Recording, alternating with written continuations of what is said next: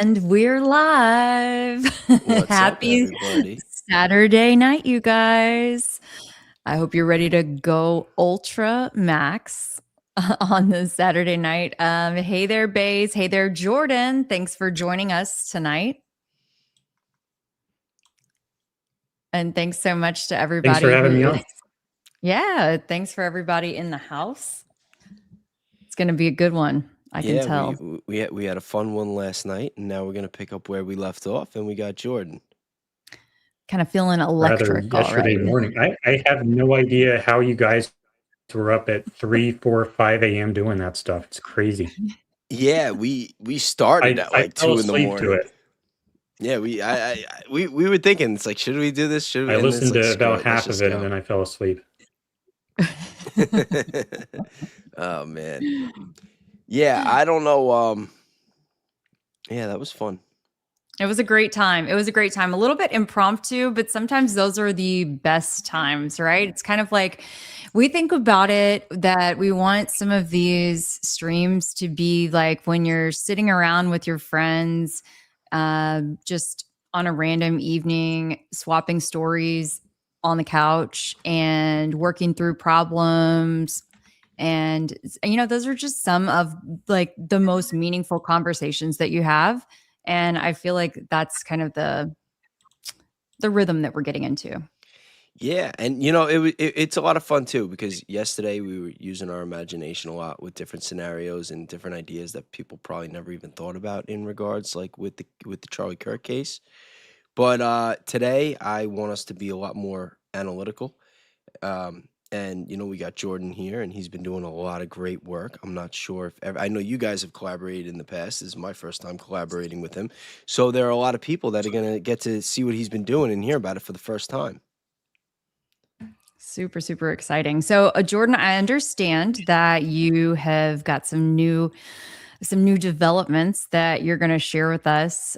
So why not? You want to just hop right into it? I think everybody's trickling in, so you can go for it. Sure. I will go ahead and speak to Baze audience because I think your audience and I know my audience is already pretty well aware of it. So I'll start from the beginning if you'd like me to present. And now I'm huge. Wow. Okay. What happened to Charlie Kirk? We hear a rifle fire, a really loud noise, and it sounds like it's far away because of the crack thump. And we see something really terrible happen to Charlie Kirk. His head nods forward. All of his blood gushes out of his neck. He falls down like this, or he goes into this position that looks like neurological damage, and he falls over. They carry him away. Trump tells us he's dead. He gets a memorial service or ceremony, whatever, and he's replaced, and we're told that he's dead. Okay. What actually happened to him? In order to know what actually happened to him, we have all kinds of video footage of what physically happens to Charlie Kirk. What we see, the very first thing that we see is the back of his shirt puffs out, but the back of his neck stays stationary, and the back of his necklace stays stationary.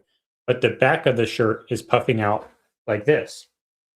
At about the same time, we see this happen. This part of the shirt comes up.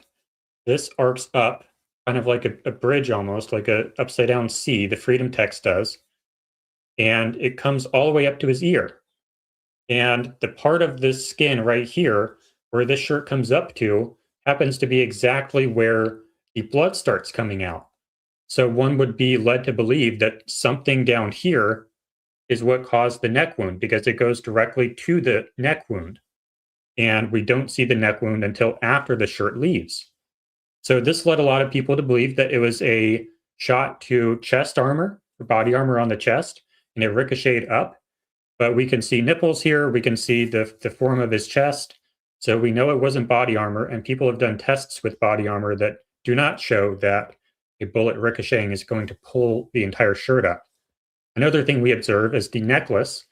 I actually lost my necklace, but he has a necklace on, and it gets thrown back, up and back. And it appears to break right here. He has a cross pendant on. It appears to break right here. One end flies all the way back like this and comes down like this on the back left shoulder. And it goes down to his leg. And then this side, the cross pendant at least appears to be what's shooting into his neck from under the shirt. It appears to do this. And we have some frames where it looks like the necklace and the pendant are sort of together, curled in about this position here. It's kind of hard to demonstrate, but all of the other side appears to curl up here. Okay. We then said the neck cavitated, it expanded. When the neck was hit like this with the bullet, with a hypersonic bullet, it expands the neck, which expands the necklace, which shoots the pendant into the neck like this. But then we see the back of the shirt puffing out, independent of the necklace, independent of the back of the neck. The necklace is still resting on the back of the neck, but the shirt is puffed out. But the only part of the neck that can act on the necklace to force the pendant up like this is the back of the neck. And yet we have the earliest video frames at 60 FPS with the back of the necklace still resting on the back of the neck, both still in their original positions, and yet this is already up. So we know it's not cavitation because it would have to be the back of the neck acting on the necklace, on the back of the necklace to pull it up. So it's not cavitation. Okay, what else could it be?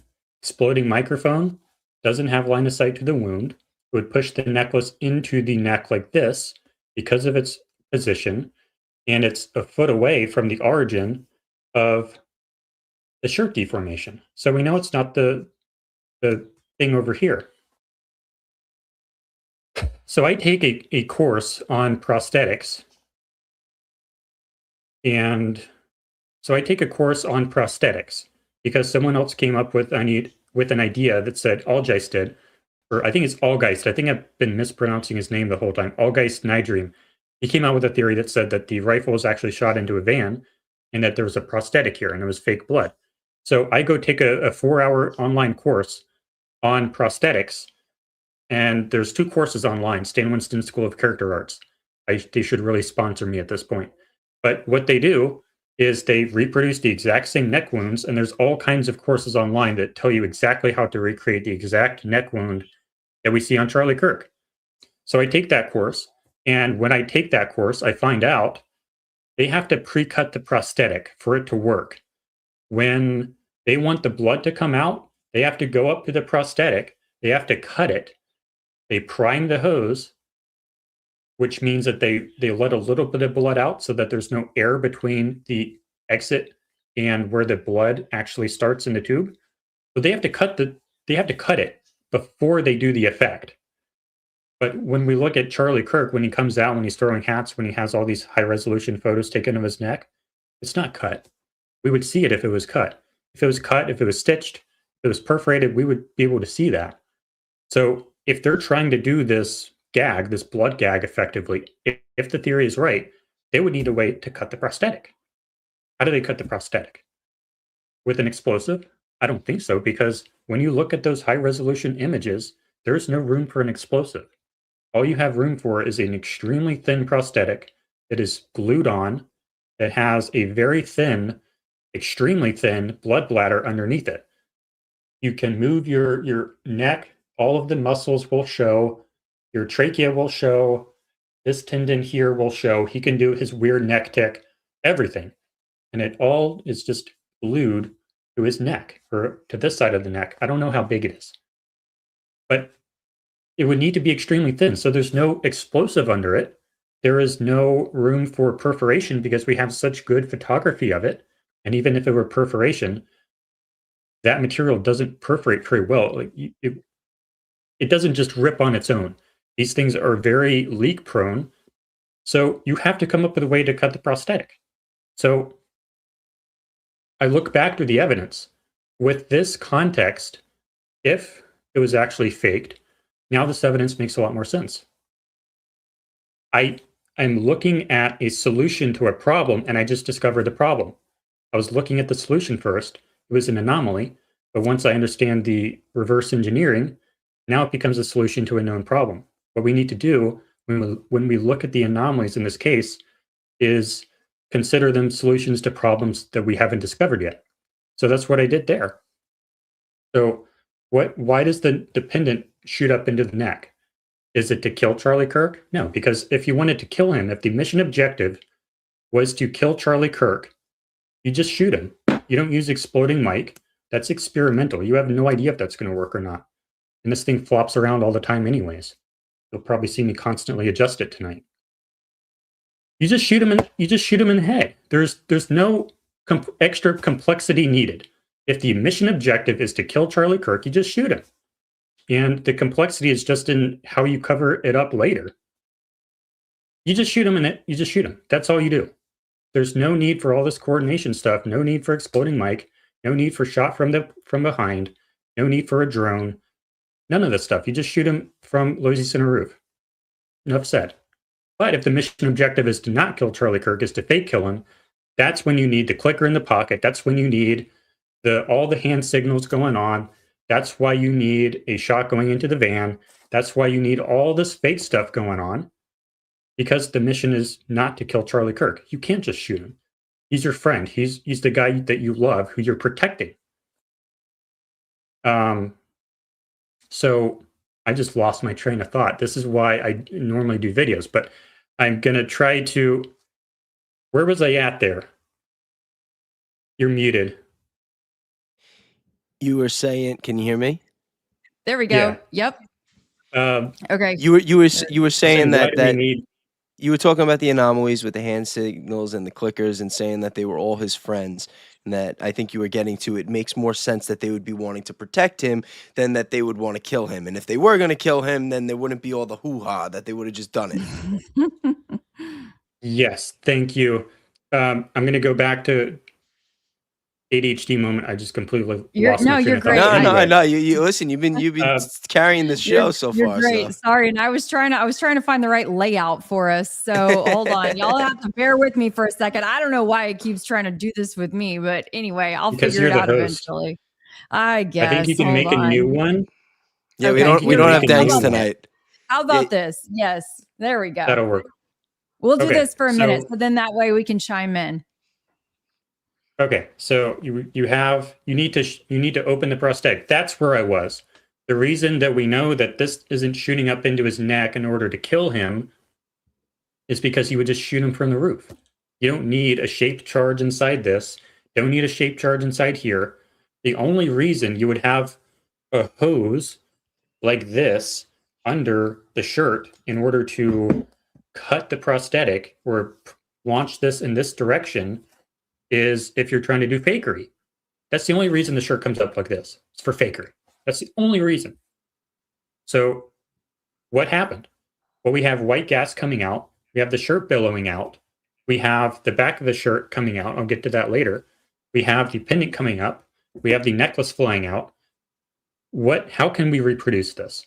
When I took the 4-hour online course on how to do these prosthetics, to do these blood gags, Mike McCash was my instructor. Mike McCash kept saying over and over again in the course, go to the lumber yard to get this part, go to the lumber yard to get that part. He was talking about Home Depot. So go to Home Depot for this, go to Home Depot for that. So I go to Home Depot. If I'm trying to reproduce this, reproduce the necklace, reproduce all this stuff, and if my objective is to cut the prosthetic, how do I reproduce it? Well, I have a maintenance background. I happen to know that we can get CO2 canisters that clear drain lines in an HVAC condensate system or in a sink with a slightly different tool, or to fill up bike tires with this style. So we have CO2. And why did I jump to CO2 and not like a spring-loaded system, some kind of elastic system? Because of the white smoke. I really need to get another canister, but you can't see it. I think I actually can. I can reproduce the white smoke right now. We don't see a lot of white smoke, but we see enough in, I think, 2 different video frames from 2 different angles. And I'm going to reproduce that now. Because when you have a fresh canister, This CO2 is compressed at about 800 psi. And when it decompresses rapidly, it reduces temperature. I can get into the thermals of that later, but when you use these, the reason I knew it was CO2 is because of the white smoke. It's gone, but I think you saw a little bit of it. That's how you get the white smoke. So CO2, I went and got one of these, and I'm like, okay, this is a very long story that I'm shortening, but I got to this point where I put the cross pendant inside here, and I can fire it like that. And I've done a lot of test fires on this. And Yeah, Jordan, white so smoke. the white You can see it smoke, coming I've out of the never heard collar. anyone show or say that before. Intrigued. And just to reiterate that, they were probably thinking about that just to really like sell it. Is that your thought process? You know, the idea of a shot, like the idea of the white smoke. Well, I'm just asking, like, would the reason for us seeing the white smoke, or was that solely just to create the puff, and then the white smoke is the sort of side effect? The white smoke is a side effect. Yes. Okay. Not intentional. It's just how these things got work when you have a fresh charge. Yep. I can see it, but I don't think the camera can. It's just what happens when you use these devices. It's a fingerprint. It's a telltale. It's a telltale sign of the CO2 being used. Yep. Yeah, and I love how you pointed out that if they use some sort of shaped charge under the shirt, that it more than likely would have destroyed the shirt, because for it to be there, like under it, and then we see it pop out like this, and what, it's not going to tear the fabric, but it's going to blow a hole in his neck? Like that never really made a lot of sense to me. I thought maybe the swinging of the necklace, but then even then, it's like, I don't know if the physics really match up with that. I want to be fair to John. John, at least right now, is not saying there's a shaped charge down here firing in this direction. I'll try to paraphrase what I understand his position to be, so we're fair to him. What I believe he's saying is that there is a primer charge in here that made it jump up, and then there is a charge that I guess was pointed in this direction, but somehow we don't have recoil, and the circuit board comes out of it, and I have that here. And the circuit board or the battery or something somehow, this is an identical transmitter to this. This would be the circuit board coming out of this case here. And John is saying, I believe, that the circuit board somehow comes out, and that's what somehow lodges over here, and it somehow slices him. But again, why go through all the trouble? Why not just shoot him in the neck? Exactly. But I'm just trying to be fair to John's position so that they know, so we're not like straw manning. But he does not say that the shape charge was down here. But anyway, I think it would destroy the shirt either way. But, I think so too. I'll go back. Yeah. I think so too. This is some of the broken glass we can get into later if we would like to. But where I was okay, so we have this device under the shirt. It's pretty small. I have not yet figured out exactly how to electronically control this. If John is watching, he claims to be an expert in industrial CO2 applications, and he thinks he's more of an expert on it than I am. If that is the case, I would appreciate his help on this, on figuring out how to do this. He does not think that it is remotely possible to do this. But maybe he can give me some advice on how to get electronic control of this trigger, or to perhaps get even more pressure out of it, because right now I do not have a large enough diaphragm in this thing. That's why I bought this one. I think this one might give me a better charge or get more of it. So if I were to hold this trigger down and depress it, it would take 10 to 15 seconds to dump the entire cartridge. I needed to dump the entire cartridge in like a second. So I needed to come out a lot faster, and I need electronic control, and I need small form factor. So that's what I need to figure out. And I know that there are electronic solenoid valves, and Mr. Turpin is saying, I don't think I can highlight it, but simple, they're about $10 on eBay. The issue there, we're holding back 800 PSI, and that's a lot of force. When I try to depress this trigger directly, it's a lot of force that I have to put on it with leverage. So the $10 one is only going to be like a couple bar. One bar is 14.78 PSI A, I think. So you need a beefier valve in the order of like $100. And I'm in the process right now of finding one that I know for sure will work at about 100 bar. This would be about 60 bar, I think. This 800 PSI would be about 60 bar. So I want to get one that's 100 bar to be certain that it's going to work. But those are chunkier valves. So I need help trying to figure out exactly which valve to get at 24 volts, 12 volts, whatever. But that's where I'm at right now, is because with this system, in order to shoot the pendant into the prosthetic to cut it, I can get the shirt. I'm trying to reproduce what we observe on Charlie. What we observe on Charlie is this yanking all the way up to the ear, at least from a lower camera angle. My camera angle right now is above my eye line by just a little bit, but most of the camera angles we're looking at to get the really up close video is going to be, I'll just stand up. It's more like this. So it does put a little bit of angle on it. So it doesn't have to go quite as high, but it definitely needs to go higher. So I need more pressure and I need more speed.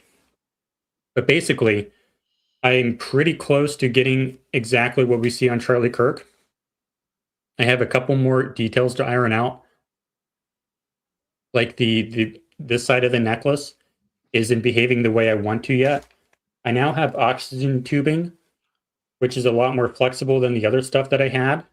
And I'm going to start testing with that later for a different theory. That's not my main theory right now. I certainly am having problems. I'm not saying that it's perfect yet. I'm not saying that I've solved the entire thing yet, but I think I'm very close. And to go back to the beginning, let's go back to the elevator speech. You run into a random person on the street. They ask, you're wearing a t-shirt maybe that says Charlie Kirk is still alive. They ask you why. Why do you think he's still alive? We all saw him get shot in the neck. Obviously, he's dead. Well, that's why. Just the simple fact that the shirt comes up to his ear is enough to start asking a lot of questions. That's my elevator speech on that. And real briefly, and then I'll throw it back to you guys. The back of the shirt is not replicated by shape charge. It's not replicated by the cavitation because the neck is not expanding.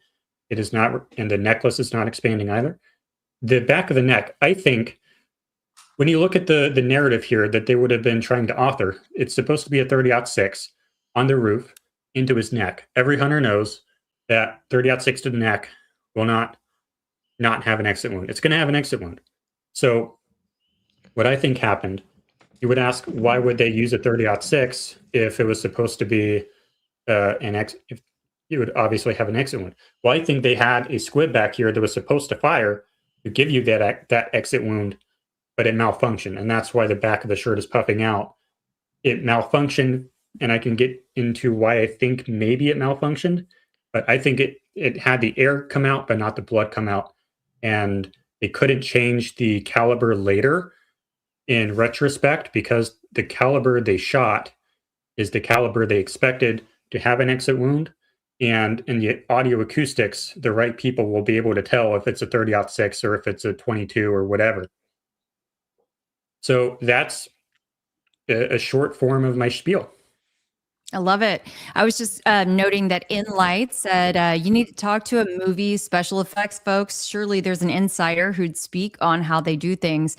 Look, you guys, we would absolutely love to do that. I'm sure, Jordan would love to. I would love to. I think, we're all trying to do so many things in the course of a day. So if anybody has any connections, by all means, like, we're in this together. So somebody watching has got to know somebody. There is a caveat to that, though. With Charlie Okay. Kirk, it's basically live theater.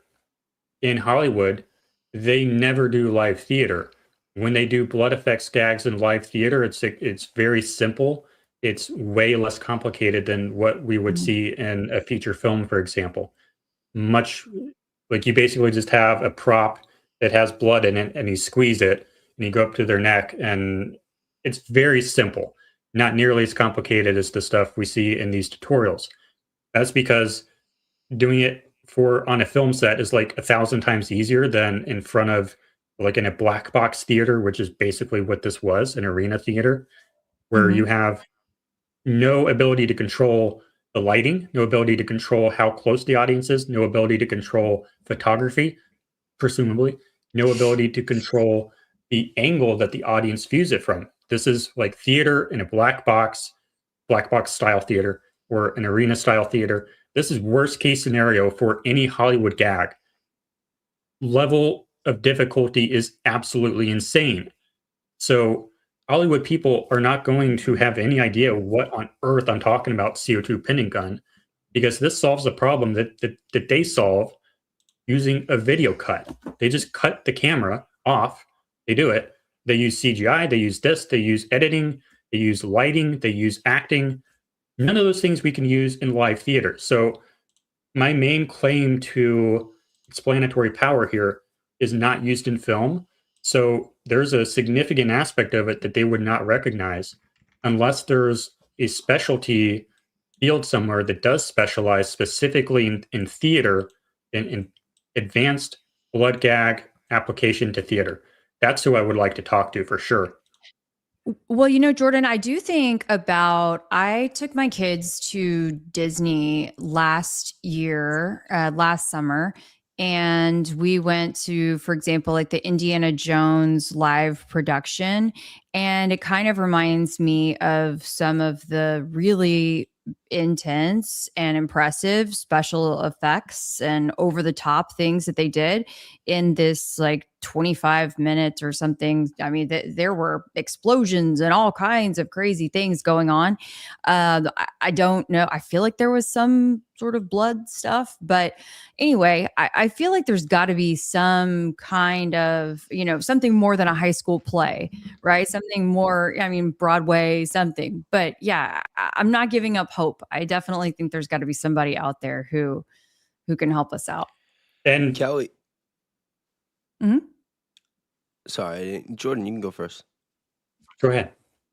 I was just gonna say, I noticed somebody in the chat was asking about Allie Top Files, who I was actually speaking to just yesterday, and it reminded me that she posted on Instagram a cluster of photos of Charlie from the day where you could see that he has some things that, and including a shot of the back.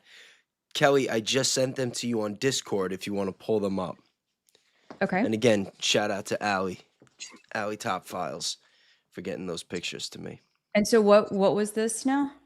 They're pictures of Charlie from, I guess a couple minutes or hours before he, whatever happened that day. And it zooms in on bulges on the front and back of his shirt where you could see, whatever he had wearing that day. Because Jordan had mentioned that he believes that there may have been something in the back that malfunctioned. And there actually is a picture that may be able to corroborate with that. Okay. Yeah. Yes. So In fact, it should be 4 photos. If you could just pull them up real quick, and you could see a number of different things. Obviously, there's something up in the top. There's the rectangle thing that's on the I believe it's the lower left side, and then it shows something on his back. yep. Just a second. So maybe if we pull them up, everybody can see it, and then Jordan, you can analyze those photos and see if you can explain what we may be seeing.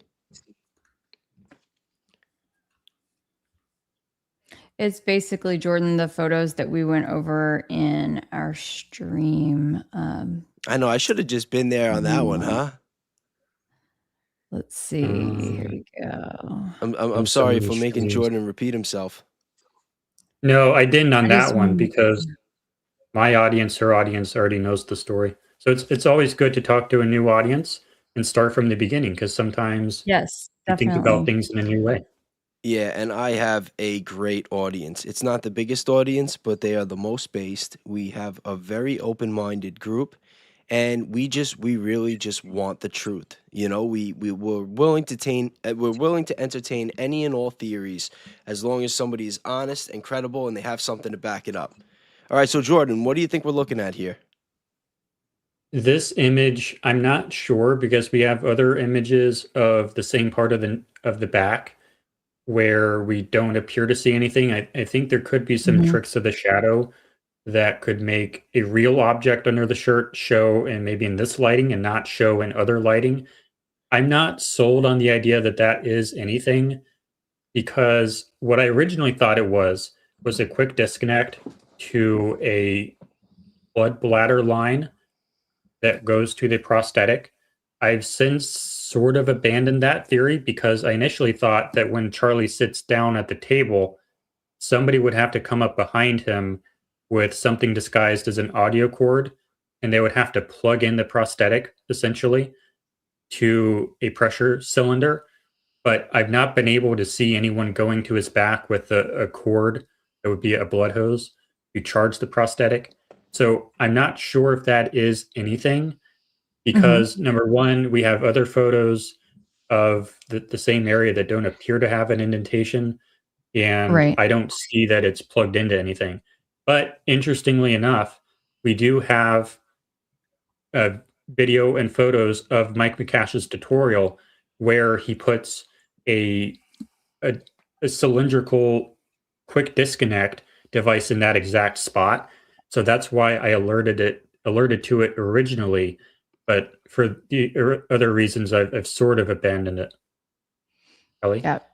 Well, I I'll appreciate. Oh, Mhm. sorry, you go first, Kelly. Oh, no, no, no, no. Go ahead. I'll pull up some other All pics right. while you're I was talking. just gonna say that I appreciate that, you being honest and objective and that you're not just trying to, you know, spin it or lean towards something like, oh, it could be that, that you seem to be very straightforward and you're not leaning towards your own theory. The I only thing appreciate I'm that. I'm certain of is that there's some type of mass under his stomach, or not under his stomach, but on his stomach.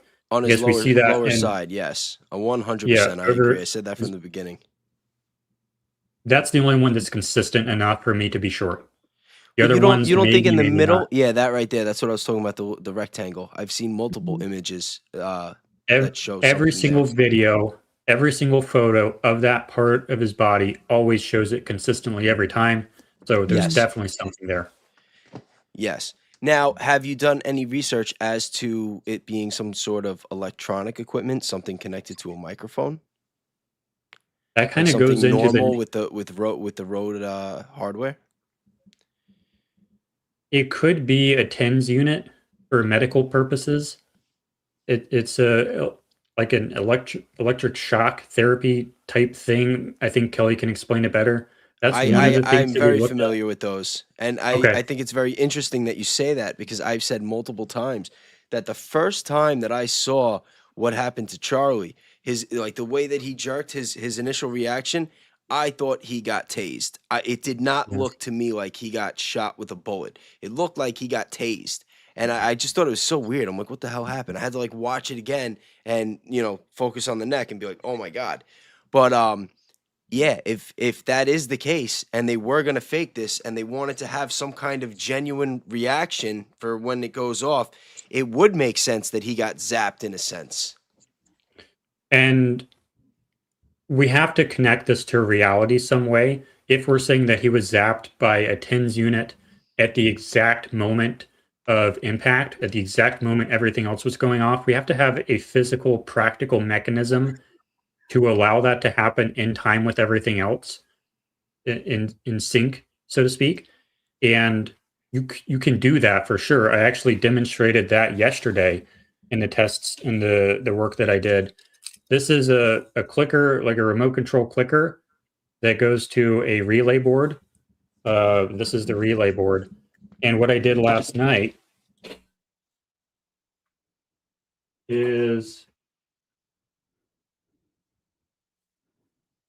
I soldered the clicker circuit board to, if I can find it, Oh, that's on the other part.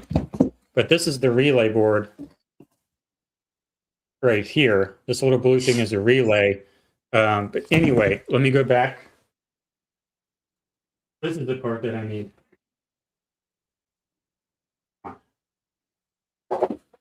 What I'm trying to say is, how do we actually remotely operate a TINS unit if it is a TINS unit? This right here is the circuit board from that clicker, and I've soldered these wires into the button on the clicker. If I can maybe click it. I have those wires soldered onto it so that I can control the clicker with DMX. This is a DMX relay. This is the DMX cord. You can see the 5 pins there. And then I can control this with a computer, basically. And that master control computer is controlling everything else. And one of these TINS units, maybe you can educate me on it. I believe that they could have clickers like this that would operate it. Yes. That I can get control of. Would you agree? Yes, 100%. I would agree. Yep. Let me try to pull us all back up. And if they were 2 different devices being used by 2 different people to execute this plan, I think that it would make a lot of sense for the hand signal that we see right beforehand. Because if it was just going to be a shot, or if it was just going to be one device that did it, why the need for the hand signal for any kind of, synchronization? Right. And I also want... Go ahead. Right. Well, I was just going to say, I also wonder if part of the, synchronization, and maybe the reason perhaps that even Rick Cutler, some people say like, oh, well, it was just a distraction because he seemed to be delayed. Well, what if his intent was to do something that was, 1 or 2 seconds later than, the rest, right? He wasn't intended to do it at the exact same time as something else. And so no matter whatever that action may be. But yeah, I mean, when he does that motion, that motion doesn't mean that it's just a palm pistol shot. It could be something else related to with Rick Cutler. With Cutler. I think Rick was just getting ready to jump. That's what I think he was doing. He was just getting ready to jump. He was clearly doing something. And when I saw this, I thought that maybe he was triggering something. Maybe he was responsible for triggering the sound to make it sound like a gunshot. I don't know. But after all these months and analyzing all these different anomalies and everything that people did, it's hard to just say that everything's like a coincidence, especially when there's that many. And it kind of seems like they were just muddying the water and trying to make the scene look very messy on purpose so that people would be all confused and, go down this rabbit hole and this theory and that, and that's kind of like how it played out. Smoke and mirrors. Yes. Rick kept his eyes on Charlie, the target, the entire time. Yeah, his reaction he went like that. He did like one of these. Yeah. Where it was, I don't know. Like people interpret it different ways. Like, like I said that it looked like he was smiling. Someone said that he was making some kind of grin. I mean, I don't know. I saw what I saw. I know a lot of people agree with me.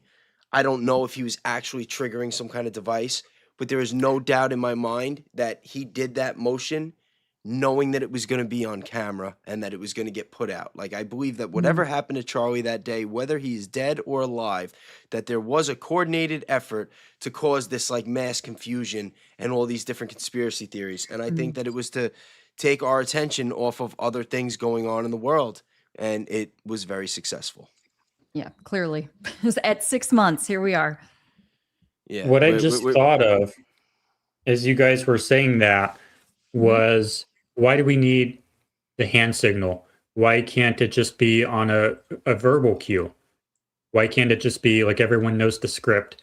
And when Hunter Kozak says, or I think Charlie says, counting or not counting gun violence, and then Hunter says, great, boom. Why can't we just put in the script, tell everyone, this is when it happens, at this point in the script? Why can't we just do that? Yeah, to muddy the water. Well, another part of, what's that? to muddy the water. That's my point. They didn't have to do all this. They didn't have to do a signal. They could have coordinated this any other way. I think there's maybe a better explanation, and here it is. Oh, great. When we're in the meeting, allegedly maybe at Fort Huachuca, I imagine that you're the person planning this operation. We're going to fake Charlie Kirk's death, and we're in this meeting right now, and we're thinking about, okay, when are we going to do it? You can literally choose your last words. Charlie Kirk is a devout Christian, evangelical Christian, and at some point, someone is going to ask him, "What do you want your last words to be?" Baze, what do you think his last words would be? I don't know. Again, that's a big thing to ask. I don't know. Kelly, I've already told you, so I can't ask you, but a Christian would say, Jesus Christ is Lord. That's what a Christian would pretty much unanimously say. You want your last words to be Jesus Christ is Lord. But that's operating under the assumption that all of this was Charlie's doing and Charlie's mission. You know, if Charlie was some kind of asset, like let's just assume that he wasn't just some kind of speaker.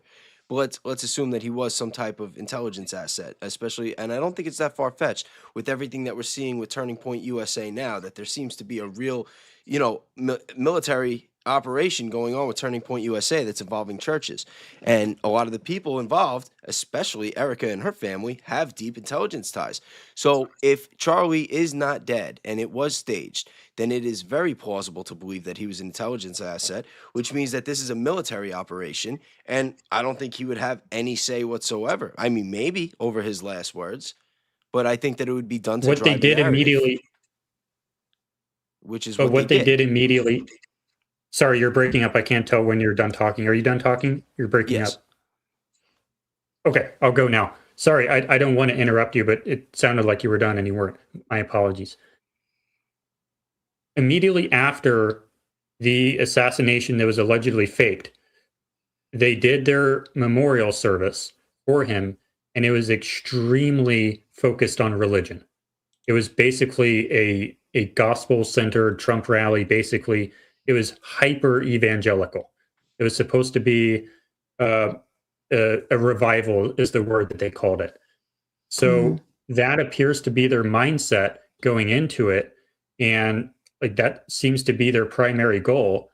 If in fact they wanted it to be, if in fact they wanted the narrative to be that Charlie Kirk was killed by someone who hated Christians, that matches the ceremony. The ceremony doesn't match a transgender person. It matches a religious motivated crime because it was hyper religious. I can't prove that to you. I'm just noting the similarity there. I think it's multifaceted, though. I think that they wanted the narrative to be that it was the left and reinforce the culture war of the left versus right, and then use the religious aspect of it after the fact. That they're like two separate things. Does that make sense? Sure, that's one interpretation. Here's my interpretation. It's a possible interpretation. It's not necessarily true, but this is my theory. When I listened to the entire tape of the guy Charlie Kirk was talking to before Hunter Kozak, Charlie Kirk says Jesus Christ is Lord 3 times. That's what they're talking about. Religion, and Charlie Kirk says it. Jesus Christ is Lord, Jesus Christ is Lord, Jesus Christ is Lord. I think that was part of a script, possibly, if this theory is right. And I think that when he said that, that's when it was supposed to happen. Because when I look at Brian Harple, when I look at Dan Flood, Superman Dan, when I look at all the people behind the scenes there, I'm not seeing the same hand signals that I saw before Hunter Kozak, but I see a lot of communication going on. This is the stuff that Blake Bednar's alerts to, with the stuff in Brian Harple's pocket, your comms are down, all this stuff. And then Dan Flood going up to Charlie, talking to him, whispering in his ear, and the sound guy whispering in his ear. Even Terrell comes over and speaks to him from the other side. And then also tells him that he needs to put his mic down. Yeah, and Dan Flood especially. There's no reason for Dan Flood to be in Charlie Kirk's ear. I think what was happening was that was their initial go. They were supposed to go on Jesus Christ as Lord, I think. And what they were communicating in the back channel was, oh shit, can I cuss on here? Yeah. You're fine. Yes. And in Sure. fact, actually, I want to pull this up because I see Sally. Okay. Said his last words to Henry Dells were, "God bless you. I love Mormons." hmm That's very, very interesting. Yeah. So, oh God, I've lost If my train of thought again. Sorry, I'm just like, wow, if I didn't even realize that, but if that were the case, I mean, given all of the things, like, whoa, if that was the case, and to your point, Jordan, if it was meant to happen during the first speaker, during Henry, like, whoa, okay. So sorry. Yeah. So, in my theory, I think that it was supposed to be on Jesus Christ as Lord. The reason Dan Flood is whispering in his ear is, oh shoot, there was an issue maybe with getting the shooter on the roof at the same time. Maybe there's a pedestrian walking by, and he's like, "No, I can't take this. I can't take this go signal. I have to go later. They're going to see me. They're going to call or whatever. I'm going to be seen because someone's walking by at the wrong spot." Maybe that's what it was. Maybe it was something else. I don't know. I think there was some kind of malfunction early in the count, not at T minus 10 seconds, not at T minus 5 seconds, probably at T minus 3 minutes or something, well before we see the characteristic hand signals like the Dan Flood, well before any of that stuff. T minus 3 minutes, you have an issue, and that's what all that communication was. It was supposed to, the initial go was supposed to be Jesus Christ is Lord. T minus 3 minutes. Oh no, something bad happened. We have to hold. Think of it as a rocket launch. We're holding at T minus 3 minutes. Oh no, what's our next go point? Okay, now it's fixed, but we had to hold. We have to find a new go point. What's the next go point? Dan Flood whispers in Charlie's ear, "This is your next go point." And when Dan Flood is doing his hand signal, he's communicating with everyone else. This is the go point, because maybe they didn't communicate. Maybe they didn't plan that out in advance. And why do you need so many people communicating? Because I don't know yet. I actually don't know exactly why Dan Flood needs to be doing this. I don't know who that's for. I do think it's a hand signal, but I don't know exactly who that's for yet. I think Well, it's clearly for it's someone. without a doubt a hand signal. I don't know if you've seen the Yeah. video. Baron Coleman has covered it. I've covered it. A couple of months before this incident, I don't know if it was May, but there was another event where Charlie's giving a speech and Dan Flood is behind him, and Charlie starts talking about I think he was referring to sports, but he says, like, that in baseball players get call signs, and Yeah. then once he talked about call signs, Dan Flood looked one way, looked the other day, and he Mhm. did the signal, and he smiled. So Oh, yeah. it obviously means something. And for Dan Flood, it was an inside joke to whoever he was looking at. And because he looked in both directions, I said that he's standing on the opposite side on Mhm. September 10th with whatever happened. But I said that if he's glancing in the direction of two different people months before and doing the same exact signal, that there is a very good chance that on September 10th, even if he was standing on the other side, that before he does the signal, he looks this way, looks that way.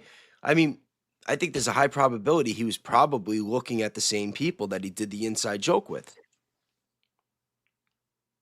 Yeah. Mhm. Chat, And I put a think 1 in the chat if you remember the video I'm talking about, if you've seen the video where I covered that. I've seen the video. Yep. I think definitely. I mean, at this point, and they kind of called it like the third base signal. I mean, it was just crystal clear. He steps forward, he does this, and then in addition to having that previous reference, like live reference, and you see Dan smirk, Yeah, it it's a doesn't look like thing. they're trying to hide anything. Like, they have to know that they're on camera. Like, you would think that they would. And you got to remember too. Like, we use AI for all different things. I use AI, ChatGPT, all these other sites for my research and whatnot.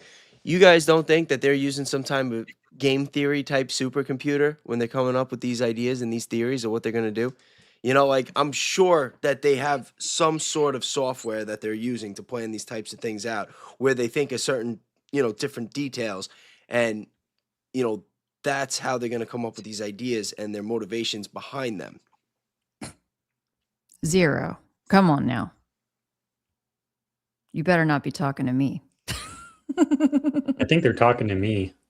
Let them have their fun. No, but I'll be honest. I think that it went on cue. I think I'm still gonna stick with my belief that it was the culture war driven for that aspect. Like talk also because you got to remember a lot of these things connect. Before this incident with Charlie Kirk, there were a couple of the school pew-pews that they were saying were trans driven and that they were and that was a big topic of discussion a couple months before this incident with Charlie. So it kind of aligns with that. I think that the religious factor was for after the fact, that was after the event, that was going to be the next phase. But I could be wrong. These are just my opinions. I think it could go either way. Yeah, listen, he could be gone. Like we don't know. But that's what this show is all about. It's about, going over every different possibility, every scenario, being objective, not just like trying to shoot people down or discredit them just because they don't agree with what you think, We're just trying to figure it out. And my mind has changed. I've gone back and forth on this over the last couple of months. Do we want to go into Mikey's backpack or go to something else? Sure, please. Let's talk about the backpack. The amazing Mikey McCoy. Yes, magnificent, fabulous The leader to be. The moment the shot comes out, Mikey McCoy, within, I think, 0.6 seconds after the shot, phone to his ear, and he's already walking away from the scene. Couldn't have even barely seen the blood start coming out because the blood comes out at 0.5 seconds. Most of it does start. So why does he walk away so soon? Why is he so eager to get away from the tent? I have a theory. I don't know if it's true or not, but I have a theory. Blake claims to have video evidence that debunks this, but he has yet to provide that video, as far as I know. I haven't checked my email in the last 2 seconds. But anyway, what I think is the reason why Mikey McCoy walks away so fast is it's not because of the phone call. It's because he wants to get away from the tent. He wants to get away from the crime scene. Why does he want to get away from the crime scene? Because when I do this reconstruction, when I do all of it together, every single I dotted, every single thing perfect, I'm going to need to get a backpack, and I'm going to need to put some gear in it that's going to be responsible for holding a laptop that's closed, that has its lid latch disconnected, that is remotely operated by someone in a different part of the world or in a different state, whatever, it can be anywhere, with like a remote desktop connection. That's going to control the QLab software, which is theater software, which is for show control. That's the computer where I type in, I want this to happen at 0.07 seconds. I want that to happen at 0.05 seconds. I want this squib to fire at 0.03 seconds. QLab is a software you type that into. QLab sends the DMX signal to this box here, DMX or Intech DMX USB Pro. It comes out, it goes into the computer with that. Into here, we have the DMX cord. Go into here. DMX is lighting control. Like if you go to a concert and see them doing moving light stuff, it's DMX controlled. But we're using it for squibs because that's just my background, technical theater, light design. So then we go to a relay that is DMX controlled. So this is basically a lighting fixture as far as the software is concerned. When I turn the light on, that closes a relay, which can activate this button here, which gives me software control over anything that can be controlled by a clicker. Like someday one of these and a lot of other stuff. And you have a battery pack that powers it. The chat window's in the way, but a battery pack 12 volt that powers everything, right? So you have a battery pack, you have this board, you have this box, you have a bunch of cords, you have several of these things. You probably actually need 2 of these circuit boards because of all the stuff that you need. And that's about what you have in that backpack with the laptop. And you also need a wireless box that gives you wireless DMX. So we have these boxes, we use them in theater. If you have an older theater that has, you need extra data basically you need a way to have wireless DMX. So if you have an electric that does not have DMX control on it, that's not wired with DMX by the venue, you might have to get your own DMX to that electric. The electric is the thing that goes up and out of the fly system. So we have hyper reliable systems or devices that give you wireless DMX, and they operate at a range that can get you to the Lozy Center roof easily, especially with line of sight. So you would have what that is called as a show baby. That's the most common brand that does it. So you have the show baby in there as well, which gets you to the roof for the rifle. And how do you fire the rifle? With these 2 solenoids, with the cylinder or like a nail or something between them, and then the triggers between them as well. So these solenoids fire from DMX control, and they depress the trigger. I just posted a video on X of me doing precisely that. So why would Mikey McCoy need to walk away so fast? Because he's carrying the backpack that has this inside of it, that has this inside of it, that has this janky stuff inside of it, all this super janky stuff. And I think about it from the perspective of the designer, which is what I'm doing right now. If I were putting this stuff together in real life for a real world scenario that's going to become a mainstream, extremely infamous political assassination, this can never come back to me. There can never be any chance whatsoever that I'm implicated in any of this.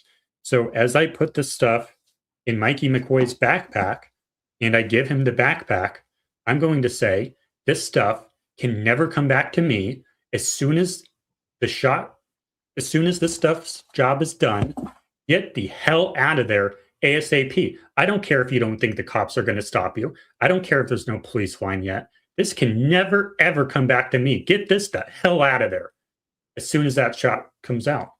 I don't care about police line. I don't care about any of that stuff. I don't care if you don't think you're going to get stopped. Get it the hell out of there ASAP, because this can never come back to me. And if it does come back to me, I'm going to beat your ass. That's what I'm going to tell Mikey McCoy as the designer of this box, because it looks like a bomb. If the police see it, it's going to come back to me. So that's why I think Mikey McCoy left in such a hurry. What do you guys think? Yeah, I mean, and I was just noticing, let's see, Pitsy saying, let's see, here we go. I don't think that even the amazing Mikey McCoy is smart enough to pull this off. Well, I don't think that Mikey had to design any of this. He just had to wear it, right? And walk out, right? He just had to be there. I don't know that he really had to do anything other than wear it. And he was holding his phone, and he put his phone straight to his ear and walk out as fast as he could, you know? Now, one thing I want to say is breaking up. Can you hear me? Am I having problems with my mic today? No, you're good. I'm good. I think it's my connection. Now, Yeah, I think it's your connection, Jordan. Okay. Well, no, because it's the first time I'm dual streaming, so I thought maybe that would be why. All right. Now, this is my problem with this, and this is my problem with the case in general. And it's not like anything that you said particularly, because you could be right. But my whole problem is, oh, look who it is. He made it. Howdy, There he is. Danks in the building. Chin for a little bit. I'll be here. What's up? The Good, man, the I'm glad you myth, made the it. legend, Danks. Yeah, dude, it's not the same without you. We got Kelly working the boards tonight. She's doing a I'm great doing my job. best. Way better than I'd be doing. So don't take that the wrong way, guys. But Hold on. I'm going to join the chat somehow with my account. So what are you guys talking about? we've been going over the theory. Jordan has been explaining his theory and his methods, and now we're going over some some other different theories. But I was just about to say that the one thing that drives me crazy about this case is that there was, again, so many anomalies, so many people doing different things, and everything turns into its own rabbit hole. And at this point, after 6 months and the amount of energy that I've put into this and the distractions, I really don't even want to entertain. Like, you can look at every single direction. You could look at every single person that was on that scene and find something that you could spin into a story. Like, honestly, like Mikey McCoy, whether he had this in it, like, I don't care if he had a bunch of dildos in his backpack. At the end of the day, it's like the real question is Charlie dead or alive? Is he dead or alive? And just break everything down into its most simplest form. And I've spoken to different people that on all different sides, and I always try to be objective. And like I said, I've gone back and forth myself. Now, when you see the actual wound, there are people out there that have a lot of experience in these things that do believe that he was shot directly in the neck. But to believe that he was shot in the neck, you have to, with all the different anomalies, all the hand signals and everything else, that means that everybody was in on it. Has anyone ever even seen a gunshot wound? Yeah, no, I was Like, speaking have to I in somebody real that- life? Yeah, like I mean, in real life, have you guys seen is that what a gunshot wound looks like? Have you seen it before? I have, and in real life, no, that's not what I've seen. Because what happens is, and I'm not a professional, I've seen it. I've been shot by a small caliber, and like,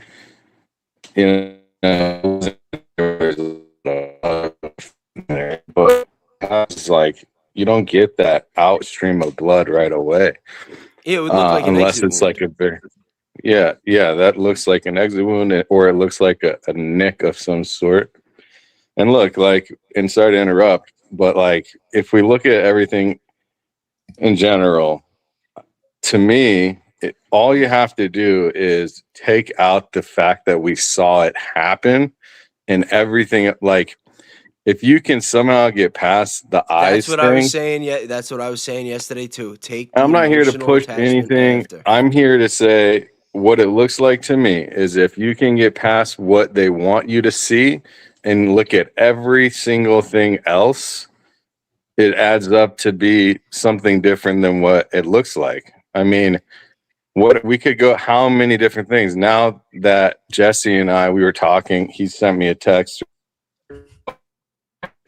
And to be honest, Jesse came to his conclusion when we were on the phone, and I was telling him, we talked for like 4 hours, and he somehow came up with, when I figured out all these finances, figured out the Operation Arctic Frost, and he's like, holy shit, like, he had to have faked this, otherwise they're all going to prison. And then I looked up all of the people that have committed nonprofit fraud, the time they have done.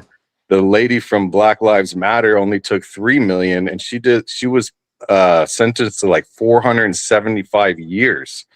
All right.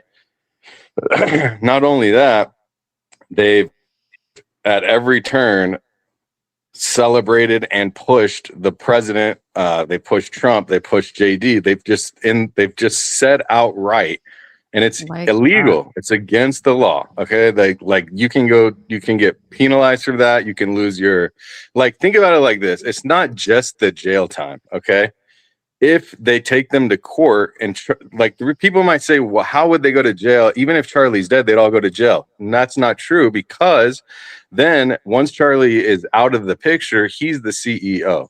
He makes the final decision. All the misdealing, all the insider dealing. Look at John McGovern. He started, and then within a year, he ended up starting his own LLC, and they ended up paying him, and he started taking profits out of that and paying himself a commission through donations. It was a thing with them. Okay. Stacey Sheridan had 3 companies that were doing this. that added up to over $9 million. John McGovern himself, allegedly, this is all alleged, I'm just a comedian telling jokes, that's it, is that he took, I forget how much, but a significant portion. Okay. So yeah, I'm a funny guy, bro. What can I say? The thing is when you look at the grand picture and then what Jordan showed, Jordan, nice to meet you, by the way. I've seen your work, and I don't like to say I'm a fan of the work, but I think that you've done great work, So like in this regard, I think from what you've done, I'm a fan of what you've done because I like people that think. Yeah, Jordan has definitely made a serious contribution to this. Absolutely. Whether you agree with this theory or not, also, I think that is undeniable. And that's important. Like everyone says, investigate. Okay, so if we investigate the side that nobody wants to see, then everybody gets attacked like we're all Mitch Snow. Like it doesn't go that way. You can't go both like have it only one way if you want to investigate only the death. You have to investigate also what could be the opposite of the death. Okay. And when you also what we came up with, what I was able to pull out of what Jesse told me again, he's been on it. He's the one that showed me that on the team page, Charlie is still on the board and he's on the founder as team. Okay. So it would be fine if he was a team founder and left on there for, commemoration or whatever, but that's a board seat. Now, this is from what I could find, Charlie being on the board on Turning Point's website 185 days after his death is actually unprecedented. It's never been done before that I could find, and especially in nonprofit, but even in for-profit, the Sands Hotel, I post today, Adelson, like they were removed within max a few weeks, max. So this is just another thing. And then Blake Neff coming out and saying, well, Erica said that if Charlie wouldn't have wanted to come back and turn it all around. Why are you speaking as if they're having a conversation? I'm going to cover that. So I'm going to cover that. How many different things do we have to see until some people might at least say, instead of calling us grifters or saying we're pushing a narrative? No, like you have to realize that maybe people need to look at this, and you might need to open your mind and see that the work that Jordan's done, the work that Jesse's done, the work that I've done, maybe it all comes together. The work that Blake is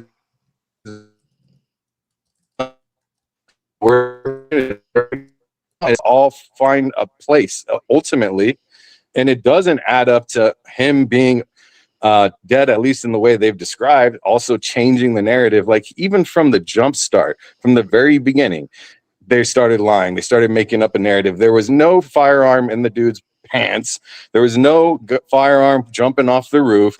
There was no shot of the actual image taken of someone shooting, which is very strange to me. Okay, very strange. I understand that maybe they don't want to show that shot, but then why is the camera turning and following that person as well when they're jumping off the roof? Not only that, like, Ryan Mata covered it the first week. He did a deep dive into how many cameras were on that university, and it was a lot. It was a lot. I think that there are over 60. I think they said that there were over 60 cameras that should have picked this up, and all we get is a little grainy shot from a distance of the guy hopping off of the roof without a gun, and they're trying to say, "Oh, it must have been in the bag. It must have been in the towel." It's like no, like there's nothing there. Yeah, no, I think there's way too. So it leads more to, besides seeing it happen, but what about all the blood that should be there from somebody getting shot?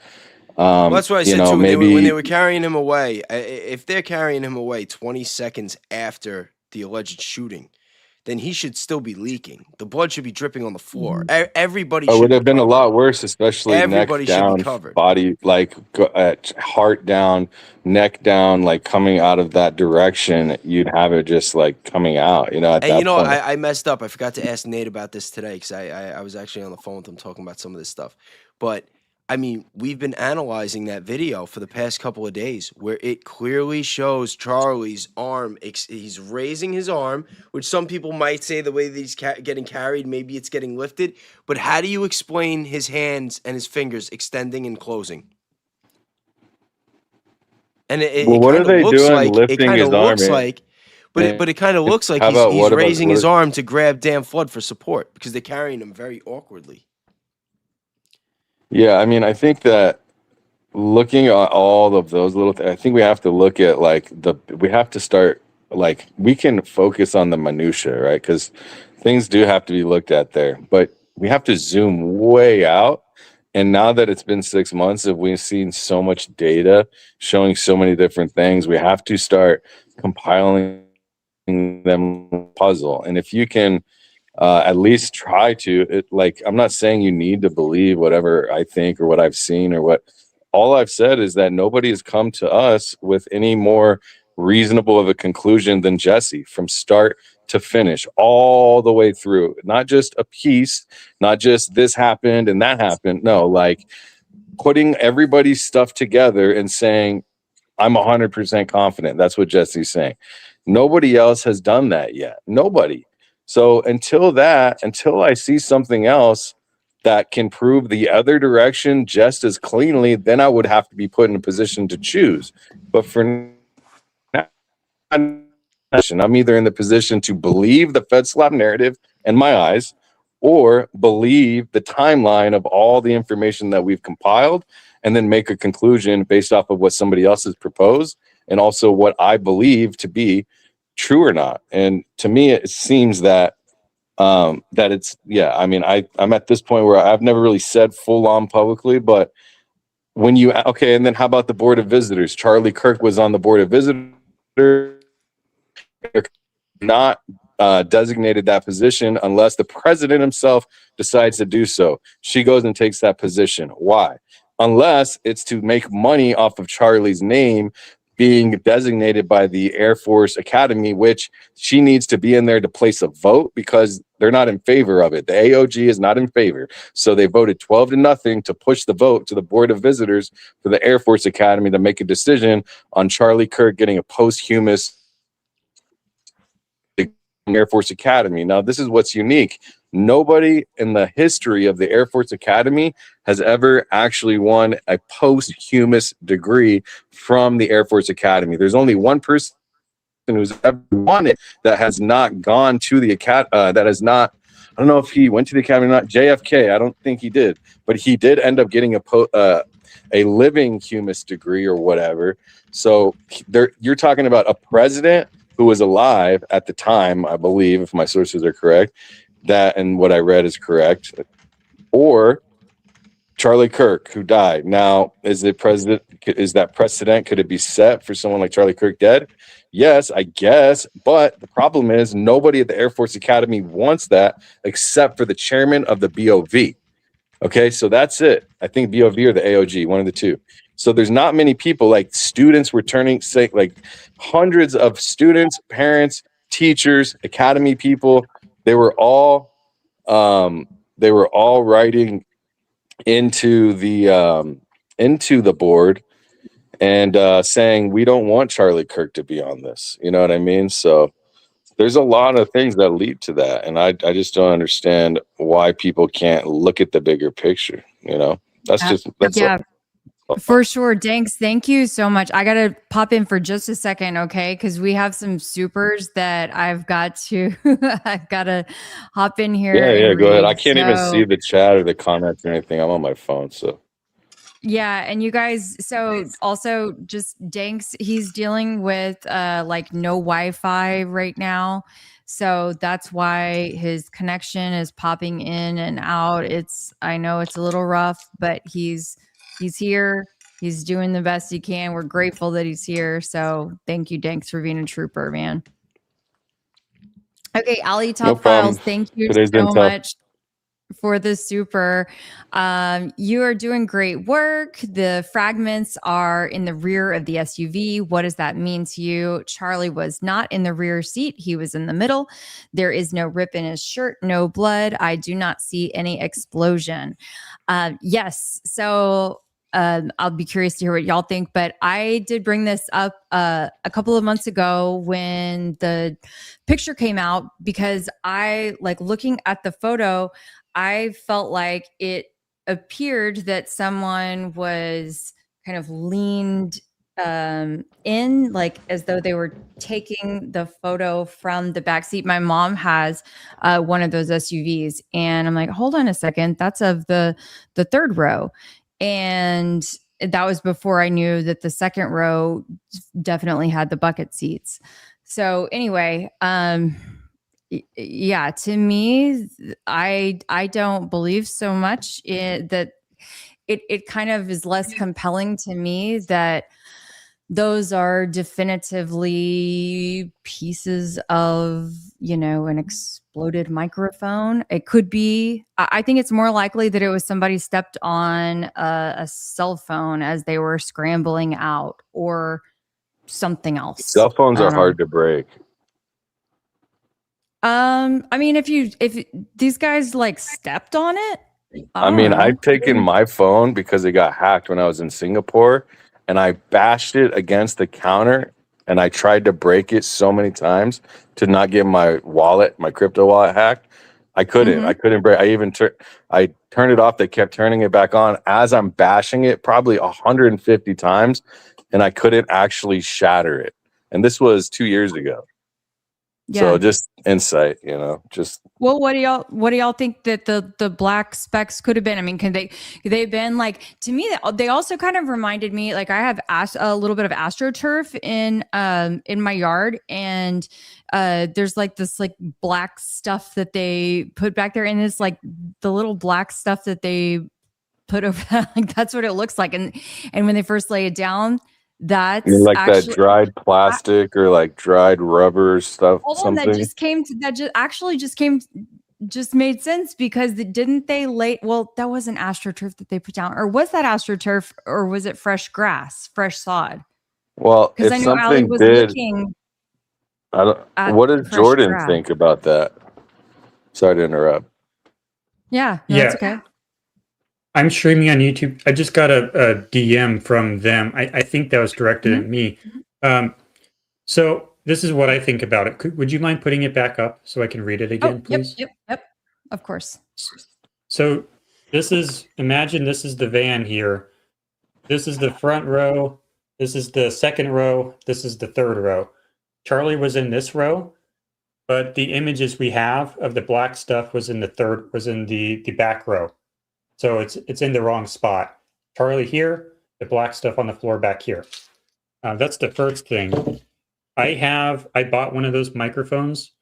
I'm wearing one right now, but they come in packs of 2 transmitters. This is the other one. This is the circuit board.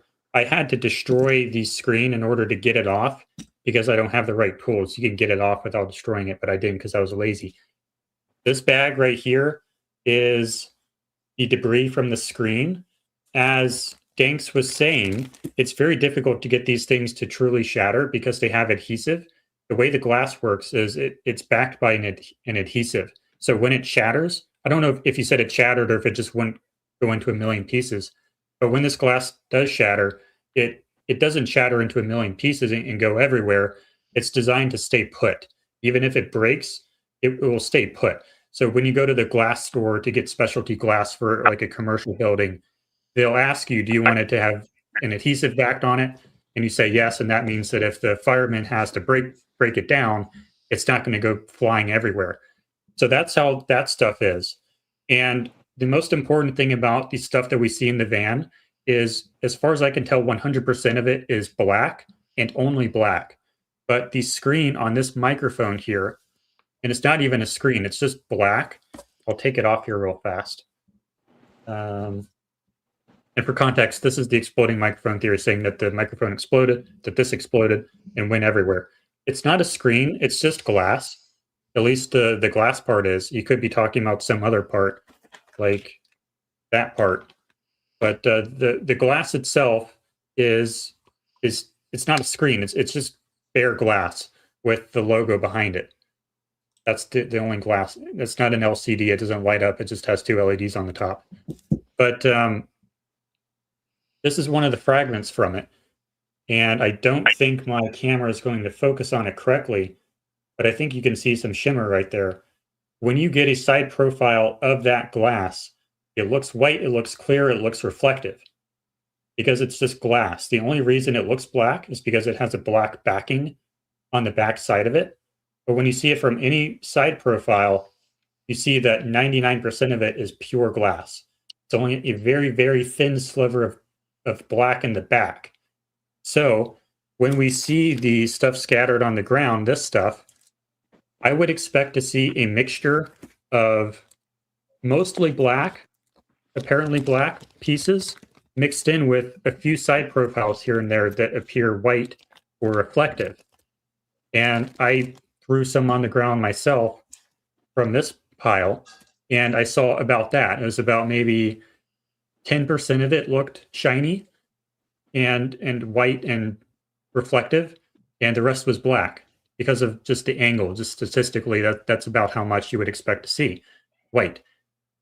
But in the SUV, we don't see any reflective. It's all pure black. So I don't believe that the stuff we're seeing is consistent with the stuff that I created by destroying my microphone. So that's what I think about that. Well, also, we could also say, what else? That wasn't the only time they were in the vehicle. You know what I mean? And it could have broken when he was being exfilled. It could have broken when he fell down. It could have been broken many different times other than that, other than in an explosion. Wait, hold on. Think about this for a second, okay? Because number one, that car, that SUV, it was never impounded, correct? No, they took it. They took it straight and got it detailed. What if they had a drone and they wanted to get rid of the drone? Allegedly. Well, What if they wanted to get my next point was if we don't think that Charlie's dead and we think that they staged it, then the broken glass in the SUV, it's just one more anomaly. It's just one more piece of. Well, what about? Wasn't he hanging out the window? Did he just kick the glass and break it? Was it tint? If it was tinted window, then it wouldn't shatter like that because the tint would keep it together, most likely. Well, no. I think that I don't think there was any dispute that it was it wasn't like window glass. That it was like ABS plastic, or they thought that it was a piece of the microphone. But my point is, it could have been planted. What if it could have been planted? Once you zero in on the idea that Charlie's not dead and that you cannot prove that he's actually dead, then everything else just becomes bullshit. It's just more miscellaneous anomalies to muddy the water. And that's been my point. It's like after all this time, after all this evidence, all this gatekeeping that we've seen, it's like no. Everybody should just bring everything to the table. We should see all the evidence, all the pictures, all the videos. If it's all about Charlie, if it's about justice for Charlie and accountability for who's responsible and getting the people the truth, everybody should put their cards on the table and start with the basics. And that is prove he's dead. If you can't prove that he's dead, then all this other stuff, the plastic here, the door was, it's all bullshit. I don't want to hear it. I don't care. Well, they'll just say, look at the that's video. Been my point. That's the only thing that That's what they'll say. Look at the video. He was shot right in front of our eyes, but then he wasn't shot. Maybe, or allegedly. I don't know. It's like everything about it is fake and gay. I started feeling that way like 2 weeks ago, and it's just gotten worse. To be honest, listen, this turned into mind porn. You know what I mean? Like that's what it is. It's like porn for conspiracy theorists. Yeah, it's like you go. It's like what about this and this guy? Guy over there. The trunk opened up? Maybe there's something in the trunk. It's like maybe there's somebody on the other roof. You know? Did we check the basement of the Dairy Queen? It's like get the fuck out of here. Prove to me. Phil Lyman did all that acting, like all the acting stuff. Nobody like thinks about that. Like why not? You know what I mean? Like we covered that so much. What about Hunter? What about Hunter? Hunter practicing his reaction on camera. He got caught practicing his reaction on camera before he went to the stage. Like, you could literally take that and replace it for, instead of like practicing for the death, practice to make it look realistic when he died, or when he allegedly died, right? So to fake it, the whole thing as a fake, right? So you could flip-flop it, and also he might have felt more comfortable doing that in public if he knew it wasn't going to be the reality of what they want us to think. Does that make sense? I know I'm like navigating the words in a way, but maybe think about it like this: if you were Hunter Kozak, Having a whiskey. and is my connection a little better now? I took off my Yeah, hotspot. much better. Okay. Thank you Yeah, so much much. better. Yeah, Yes. I had to use the hotspot. So, by the way, somebody came while I was doing a consult for somebody and cut my internet, my fiber optic cable. Yo, I got some jokes that I This want to is make right crazy. now Here, about do you that, wanna but I feel like tell- I'm do you beating it with wanna- a dead horse. You want to share your story? Yeah, real quick? I'm just up here by myself. I don't need to share my.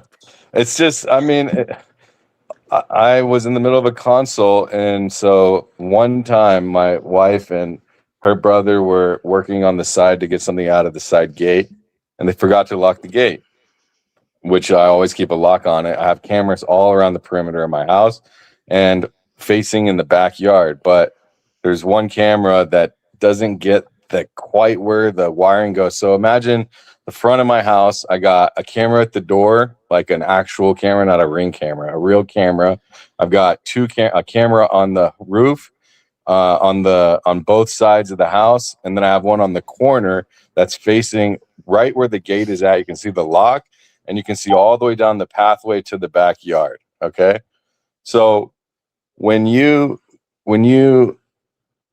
can't see exactly where the fiber optic cable, it goes to the back bedroom, master bedroom, where I'm in right now, and it actually goes up it's wired up into my deck, and then it goes as a line, like across the backyard to the pole, and it's a fiber optic cable. All right, that pole about 8 feet up was literally like a clean cut.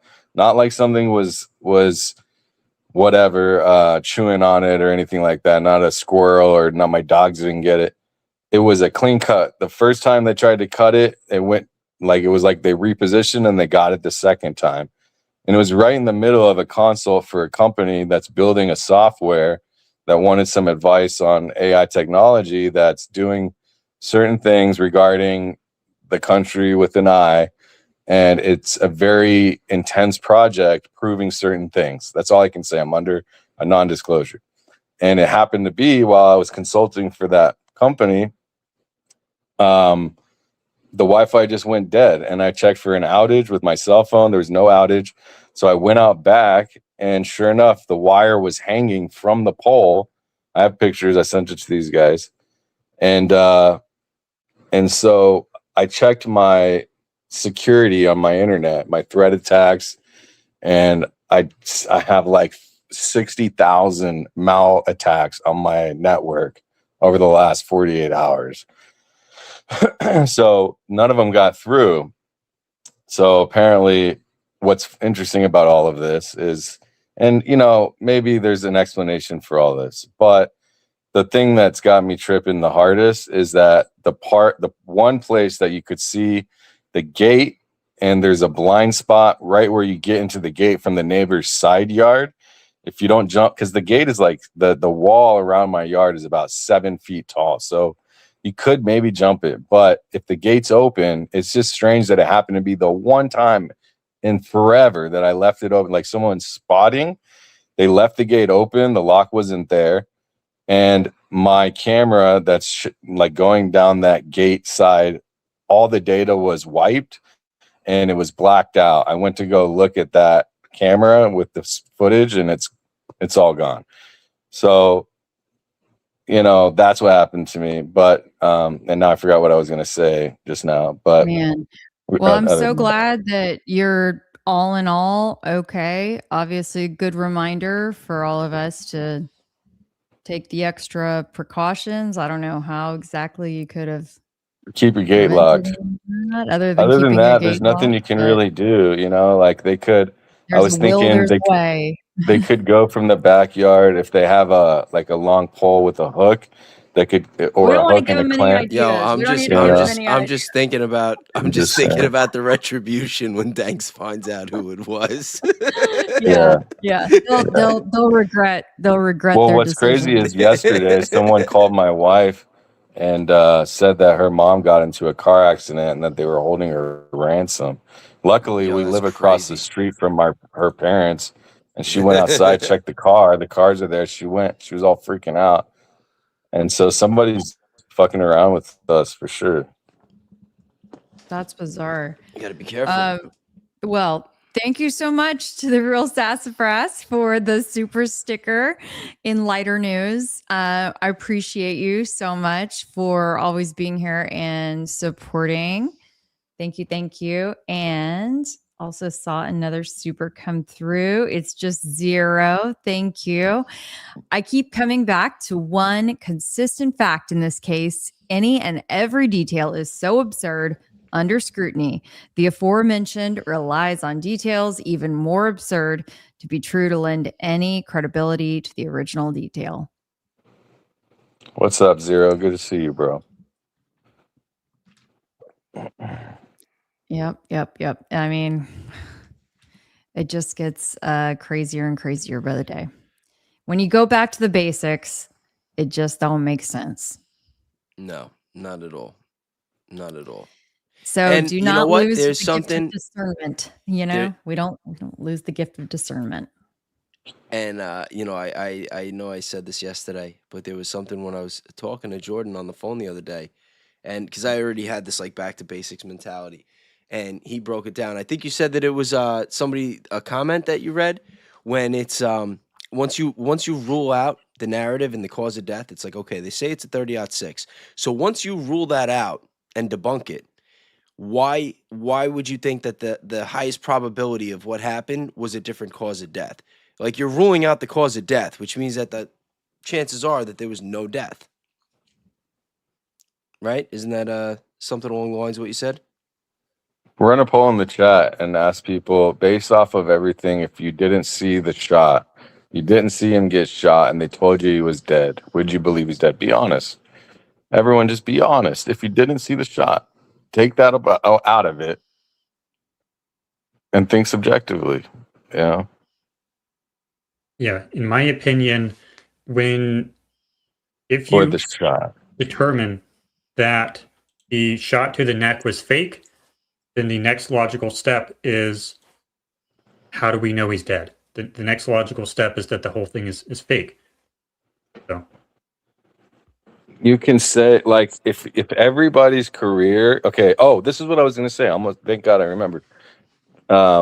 It was that not only could they all be going to jail, but also they lose their nonprofit tax exempt status.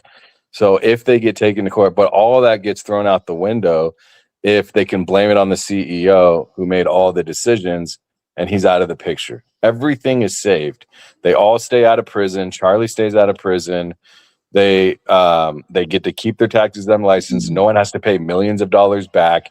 They can continue business as usual. They can keep doing whatever. Like, that's my side. I think Jesse is going a different direction with it, where he thinks that they're actually the good guys that are, trying to save us from this radicalism where they're trying to create a surveillance state, but in a very bad way. Like, it's almost picking the lesser of two evils. However, that's kind of where I think he's going with it, and that's where he started. And I think he circled all the way back around. Like, when he first came to it on the phone with me, that was what it was, because that's where I started talking about the surveillance state and figuring out all this other stuff. And so he said he thinks that it's because George Soros, Bill Gates, they're trying to apply the same thing, but in a communist fashion, like a communist manner, in a way that's full control, where it's evil. Like, think about, the COVID era, right? So just taking that, amplifying it with the surveillance state, it would be terrible. Yeah, see, that's where I got to disagree, though. I go 2 birds, 1 stone. It's all the same shit. Less evil, like, you know what I mean? Like, I don't think it gets like once you realize that you're talking about the Einstein administration and all the stuff that they've covered up for. I don't think it gets any less evil than that. I mean, you literally have devil worshippers that are sacrificing and abusing children.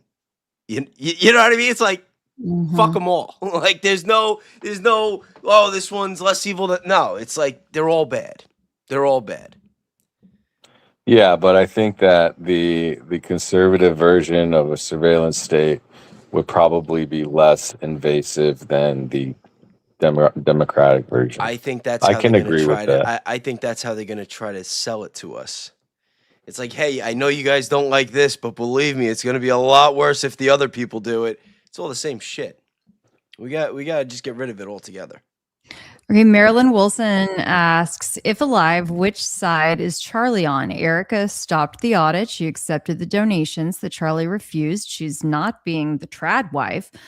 All seems to be the opposite of Charlie's plans. You got to think about the okay. You can't think about money how you and or like I think about money differently because I'm a business owner, but I'm not a nonprofit raising money donor owner, right? You got to think about it like this: whether or not Charlie wanted to take that money, you have to set aside that. Okay. And I agree, like that's not what it seemed that Charlie wanted to do. Okay, of course. However, how is a nonprofit supposed to operate? It operates by taking in money. Okay. Now, Charlie, he is behind the picture. If he has to step aside, I'm not saying that Boston is not behind a lot of this, saying like you got to get out anyway. Like it could be coercion to the point where, hey, like you need to do this anyways, and in order to not be executed, you're gonna also take the money. Like we'll let you live, and we'll do all of this and set it all up, and you're gonna have to take the money, bro. And like how business operates, we're gonna take it to the next level. We're gonna make sure that we stay in power so that we can carve this narrative that the Democrats killed you or whatever, and all this evil stuff is gonna happen. And that could be a part of it. Like if you have to think grand scope, if they're involved, it could be death or that. And if it's not death, then there's got to be some type of compromise. They're not going to just do it to keep them out of jail and keep them all out of jail. It has to be a way bigger picture. Like a lot of people have to benefit. It could be a whole country that needs to benefit in order for Charlie to be able to be privileged to do that. And everybody's saying that Charlie is moral enough to take the bullet or to take an execution or take prison. You don't know that, and that's probably not true. I would say that more often than not, if you ask yourself realistically, would you do, if you had the chance to do that and get away and save a lot of people from going to prison, save your company that you built all this time and spent all this energy, okay, and then maybe take some money from people that you didn't want, but stay alive and ultimately see your kids again someday and have them come to wherever you are, you get some facial reconstruction, something, you would take that out. And anybody saying otherwise, you ready for my hot take of the day? Go ahead. You could say that Charlie was really intelligent. You could say that he was really moral, but you can't say both. You can't say both. Why? When every single person that this guy surrounded himself is who he surrounded himself, and he married Erica Kirk,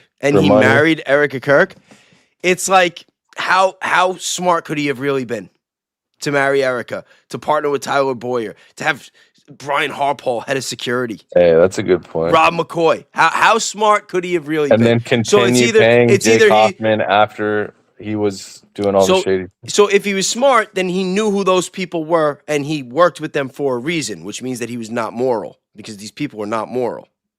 If he was moral, it means that he might not have been as smart as people want to say. And that's I'm not trying to knock the guy, like whether he's dead or not. Like you don't talk bad about the dead. But a problem that we have sometimes is that when people pass away that we care about, we seem to exaggerate certain traits that they had. We seem to put them on pedestals and act like they, holier than thou. Nobody did that before he was human. Before he was dead. Most people hated his ass. So all of a sudden he's dead and he's high ground. Go ahead. Jordan wanted to say something. What do you want to say, bro? Yeah, go for it, Jordan. I think the people at, I forget what the college was called, but the one in England that he did the debates with, he got creamed. I think they would agree that he was not a very smart guy, those people. But back on the Erica Kirk topic, I think Charlie could have gotten tricked by, I think there's multiple intelligences. I don't think that just because you're really smart with politics, allegedly means that you have to be really smart with people, at least interpersonally with judging character. I think those can be two completely different intelligences. So I don't necessarily think that he necessarily knew their hearts, so to speak. He could have certainly looked into their backgrounds better. It could go either way. He could have known about it. He may not have. But on the topic of Erica Kirk, I have an acronym that I use to describe what her behavior seems to have been consistently throughout her entire life. It is SPIMA. What she wants consistently throughout her entire life is sympathy, power, influence, money, and attention. SPIMA. Sympathy, power, influence, money, attention. That's what she wants in everything. All of her actions are done in order to get those things. And from that context, I think all of her behavior matches that same pattern throughout her entire life. So personally, I think she's just doing what she's always done to get sympathy, power, influence, money, and attention. That's my opinion. Yeah, and as though she was conditioned to do so. She brought up that way. I don't know, maybe she got it from her mama, or maybe she was on a mission. Whatever the case may be, I mean, it seems that she executed on that. No, Jesse, I don't know what he said publicly.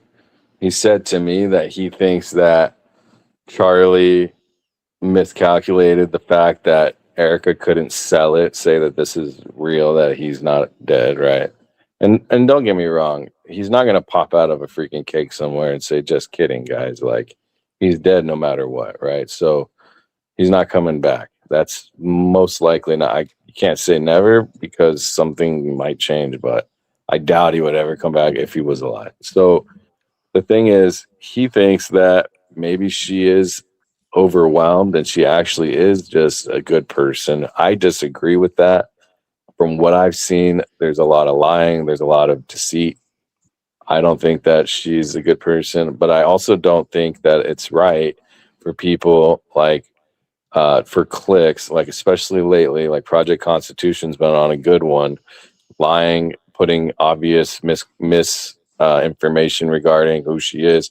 He got community noted on a voice recording with her saying she was trying to get girls to Epstein. So it's like, I think that that discredits any investigation people are doing. So if anybody's out there watching, like, you don't need to make up stuff for clicks. Like, the truth is already bad enough, and if you do a little bit of research, like I grew my entire platform from the beginning talking about this, from nothing to 20,000 subs in a month, just telling the truth. You don't have to tell a bunch of bullshit to get views and clicks. And I'm not singling out prostitution. There's a lot of people doing it, and he knows right from wrong, and everybody should, Yeah, and I don't think it's even necessarily making up. It's just maybe being sloppy with the reporting and remembering that, like, every time we, press that post button and, speak on an open mic, there's power in words. And, that's very, very powerful. And to not take that for granted. Because it hurts being on the flip side of that. However, the truth is what it is. And so we do have a responsibility to continue to work really hard to vet, to push for answers, to ask tough questions. And I think that's what we're doing around the clock, like every single day. Some of us, at least, For sure. And I also want to say, like, I am open to all theories, just because what I see and what I've been saying today and what I've gotten to the point of about him and this outcome, it doesn't mean that I'm stuck on that terminally. You know what I mean? Like I said, somebody show me something better. That's it. Until that, like, I don't know what there is to argue or say that I'm crazy or following conspiracy theories. You know what a conspiracy theory is literally this the whole thing is a conspiracy theory. It's like, what do you so once again I fall back under one side of conspiracy theory we can't talk about. Like, that's what leads to silencing people, and you don't want to contribute to that by leaving comments and saying, oh, you can do whatever you want, it doesn't bother me. But at the same time, Like, if you want people to continue investigating, I think that keeping an open mind is a very important thing. I hate to see people get torn apart. And when I saw like Black Line Brief and the way he talked about me and Jesse and Kelly and Baze and good people that are just Even looking for Jordan, the he's still truth, talking about and Jordan and I. and Jordan, yeah. So it's like, what have you contributed, bro? And at the end of the day, what have you contributed to be able to talk all this shit, right? Nothing. So I don't know. I don't appreciate that when people like us are actually looking and actually using critical thinking and objective thinking and really trying to figure out like what is like how many different things have I broken, you know, like and you don't have to break news, but at least look at the news and think about it instead of just right away dismiss it. It's not just me. There's a lot of people thinking differently. Blake has gotten a lot of shit. Jordan has gotten a lot of shit. Baze is all over the people are following his members and subscribers from different people's. How crazy, bro, is it's that? like, what is going on, man? You know, like we are all in Yo, this together. I And had that's why we're here. somebody send me a screenshot of a letter that they had left on their door that they're seriously asking, like, do you think this is somebody like that's like related to my channel? I'm like, I hope not. That would be insane. Because they left a note on their door with their YouTube name. That's and it was crazy. like the same week that all this stuff's going on. It's like crazy. I'm like, no. I'm like, I definitely don't think it's related to the Well, other thing. somebody's doing something because they came and fucked with my internet. Broke, you know, somebody did. I don't think that, you know, when you add the camera situation, it makes me very sketched out, right? So, A lot of Hey, anomalies. Danks, yeah. have you seen this stuff? I have seen your video from Jesse's.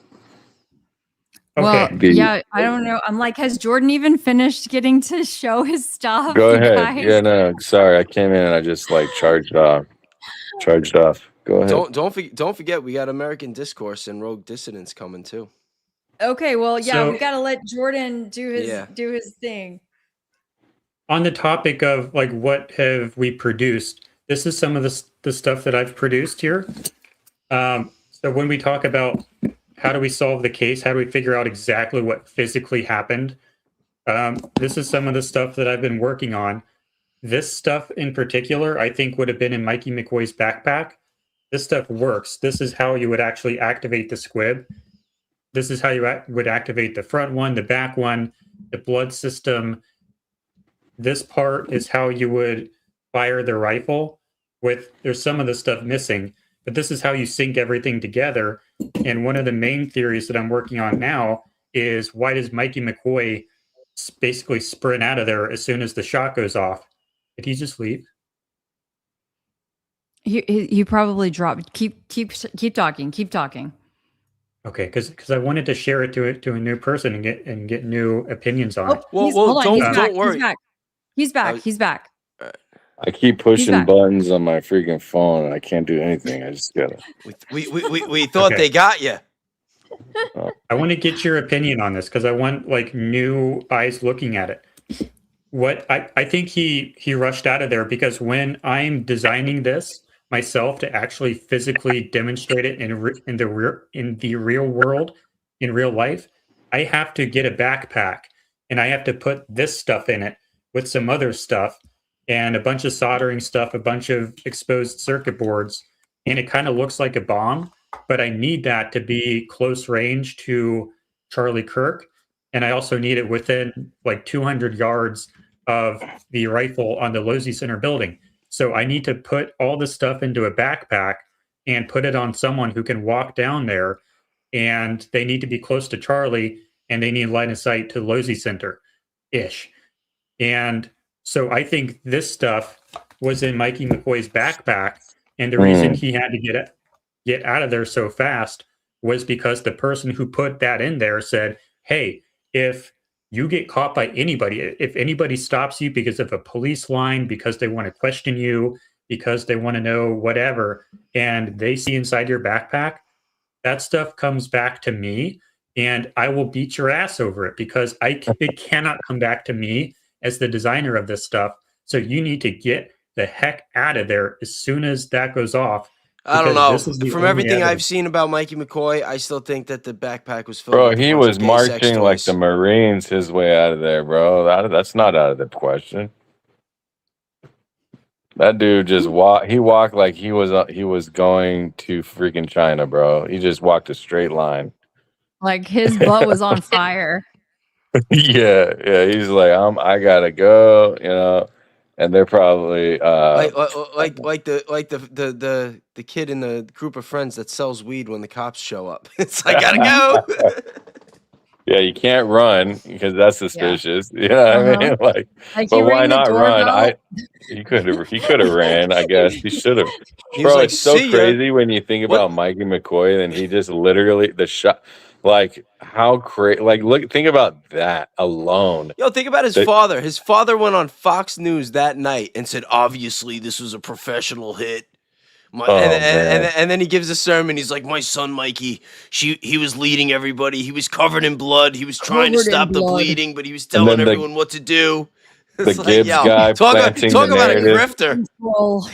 The Talk Gibbs about a guy grifter. planting the narrative on camera to Life is Driving. You've got Lyman going and threading the narrative of the goth girl saying this. You've got the video of him like scripted with the student actor kid. You've got Hunter Coase. I mean, the list goes on and on, bro. Honestly, it's so Hunter Kozak gets caught practicing his reaction on camera right before. Okay, but to your point, you guys, okay, to Jordan's point, if there was someone who Charlie could trust, right, it would be Mikey. Like Mikey owed him everything.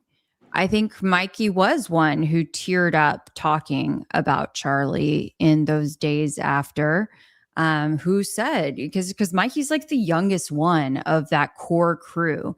And he took Mikey in like under his wing and all these things, right? And so if in fact, this was faked and all that, and Mikey was literally carrying like the core pieces of this, right? And Mikey's got to book it out of there, then that would be the person who you want holding the stuff. And Mikey's going to make sure that he makes it happen. Well, here was the controversial question that I asked yesterday. That if Charlie, for whatever reason, felt the need that he had to fake his death, and he wanted people to really believe he was dead, who would he trust to sell the story and convince everybody? But before we get off that topic, I want to what was that, add real Danks? fast. Oh, hold on. Candyland. Candyland. Yeah. Candace, yeah. The way I got to that conclusion, I wasn't setting out to try to figure out why did Mikey leave. I wasn't setting out to try to figure out what was in his backpack. I wasn't thinking about Mikey McCoy at all. But through the process of reconstructing it from the faked death theory, I realized, oh, I need a backpack. And oh, I need someone to carry that backpack who makes sense. And oh, shoot, when the shot goes off, that's going to be evidence that's going to come back to somebody. I need that backpack to leave the crime scene as soon as possible. And then I look at Mikey and I'm like, oh, that makes sense now. So it's just one other thing one other anomaly that suddenly makes a little bit more sense given fake death theory. And I think that's compelling.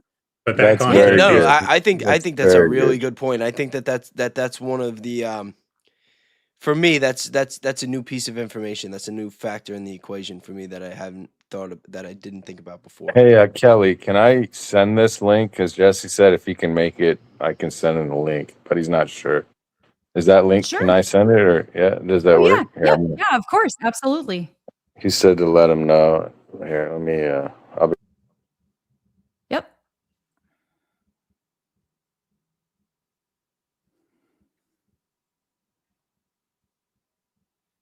Yeah, Jesse on Fire is doing a lot of really good work. I don't necessarily agree with his interpretation of the motive. I think it might be different, but he could be right. But he's doing a lot of good work. Yeah, I just get sketchy anytime it goes back to politics. At this point, I am 100% convinced that our politics are all bullshit. It's WWE. Hey, Trigger Smart, what's up? Ooh. Hey, okay, Jordan. this would probably be a question directed for you. Why would they need a backpack with all the vehicles right there? And there are lots of Because containers that are under the tent. is he still in the chat? I hope he's still in, I hope he's still Yeah, there. that just came through right now. Just came through. Because these are short range and you want as close to line of sight as possible. It doesn't need to be line of sight. It can go through a little bit, but you want it to be close and you want to be able to exfil it out of there as soon as possible. You could maybe put it on the SUV that Charlie gets taken out with, but that's too far away. These are short range. What about the van that the trunk got opened right before? You don't want it on a vehicle because you No. What if it was in the vehicle? What if there was a signal that was coming? Wasn't there like a van or something that was in close proximity where the trunk got opened right before the alleged shot took but place, it showed up right after it closed? It showed up, didn't it? It wasn't there the whole time, right? I don't know. That's why I'm asking you guys. Because to me, it just came off as like one more weird thing that happened, that they would open the trunk, then the shot goes off, or alleged shot, and then they close it. What if there was some kind of device in there and that they had the door open for a better signal? I don't know. I'm just spitballing.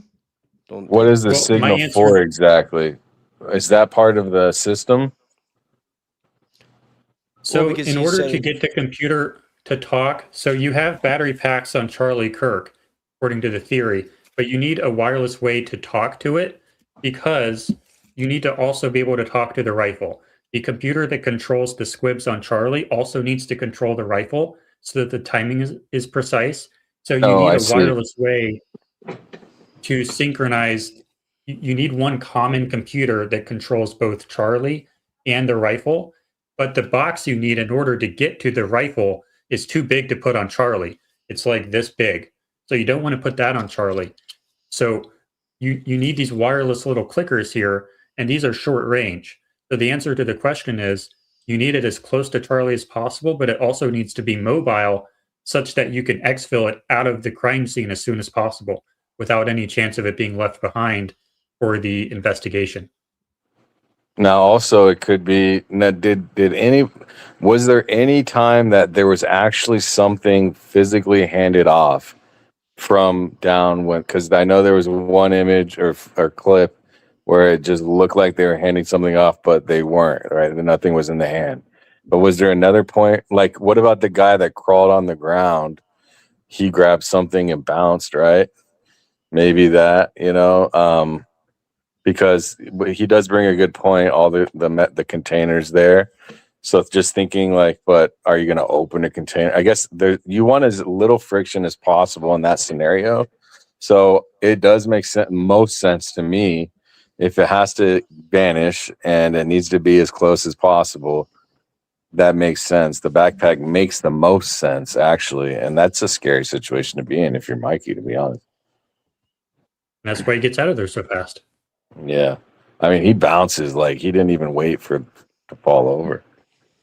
So your theory is, or from what you're saying, at least, I don't know if it's your theory, but that I didn't know that it's tied. So the squib is interacting at the same time. So the user, the interface or the UX or whatever the situation is, that the operating system triggers both at the same time, the squib and the sound of a rifle. At least the sound of a rifle. It's not rifle. Yeah. It was a real rifle. Yeah, I mean a real rifle, like either it's a real round or what I meant is the sound of a rifle, but round or not, it's a blank round or a real round. But it's connected. So there's two pieces there, two actions that have to be taken at the same time from one device. So knowledge 858. Oh, go ahead, Jordan. I just want to say we do know that it's a real bullet because we have the supersonic crack. But anyway. Oh, okay. Good to know. Okay. So knowledge 858 said, I'm all on board with Jordan. Just wondering if anybody noticed the amount of blood on the seats in the car where they put Charlie. Did anybody test to see if it was human blood? I mean, as far as I know, we are unaware if those tests, how many blood tests happened. I don't think Candace has shared tests, bro. The whole thing is all fake. Yeah. There's no fucking test, bro. There's no test. There's no autopsy. All right. There's no real autopsy that is proven. Like, there's not a legit autopsy. There's no sorry, I was guys. like, who No, has that no sound effect? autopsy, no grave, no murder weapon. Just stop. So not only that, you have to think what is the likelihood? Sorry, guys. What is the likelihood that all of them, his people, are gonna be? Dude, shut up. Stop. What is the likelihood that all of them stop? What is the likelihood that every single person is all the people that he's closest with are gonna turn their backs on him that fast for money? What? Like, that doesn't make any sense. Some people are not incentivized by money, even if it's $1 billion. You know, I've told many people many times, even if it's $1 billion, all of these people involved, somebody would have flipped by now. Somebody would have flipped. I'll go on mute. Yeah, no, way too many. Way too many people. You muted yourself, Danks. I can't. I think he unmute intended you. to. Yeah, he did. Yeah, I Okay. did. All right. did. Okay. Got it. And I think that does convince a lot of people the fact that it's really difficult to get everyone to turn on their best friend. It's way easier to believe that they're doing it for the better good. And then some people will say, well, they were all evil. It's like, oh my gosh, bro. Like, nobody can win with this situation. It's like, then why even, I mean, it's so annoying. This whole thing is so annoying. It's like, they want us doing this. They want this. This is what they want. This is the problem. I think we can debate this a lot, and by no means am I an audio expert, and I really would like to bring in an audio expert who has not weighed in on this thus far. Just to have some fresh eyes and ears. But does anyone have any thoughts on this? I haven't run the for correct forensic audio myself. What was that? I haven't run any forensic audio. I could. I mean, I've done audio stuff. I just never have. I guess I could, but it sounds like other people have done it, so what am I going to contribute there? I don't know. We know that like I said earlier, we know that there is a real bullet, and that a real bullet was fired and was moving through three-dimensional space downrange, because in every single recording we hear a crack and then we hear a thump. That is a characteristic of receiving fire, of being downrange of a weapon that is fired at you from 50 yards more, or 50 plus yards. And that specific crack thump tells us that it's about 140 yards away from most microphones, about-ish. And then we can do some math and sort of use a guess and check method to try to figure out what the orientation was. But we know that there's a supersonic crack because it sounds like crack and then thump in every single recording, like crack thump, crack thump, crack thump. That tells you that the first thing you're hearing is the bullet. It's breaking the sound barrier. It's creating a sonic boom, basically. That's the first thing that you hear.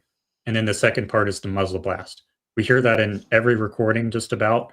So that tells us that it was a real bullet, and it was about 140 yards away.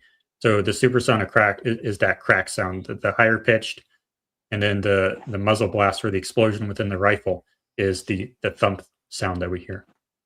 Let me ask this regarding that. Why would they then the shot, okay, two things then. The shot must have come from somewhere else. It was in the Losi Center. There's no gun on that roof that we knew of. And then obviously there was somebody else that people saw with a helmet or whatever. But then also, would they really take one shot and shoot it over a crowd into a trunk where there's people on both sides of that vehicle? That seems like a lot. You know what I mean? Extremely risky. Yeah, I one don't shot. disagree So with if you the there. shot doesn't, if it doesn't hit Charlie and if something happens, there's only one shot. So then it blows the whole thing. You know what I mean? So how do they do that? So for sure that do they know that that thump lands where the trunk is at? Is that what the audio spatial engineering has come out to be, where that is at? So there's different levels of the analysis that have happened. Everyone using the crack thump method has put it on the Lozy Center roof. Everyone from just random people only looking at it casually to people who have put in a lot of time and effort. Everyone using crack and thump method is putting it on the Lozy Center roof, or at least within that range. Okay, I didn't know that. Yeah. We have other people who are using completely different methods who are all coming to different conclusions. One person puts it there, one person puts it there. And I think they're all listening to the crack. They're basically using triangulation to try to figure out where it is, but I think they're triangulating the crack. They're triangulating the position of the bullet, not the position of the rifle. So they're all coming to different conclusions, but they're using a completely different method. It's not conclusive, in my opinion, to put it into the van and not Charlie Kirk, but we do have 3 people. Allgeist is the most dominant one with that theory. I've done a lot of work on that myself as well. I'm only at the preliminary stage. I've not come to a final conclusion, but I did publish an X article going into depth on the software that I use. I actually wrote the software live on a live stream, like 5 hours long on YouTube.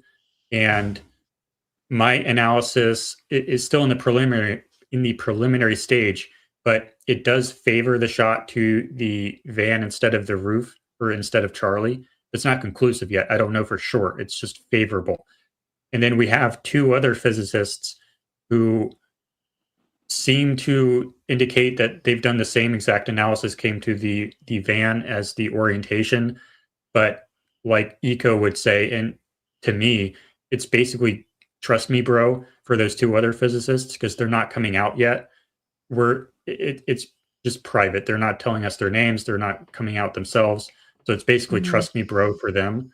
But there does appear to be a consensus. I'm not aware of anyone using crack thump method who is putting it anywhere other than Lozy Center. And the only people who are checking for the orientation with the guess and check method are putting it into the van. I'm not aware of any dissenters there.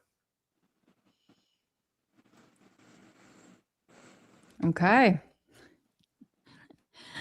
It's something that's way over my head, but I know it's obviously a very important aspect of the equation. Is there anything that you, if you were, because you've been seeing and interacting more on the forensic audio side, the side that you could use code, right, to figure things out.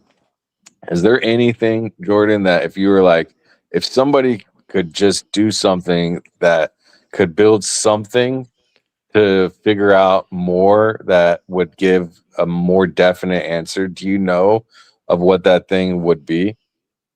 Because I can make a lot of, I build stuff, so I don't know what you've done, but if there's anything that's out there that needs to be done, maybe I can do it, If I understand your question correctly, what would Not I without need? internet, you can't.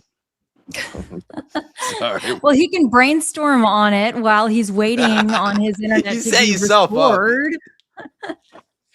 You set yourself up for that one. I'm never getting internet again. I'm not telling anyone when it's coming back. Go ahead, Jordan. What would take it to the next level is a better acoustic environment to test it in. The way I know that my method works is I do what's called a test case. I have someone go out into a field, fire a rifle with microphones set up in the approximate positions of the ones at UVU, and I plug it into my software, and I see whether or not it gives me the right rifle orientation. Does it actually work? Can it actually predict what I know to be true in the real world? And that's what I need to do more of. The more similar that test acoustic environment is to UVU, the better. The absolute best possible case scenario is you get a crowd at UVU and you go up to the Lozy Center roof, set out your microphones, and you fire it into the van, and then you fire it at where Charlie Kirk was.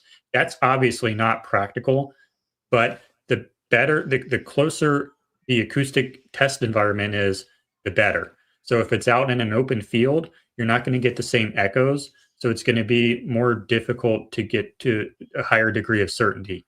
So if you have some kind of property, maybe abandoned, maybe like an old factory or something, where we could shoot a rifle in where there's all kinds of echoes and do that same test case with all that echoes happening, with all those echoes happening, that would improve the method to tell me with greater certainty that the software actually works despite echoes. Because that's one of the bigger things that people complain about is the echoes.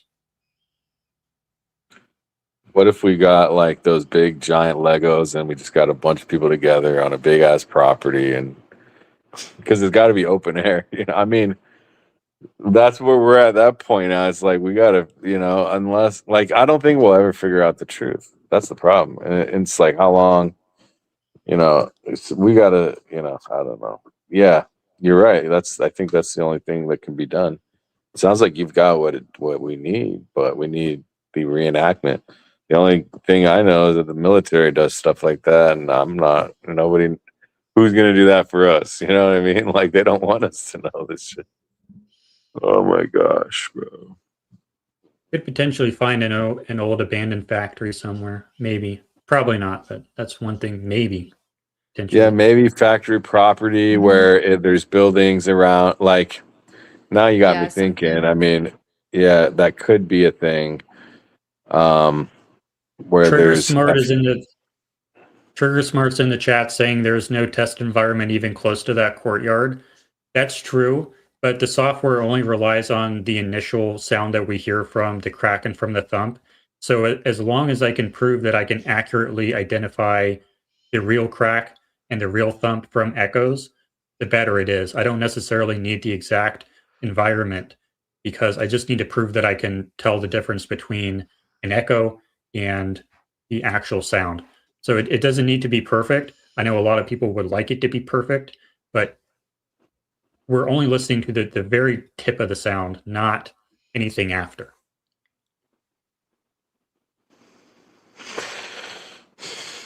I haven't heard Trigger speak on any of this lately. I wonder is he still on? Has anyone talked to him about? I don't know if he wants to put in the chat. I can't see it. No, Trigger stays on the fence. Has he come to any? I know he was on the Exploding Mike. Yeah, it's a good place to be because it's like if you choose a side, it's like, oh my gosh, God forbid. She's been on the fence. I mean, it's not even that. It doesn't even have to. What's crazy is it doesn't even have to be that severe. It's literally we're all on the same team here. It's kind of similar and different at the same time. It's like, what are we gonna do? Why are people coming after each other for? If you think that we're trying to stop an investigation, you're wrong, right? There's no way. Like, I'm not, at least. I know Jesse's not. You can think he's crazy. That's fine. But not a crazy person that's just off their rocker is not going to be as sophisticated at putting together something. I don't think he's crazy. I think he's one of the smartest people I've ever met. I think he's smarter than I am. Smarter than a lot of people. He goes off facts, not speculation. Okay. Okay. Well, okay, That's but where fine. do you think facts are generated by, right? I mean, we're trying to gather facts because the officials are not There are no facts in this case. in gathering or providing facts. There's one fact in this case. What? Tyler Robinson did not shoot Charlie Kirk with the 30-6. Exactly. That is the one fact in this case. And I would don't even know also if you say can that say the reason that. why they're not interested in gathering facts is because they don't want to. At the end of the day, we don't know shit. We don't know. Gone. They just want this thing to be over with. And I don't think he's saying like he's like fought like he might just be saying I can't like choose a side because there's no facts to really identify with. And I appreciate that. I am also very much facts over, everything else. And there is some point where for me it's like I want to say what I believe. Like if you were up against the wall and say I believe one or the other, you're gonna say I don't believe anything. I believe nothing because I don't have all the facts. I guess that's fine to say, but I mean, there's got to be something deep down that you believe, and if you believe one or the other, then that's fine. But I think, using the We facts don't that we do even have, know if Erica Kirk's tramp stamp is even real.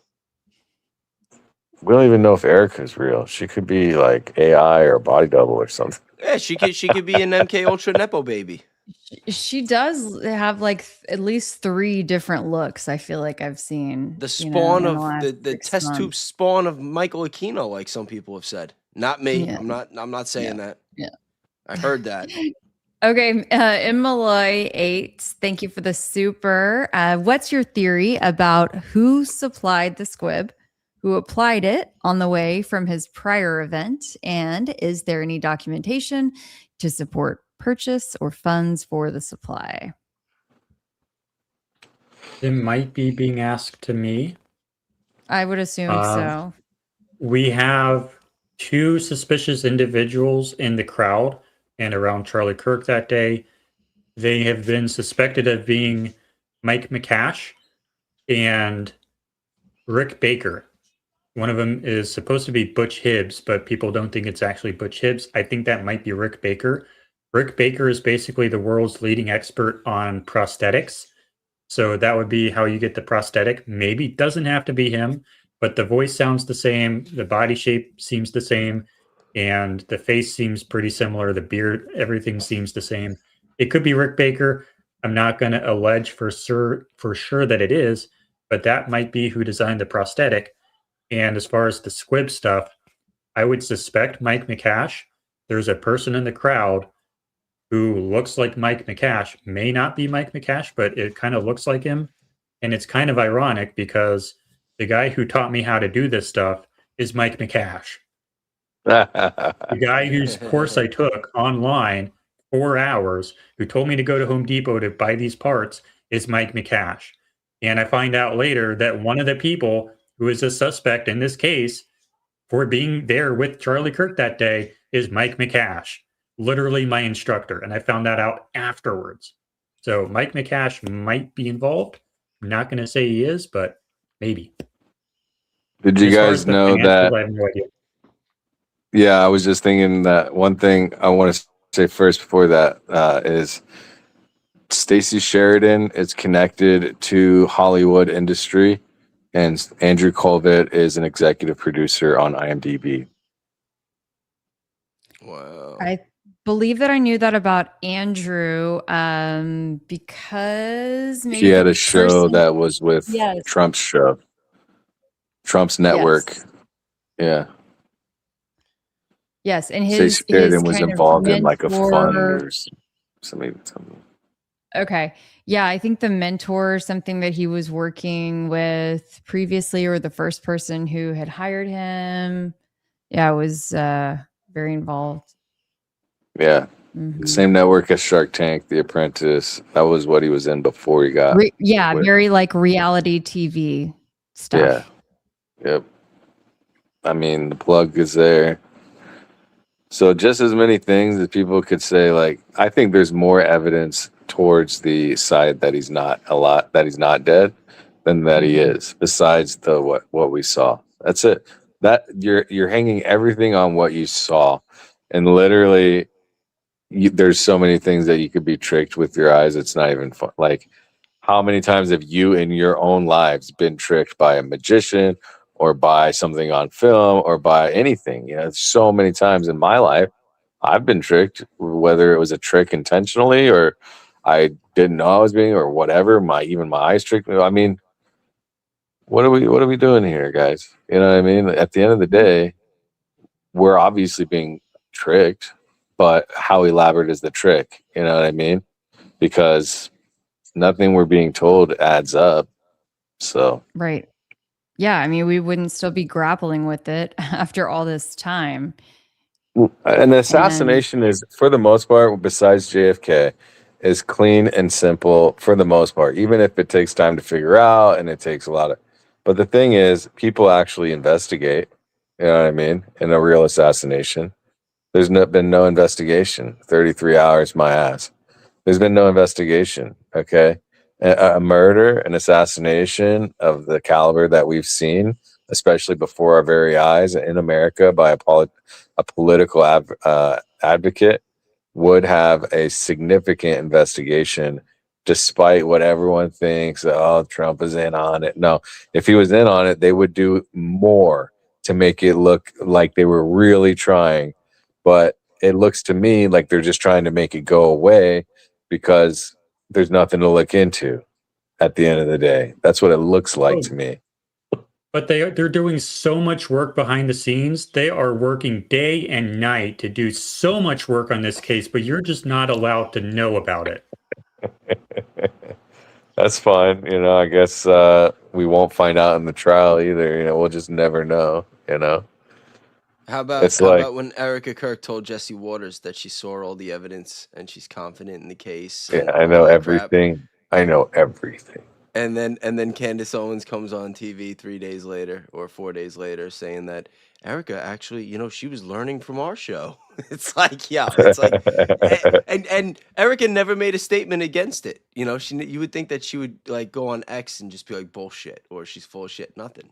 Well, it's all drama. It's all you know. And even yesterday, we're still hearing that all of the evidence like still hasn't even been turned in yet.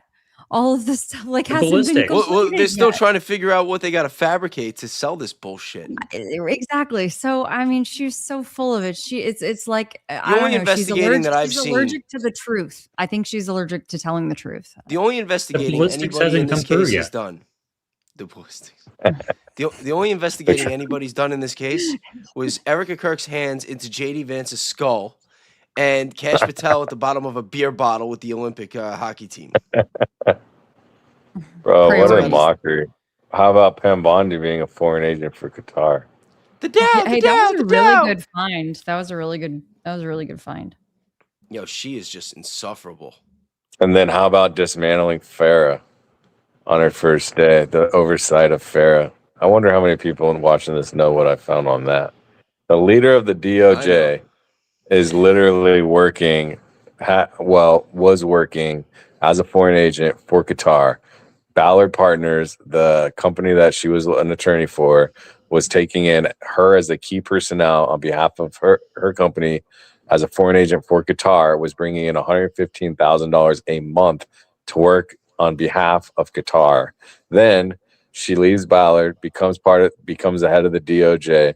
Then Trump gets a $400 million plane from Qatar, which is illegal, but she writes in a way that makes it for him to keep it post-presidency. It's like when you go and you look, that's what I'm trying to say is the leak. We have to zoom way out, not just the assassination situation. You got to look at everybody involved: Kash Patel, Pam Bondi, Trump, like everything. Like when you start looking at who everybody in their history, like I have, that's why I come to the conclusion that this is all like not even the Kirk case. Like you look at the Einstein files, you look at all of the Farah documents, the Boston, the Israel shit, like all the geofencing and what. I love how you use your code word first. Yeah, because I'm tired of using even the code word. It's just like at this point, I actually was, it's funny enough, because they added Gemini Studio to YouTube Studio, and I was talking to it about this, talking about Israel and stuff. And I said, I want to talk about that a lot more on my channel.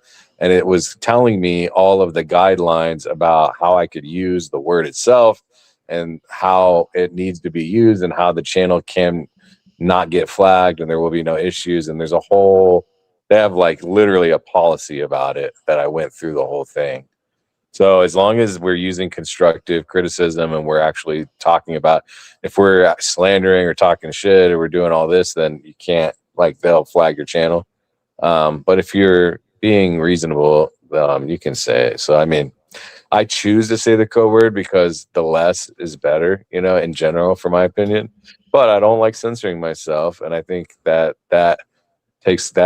lends credence to them encroaching on our amendments, you know, our First Amendment right to freedom of speech. So, and I think that we should exercise that. So, but again, this is a private platform. This is not a public platform that's free to the public. It's not a park. You know what I mean? So you have to abide by some rules. And that's what, if you're out in the street and you get arrested for yelling Israel over and over again, that's a different story. You know what I mean? But YouTube has policies, various policies on different platforms, and I'd prefer to make the money that I make because I've been blessed to make enough income to supply my family without the contracts that I have on the side from YouTube. So I would rather just, use my code word when I feel it needs to be. Nice. And also, one last thing. Sorry, I know I'm talking a lot here.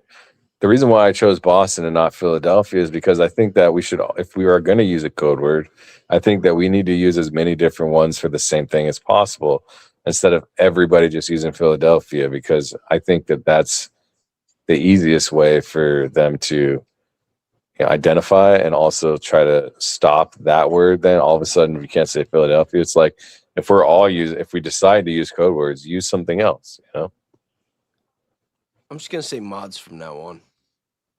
Benihana is good. Hey, do you guys think that BB is dead? I was actually just gonna ask that. Valhalla was telling me that that there's another image that they think is real that shows him in rubble. I'm like, there's no way. That might don't quote me. I think that's what he said.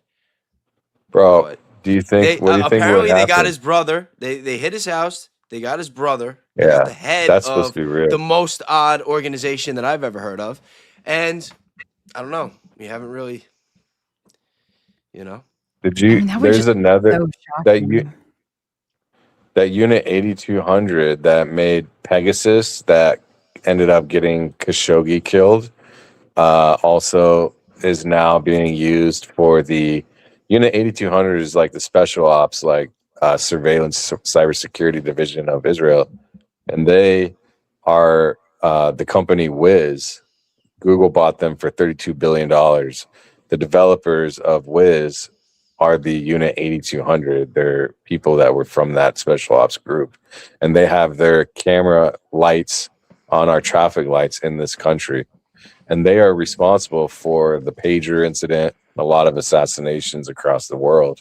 So it's not looking good, you guys. And I'm concerned, I am. I also think that the Dan government is Bongino. working together and together with them. I don't know. It's Poor crazy. Dan Bongino. I've seen some clips of him and the faces he makes. I think he has one of those golden pagers jammed right up his ass. Prayers to him. Yeah, I gotta have a little fun. Come on, I can't be on my best behavior. Anyways, I think I'm gonna bounce, guys. I've been tired. I've been coding all day. I've been traveling too. So thanks for having me. Cheers. Thanks for having Good luck. me. It's your show. It's Saturday night. You're supposed to be here.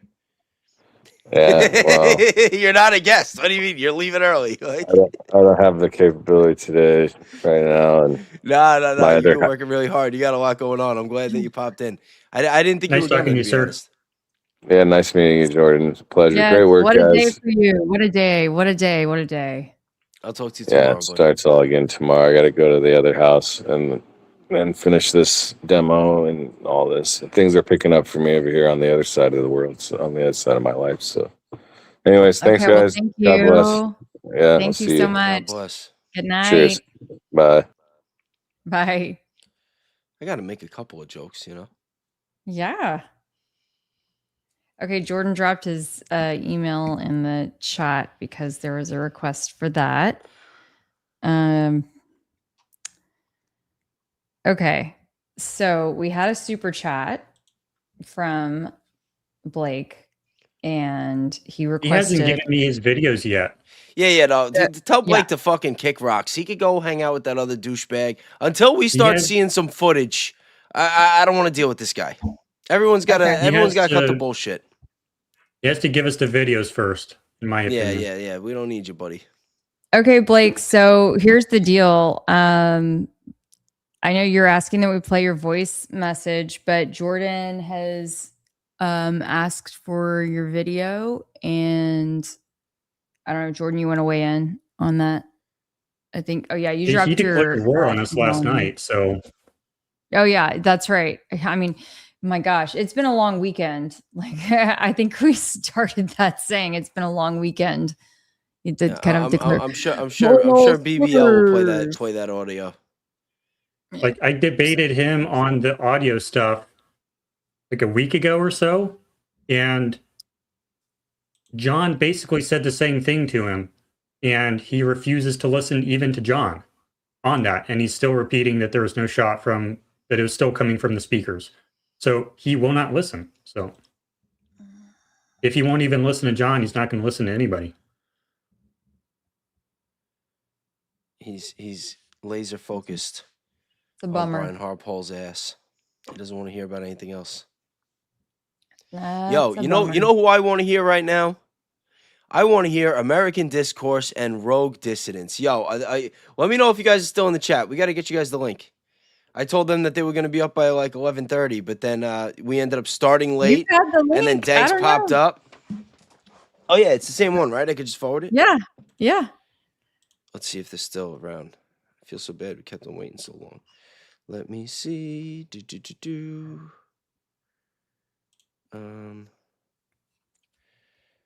Forward.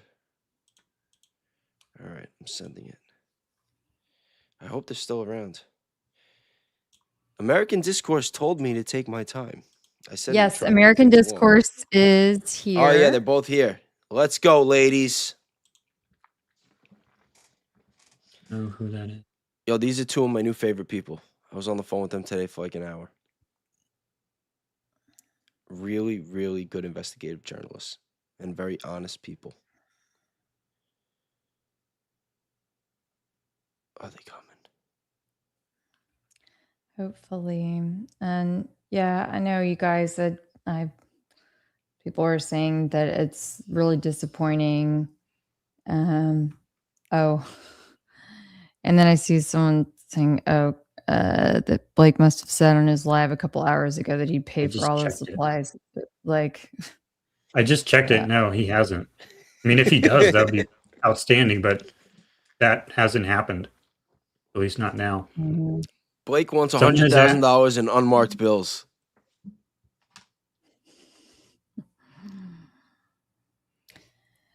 and it wasn't that we broke up with him. It was that, you know, he, yeah, it's hard. It's hard for me to talk about because y'all know that I have gone to bat time and time and time again.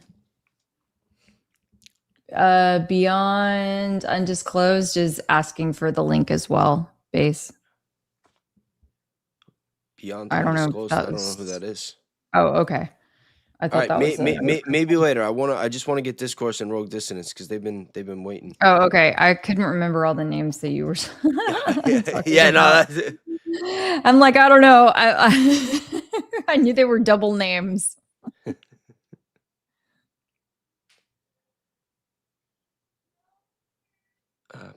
Are they coming? I don't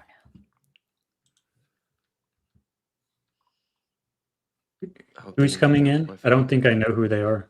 Let me see. I don't know who they are either. It says wrong Can link. you Oh brief us, no, I sent the Baze, wrong please? link. How do Oh, I send God. this link? Which The one do I link do? that I sent in the In chat Discord. with Jordan. Yeah. No, not from Discord. From in the text. Oh. That's why I know Jordan what I and did I. because you sent it to my phone. I emailed it to myself. Duh. Sorry, everybody. Sorry, my fault. I'm gonna get it right Jordan, is there anything else that you have to share with us about your next steps in what you're going to be testing, or a favorite latest test that you've done, like a video or anything? I just did a lot more work on this last night, and I posted those videos to X, where basically I have a remote control. Basically, I can put those solenoids on that trigger right there. I cut part of it off, but I can basically remote control that trigger now. This is a paintball gun, and imagine this were on Charlie. That trigger it wouldn't be, but imagine this were the rifle on Lozy Center roof. I now have electronic control of it, and once I get the show babies, then I can literally put it on the roof, and we have a new person. Hi there. Hi. I'm hearing stuff everywhere, so I'm trying to figure out what's going on. Thank you for your Let's patience. Sorry see. it took a little That's longer to get so you up here weird. than I Hold thought. on. Hey guys. Hi, There how she are is. you? I see this on it's weird looking right now. Oh, because well- what is the one on the left? The long form is what is that for X? But I'm Mobile hearing like version. a loop of the conversation in my ear. Do you have it open That in I another don't know. tab? You probably still have it open in YouTube. Oh yeah. Maybe I think that was what- me. That's Yeah, what it is. if you Let have the me get YouTube link going, then you're gonna hear both. You're right. You're so smart. I honestly I didn't feel like know that that. was me. I'm gonna be You're honest. wicked smart. I've done that a couple times. That's why I know from I'm experience. like, what's going? I don't usually do it off my phone. I'm usually already in on StreamYard. So, hi. Thank you for Hi joining there. us. Yeah, thanks for having us. Yeah. Absolutely. Okay, well, tell us a little more about you guys. Rogue, you wanna go first? Yeah, I mean, I'm still really new. I'm not even monetized. But actually, Jordan, I used one of your videos in one of mine. One of your videos showing everything you figured out, which I thought was really cool. So, I've dabbled in YouTube for a while, but the Charlie Kirk thing is really what kind of triggered me to finally take it seriously, I guess. But and then just met Discourse through the process, and we've been really enjoying doing stuff together. So it's just been a lot of fun getting to know a lot of people. So yeah, it's good. Yeah. I think Awesome. I started in October. I was reacting. It's so funny. Me and Danks joked about this. I was reacting to Nick Fuentes videos because that was like popping off for a little while. And then on the side, I would do like research on some of the financial stuff going on with the Charlie Kirk stuff. So yeah, definitely kind of was following for a similar reason, but I also was like kind of watching Nick Fuentes and thinking like what's going on with this guy? Like he's interesting, and then on the side, I do research more into the history of things and like why we are where we are. So what is like globalism, that kind of stuff. That's what I like to talk about and focus on when we're not talking about Erica Kirk. And so that's a little background about me. Nice. Now, let me ask: have you? I know you girls been watching at least part of this live so far. What was your opinion on whether or not Charlie Kirk is dead or alive before this live? I can go first. So, I am of the thought process that I think he is maybe still dead. I Still dead. I still Didn't think come he is. alive and die again. Maybe but- I think Still he may dead. have been set up. And maybe even was in on it. Like maybe could have been, and then something went awry. That is how I feel, just given everything I've seen so far. It's going to be, I've told you this off camera, Baze, but I would have to see him walking into the SUV that people said was like parked outside of the hospital. From the hospital, yeah. I believe if I saw that evidence, I would be able to say, okay, he's still alive. Like, but what kind of reverse of what Dank said, with my own eyes, I did see something on a camera, and there's verified sources that were there. And it's hard for me to wrap my head around, like how many things would have to be true for him to also be dead. Like it's the same theory, but in reverse for me. It's like for him to be alive, so many things would also have to be true. Yeah. So I just got to be honest. Like I have to be able to like if I for sure saw like something where it was like even a blip of Charlie's head getting into that van, if we could get some sort of like camera from that guy who was talking about that, I would have an easier time to be like, all right, he walked out of there, guys. Like I got nothing else. But this is still hard for like I would say the general public to wrap their head around, but also me. I have my own inside sources who have other theories that are military connected, so I kind of come to my own conclusions about they kind of are on the thing of like kind of looks like a military operation, we'll give everybody that. Kind of looks like maybe he was set up, we'll give everybody that. But I have a hard time being like, but also he faked it, and not for the reasons of like he was a just and holier man. It's more like so many things would have to go right for that to work. So I guess that's where I stand. Even though I think everyone's work on it is isn't it incredible. amazing that just because of a couple of signals and just a couple of anomalies, that like, because think about it, if you remove the hand signals from the equation, I don't think I really have any trouble believing that he got shot and that he's killed. But when you have the hand signals, you have Mikey McCoy walking away, you have the patsy, George Zins, and I did it. Like all these just different little things that happen. It just makes it so messy. To me, it makes it look like an operation. That's what it makes it look No, like. it does. And no matter whatever this is, it's an operation. And then me and Rogue actually watched a video where we slowed down that recent video of Charlie Kirk's head, the head one, where you can see the back of his head. There's a guy in the middle of that crowd who's turned around the whole time, looking this way. From before into after, right before everybody ducks down. Like he's still looking at facing where other the way. shooter It's would weird. allegedly be. And that's weird. And if you go down to that video and you slow it and you look super close, I'm thinking that guy also knows. Some middle guy in the middle of the crowd. And nobody was afraid of an active shooter. Except for one officer in uniform that drew his weapon. But nobody, think about it. Like all the security. And then the fact that they didn't fire Brian Harbaugh after. Like think about it. You're head of security for Charlie Kirk. Yeah. You literally have one job. And that's to keep the guy alive. And you fail. And then people criticize him and they point out these anomalies and things that are on camera. Yeah, but the cops and had they his back. and his He was own good. words. And they're like, well, you said this and this is a lie. This is a lie. And Erica Kirk, she doesn't say, hey, yeah, you know what? You guys are right. I got to fire this guy. Like, he got my husband, whatever. No, she gets on Fox News and she's like, that's my family. How dare you? Leave my family alone. It's like, yo, come on. Yeah, I mean, and it's an overall contextual situation, right? It's the lead up to before, it's the things that we saw during the UVU event, and the way that we saw things play out after. And for Erica to continue to even have the same guys take her then into the White House and defend her at the defend her, be her security at the White House, like. It just did not add up to me, at least. For me to continue doing it, I just keep coming back to the fact that if it could, either scenario, we can make it work, right? So like if we want to assume the scenario Jesse has is correct, it's going to fit that because that's the way we're looking at it and thinking of it. If we're going to take it at face value, we can make that work too.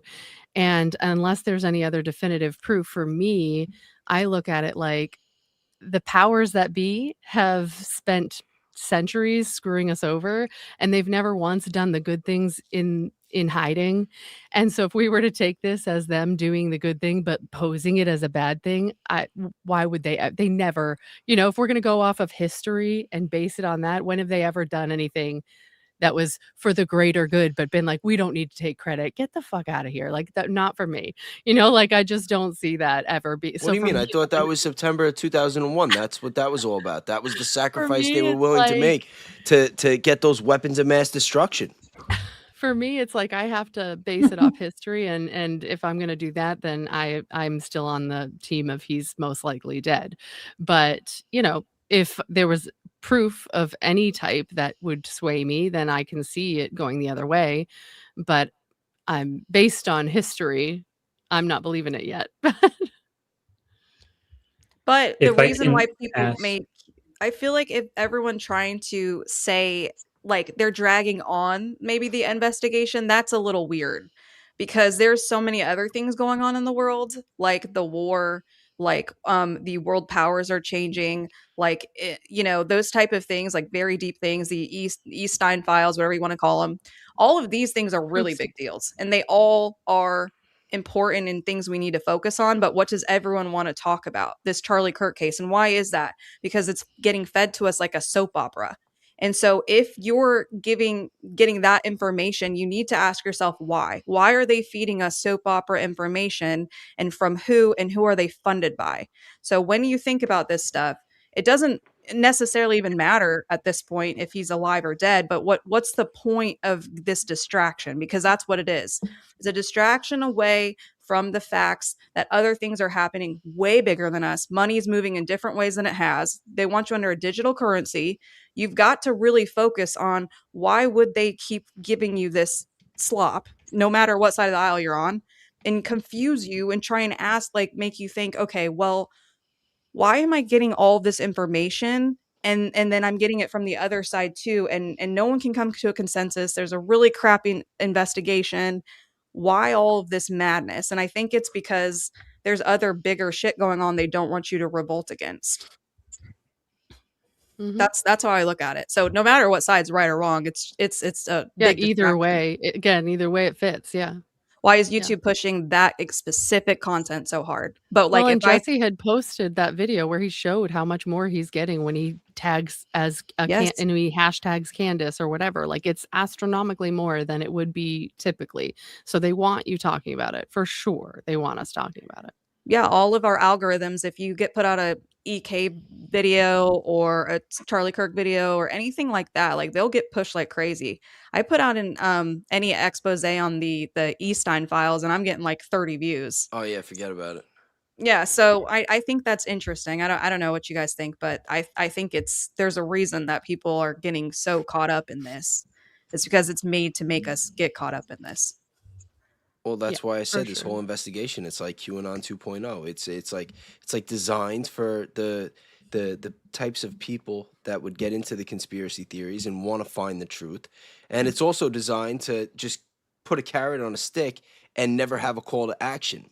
It's like nobody's doing anything about it. It's like just wait for the call, wait for the call. Except with Q, obviously there was a call to action with J6, but I don't think that's going to be the case this time. I think they're just going to have everybody sitting on their hands while the whole world just transforms in a very, very bad way, and then one day people are going to wake up and be like, "How did this happen?" Well, I said it before with the real IDs. Those are already digital IDs, and we were screwed on that because that was how many years ago? 6, 7 years ago. I was pregnant with my 6-year-old. He'll be 7 in September. So I had to get that probably 7 years ago, and it was required. Like, I had to get that ID. And we weren't really talking about digital ID and all that stuff at that point. So it was like it wasn't on my radar. And now I'm screwed. I got it. I can't, couldn't not get it. So American Discourse. Previously, you said that a lot of things would be difficult to be true given faked death. What's the most difficult thing to be true given fake death? I feel like the most difficult thing would be that if I'm looking at the footage, like, okay, let's put in another scenario, which a lot of people think is true. Joe Biden wearing a mask through some of his presidency. That's kind of obvious. Like, it's pretty obvious at certain points in a video. And for me, I'm not saying you can't fake some of these video sources or something couldn't be doctors that have been given to us, but there are people that were there with real source material and you can verify it and it doesn't look fake. Like, not even like, I don't think it looks fake. I think it looks like what happened when you slow down the images and you do those things. It's hard for me to see that your prosthetics or anything like that, your squib could be that good. I mean, I understand there's movie for the magic, people in but person. if you have an yeah. iPhone that like does okay video recording, but you're not using movie magic here, which what happens in the editing room and things like that. And I'm not saying some of us didn't get that, but I know of people that do have real source material from that day that wasn't edited, has verified it, doesn't look fake. Like that to me is hard. Like it is hard to, I think I play on the other hand. It's like, I don't want to be tricked into being told that what I'm seeing is false all the time too. Like, I want to be able to use my eyesight and make a decision based on that. And if like I said, I had a video of him walking out of that hospital or something, like, I need another visual cue. I don't want to be told one way or another what I should think about this stuff. If I can see it and I can do, like, if I could smell his blood and it was like I was there in the crowd and it smelled like blood, or if I was there and it smelled like something else, then I would be able to have an opinion on it a little stronger. But in my opinion, I feel like he has to be dead. right now, where I stand. I apologize. Sorry to interrupt you. Hey, Jordan, it looks like your stream maybe got taken down. Your live ended, and it's like policy violation or something. So I don't know if that, dang it, was because of the. They showed the paintball gun. Yeah. So I know. I just wanted to Well, give that's you the heads okay. up. I'm not really worried about it. We're live on 2 other channels. That's fine. I'm not too worried. Okay. If I can just wanted to give follow up, though, I have some noise outside my room, my studio here. If I can follow up, what is the best Hollywood prosthetic that you've seen? American Discourse. I don't know. I don't really like. I don't follow that necessarily. If that makes sense. It's not like this Right. isn't my area of expertise. It's just my opinion. Yeah. So that's where I would challenge that is I don't know what the best prosthetics look like. I don't have a good understanding of what they're capable of. So I think it would make sense to say that they can trick me and that they can maybe trick you even with this high resolution footage because they've had a lot of time to perfect that art. And I don't have data on how good they can get it given enough time, given that it's only one event and not every single day for Joe Biden. So because I don't feel like I can evaluate that to say definitively whether or not it could have been or could not have been faked with the prosthetic, I'm sort of agnostic on that. And so when I see stuff like this happening and the back of the shirt puffing out, that's what I can test better because I can sort of show that this is more consistent with a non-weapon system. And then that leads me in the direction of squib. And while I can't point to a specific part of the neck that looks like a prosthetic, I can surmise that I can't rule it out. Does that make sense? Yeah, and I Because I'm not an wouldn't expert be. on it. I'll say this: I wouldn't be surprised if he was. I'll just say that I wouldn't be surprised. I'm not like out here being like, no, never. I'm not a never aliver. Like I'm just a person who says I'm going to need a bit more evidence. I think it's so easy to get tricked into thinking, like I kind of like the thought process of why would they save him? He's already given so much flack to this, like to this cause, to these people, to all this stuff. Like, what would be the point of keeping him around? Erica was already running things in the background before he was like KO'd. So Well, in my I could opinion, tell you it'd that. be easier to take him out. I think so. I could tell you that, but this is the part that's going to be hard for people to process. Is that he was playing a role, that he was an intelligence agent of some sort the entire time, and that he was playing a role. And he got to the part where, because you got to understand, we know that they're trying to bring in the digital currency. We know that they're trying to bring in the mass surveillance. Oracle, Palantir, they already have it ready. They're trying to usher it in. And the best way to usher it in is to create chaos, create destabilization, try to drive the antisepticism. I don't know the lingo for YouTuber at the moment, but like think about how much it's gone up since all this happened. You know what I mean? Like And I still that believe is that. a motive. That is a motive because now you got all these different content creators talking about all these different things, and everybody's watching. And whether they realize it or not, all the information, all the chats, it's all going through AI 24/7. Everybody's getting profiled, and they're making their list. Well, I And- think I told you that off camera. Like I believe that some of the stuff that's coming out is to fuel that kind of discussion, right? To really hate on a certain group or whatever it is, right? But it doesn't mean that it still wouldn't work to their advantage to just take somebody out who went to the White House twice on behalf of getting us out of the Iran war. That wouldn't. I mean, do that's the struggle hard with part for me. the prosthetic aspect of it in regards to the people present there in person. I struggle. I have a minimal amount of experience in FX makeup, and where your neck and your head move so much. If something were just on one side, like the pictures that Jesse had, I think that was clearly like his movement of his face that was making that part of his neck look thicker and odd.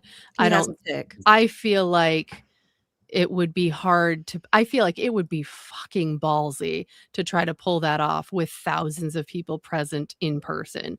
Like, it's one thing to try to pull it off with cinematography, but in person is a little wild to me. So for me, I struggle with that. Like, I've used latex and done like makeup with fake blood and stuff like that. And I can't fathom, A, if it was hot, having to deal with any potential sweating issues, or I don't know. I find that that would be really hard for me to think that they could pull it off with people so close. There were people very close. And so that I do struggle with that. But it doesn't mean they don't have something vastly better than I've ever seen, because I'm not a, I'm no movie makeup artist, but I would At what struggle thinking level, that it would be really obvious. if I can ask, at what level were you doing prosthetics? Just for fun. Just Okay. like, fake Halloween type stuff. I have a picture, I think Okay. I could probably pull up and show, but Now, what I'm saying is that this would have been conducted by the people at the very top of the industry with decades yeah. of Oh, sure. experience. For sure. Yeah. So that's where I'm coming from. I also still feel, though, that I think a lot of that is same with like so many musical artists. A lot of it is still studio done. If I were to make an assumption, I think a lot of it would still be, heavily attributed to production after the fact. Like if something's not perfect, they can make it look much more perfect in editing and whatever. I just find it, especially given where it is, it's not like a head gash that this part of your head doesn't move a whole lot. Your neck, you're moving, he's throwing things. To imagine like there wouldn't be any obvious, you're talking about a something on moving flesh that's not moving. If you think about how much that wouldn't move, it would have to be thick enough that it would be on there and it would have like, the ability to open and do what it needs to do. But I would imagine that that in itself would be obvious in some of the videos and whatever, that it would not be moving as smoothly with the rest of his neck and whatnot. Which, I if could you be think about wrong. the I'm not Biden saying I'm stuff, not wrong, but yeah, that part I find harder to believe. the Biden stuff was Well, around his neck. When you think about that and people were looking at it, that is such a also sensitive area that even if you had a squib there, you could actually still get hurt. You could still get hurt just from that, how thin, think about how thin that skin is. Like, it would be a very big risk to put it right there. Now, if they were to, like, let's say you go put off, what right there? like if you put anything here, like that, if you were going to put anything with like anything around Well, here. you would be able to assume that they could put something in between if they're gonna do a prosthetic, and then obviously they would test. But then these wouldn't things. his I would neck look very imagine. funky? I I mean, don't know. I think it's an extremely thin prosthetic, like a millimeter thick. So for me, this is just a lot of things that would have to go extremely right. Like extremely right That's what in I'm that saying. It's scenario. ballsy to do it in front of so many people. And wasn't it It's fairly one thing to hot? do it if it was like in his studio and they made it look like someone did something on set, like that would be a different thing. But to do it in front of all of those people, to me, is just, it's really ballsy if it was faked like that. well, I would imagine that if they did this, that they would have like rehearsed it. Like this is Oh, I'm something. This is a sure. Yeah, process that for would have been sure. tested enough Yeah. times on cameras, and Yeah. where you know what I mean. Like they're not just gonna like, We also oh yeah, know we everything when think it we comes could pull down to this like, off. You know what I mean? Like we also know Yeah. when it comes down to the day, we're asking people who aren't actors to be actors, and now's your big day, and you have to be completely normal.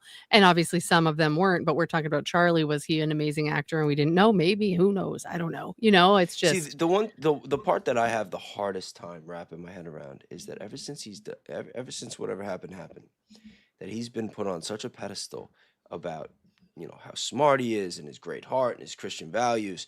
And it seems like every single person that this guy surrounded himself with was a nightmare. You know what I mean? Like from his partner, his security, his staff, his wife. It's like I'm not really seeing anybody here where it's like, yeah, that's a really good person. You know what I mean? Like there's something with all of them.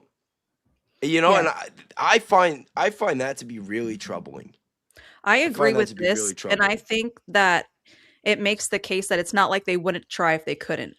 And I think that gives credibility to if they could do it, because they might not care what the public thinks and wouldn't care to hurt their feelings.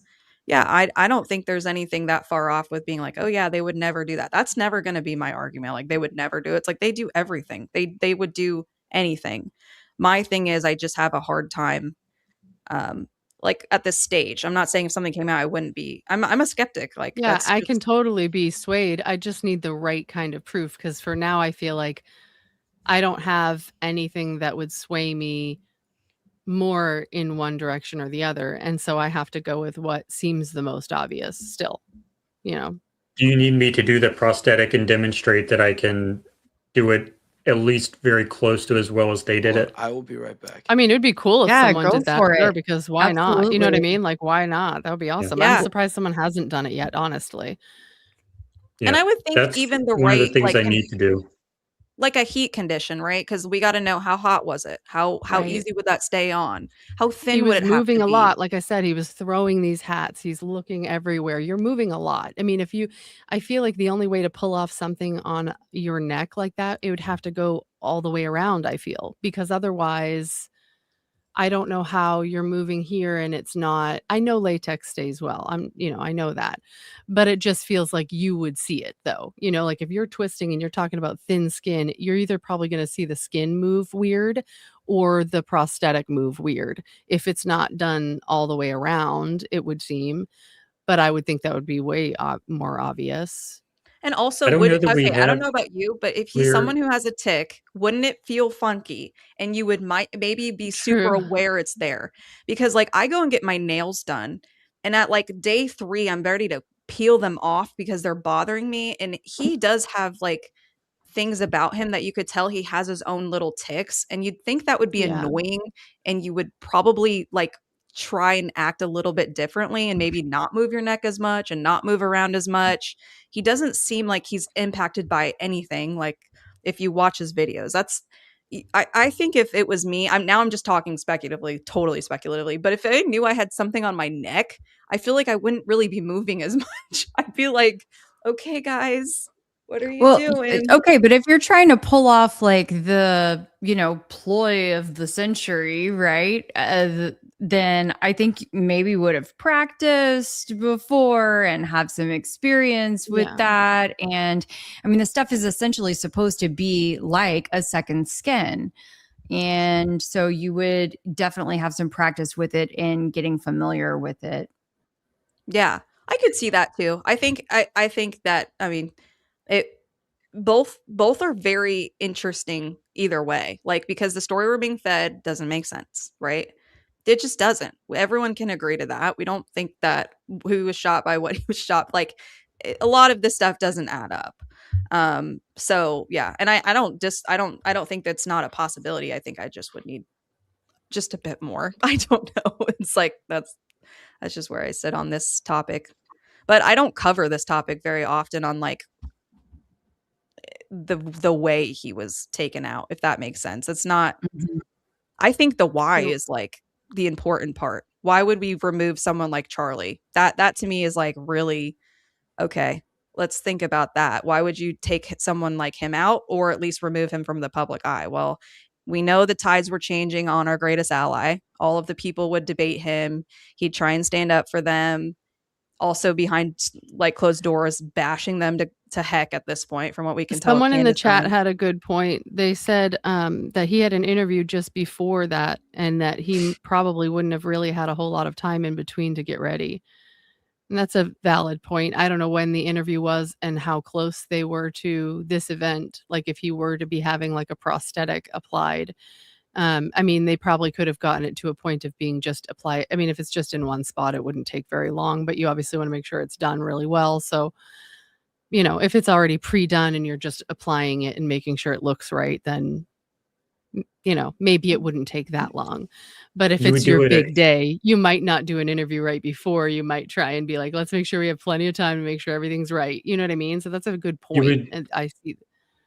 You would do it at his house at like 5 a.m. before anything starts, or at like 3 a.m. That's when you, in movies, before you set out for the day. Yeah. When actors with like full face prosthetics go in for a full day of filming, they always do it in the super, super early morning, and they wear it all day long. Did I say that right? They wear it all day long, and it's fine. Yes. Yeah. I mean, when I haven't I haven't worn, a prosthetic, I don't know, external prosthetics like that before, but I have done some pretty heavy, like Halloween kind of makeup that has like lasted for 3 days, for a couple of days. Like, and so when they apply it, they, especially if if it's done well, and obviously you have it done very, very well, it would definitely make it through the course of a few hours, even in the heat. Yeah. But and as Jordan can attest to, the challenge would be when it comes to the fake blood. Is it the blood, Jordan, that the fake blood that like kind of coagulates, or what have you found that needs to be like kept at the perfect temperature, and you have like a limited amount of time? The stuff that I'm using right now doesn't need to be kept at a particular temperature, but if we're not putting the FBI team in on it, we would need his real blood. We would need to draw real blood, and then that would have the time limit on it. So you would probably have, I'm not even going to say that, but that does seem to be temperature sensitive if it were real blood. So you would need a way to disconnect it and reconnect it, I guess. But they did say that he had gone to the restroom, right? I think like once he arrived at UVU, I remember hearing something about that. Who knows? Yeah. But what I want to go back to is we can talk about whether or not it looks like there is a prosthetic. We can talk about whether or not the context makes sense, whether or not we can find a suitable motive, whether or not all these things make sense contextually. But we have to think about, how do we get to the idea that it was a faked death? We got to that idea because this part of the shirt yanks up to the ear. And there is no weapon system that is going to cause that, at least that I can find. But when we learn about prosthetics, it actually kind of tells us why that would need to happen. It would be to cut the prosthetic. And no one, as far as I know, has come up with an explanation for why like, how do you reproduce this without Charlie knowing about it? I've reproduced this hundreds of times with the CO2 pendant gun, and I'm reproducing it basically perfectly. And it is impossible to do that without like a tube being taped to his chest, whether it's under a belly prosthetic that we kind of found out about maybe a few days ago, or whether it's a piece of heat shrink tubing that was yanked off when he was on the ground. Whatever the case may be, the direct physical evidence we see tells us that basically the exact same thing that I'm doing happened. And through my demonstrations, I can't do it without putting a tube on my body. It is impossible for that to happen to me without me knowing about it.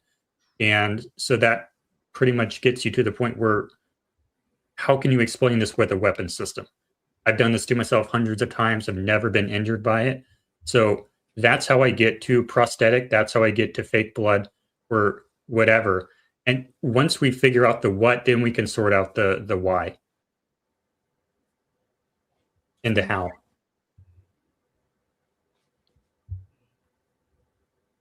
Do y'all have any questions, ladies? Have you seen some of his demos? Yeah, I have seen some. I did a video on one of them. Yeah. Oh, nice. Yeah. He's good. I like it. I like your stuff. Me too. I think it just goes to show that it still takes a lot for people to undo whatever they see.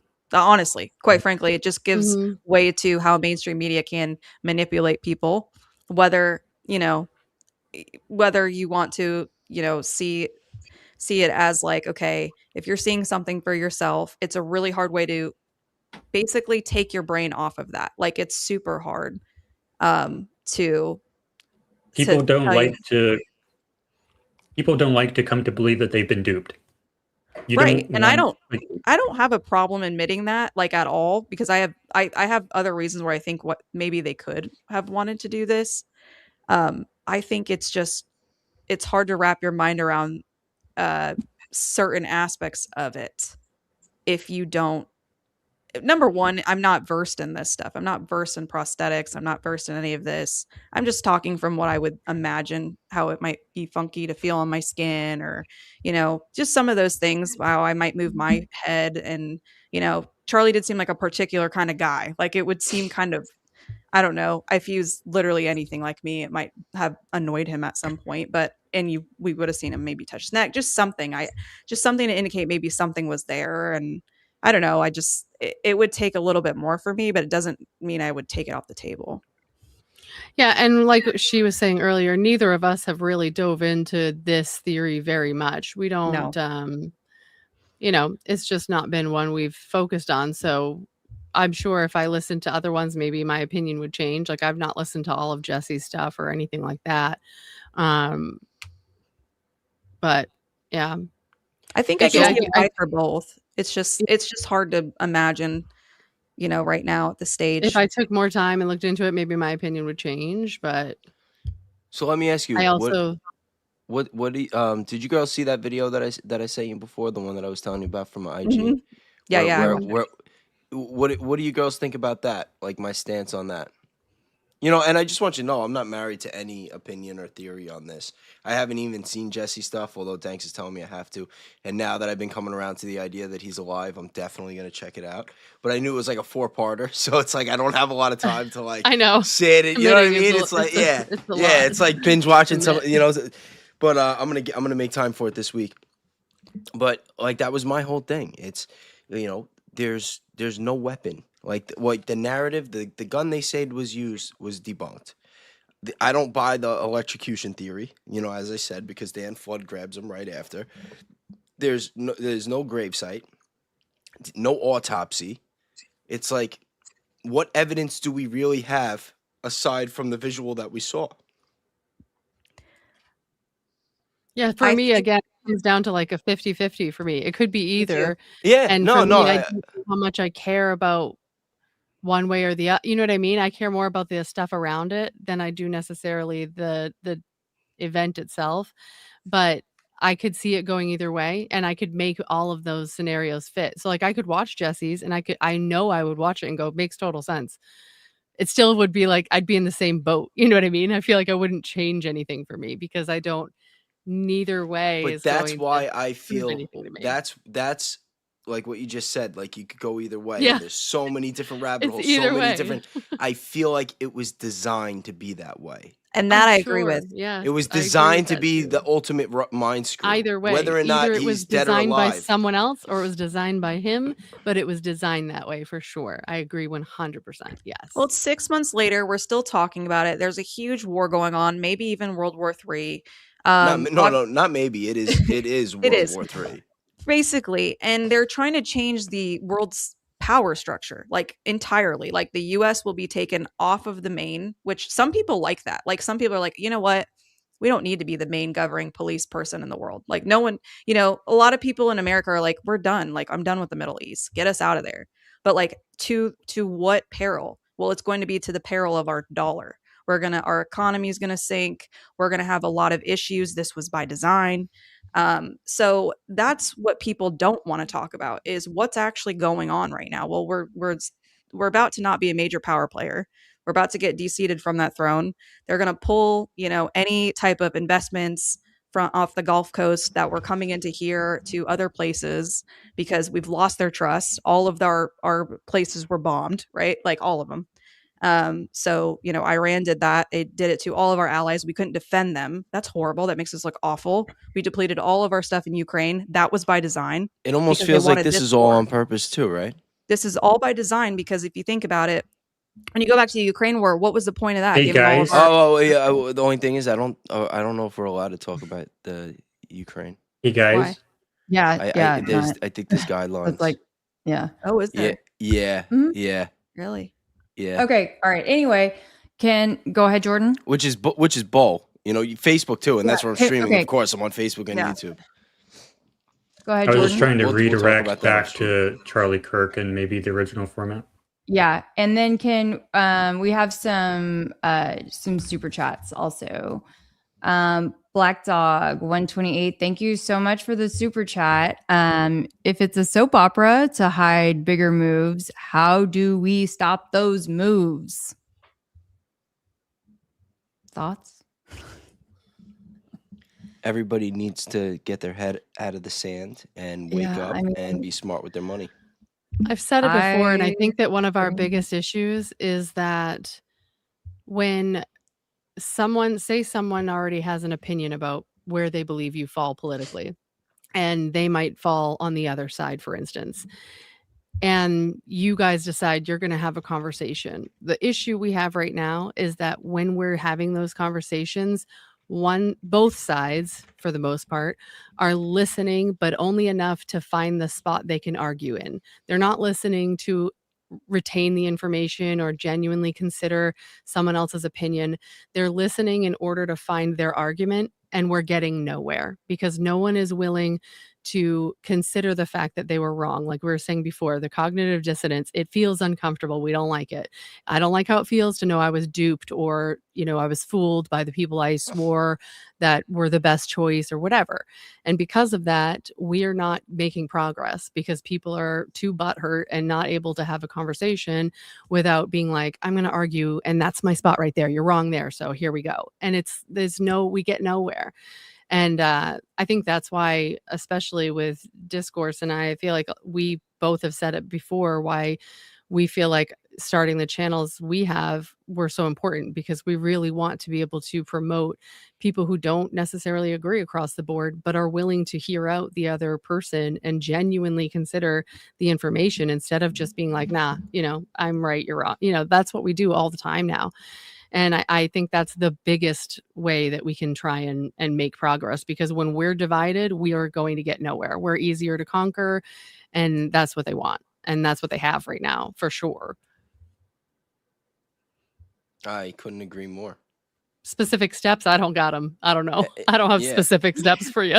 I mean, look, I think that's at least step one. For everyone to, research on your own, to keep your eyes open, your ears open, your mind open, and then also to not just stay in an echo chamber of online spaces, Follow everyone.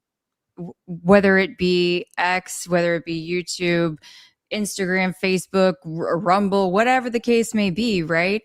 You need to actually be speaking to people in real life. Mm-hmm. And I think that's something that is super important when it comes to even the Charlie Kirk case, right? Because a lot of us get caught up in being so passionate about, this team, that team, and someone thinks they're the authority of this theory and that theory. Well, when was the last time you actually spoke to someone in real life about it and you actually shared your knowledge with someone outside of the online bubble? And you can actually make a big difference by talking to people in person. So that's what I really recommend too. And I think all the changes, they start on the local level. Like people like us, we're not going to have an impact on, on the presidential election. But you start getting involved in your community, and especially if you have a platform like this and people within your community know about it and you're giving good information, you make a name for yourself. Who knows? Maybe you could be an influence on a local election, and you just start building the foundation. But it's going to take a lot of people to care, and that's been a big part of the problem, is that most people don't care. And a lot of that comes from the indoctrination that comes with our public school system. People, they get conditioned from the time they're young. Yeah, absolutely. If you shop local too, it stimulates your local economy but over the global economy. And the global economy is what this is all playing out on, right? This is a global stage now.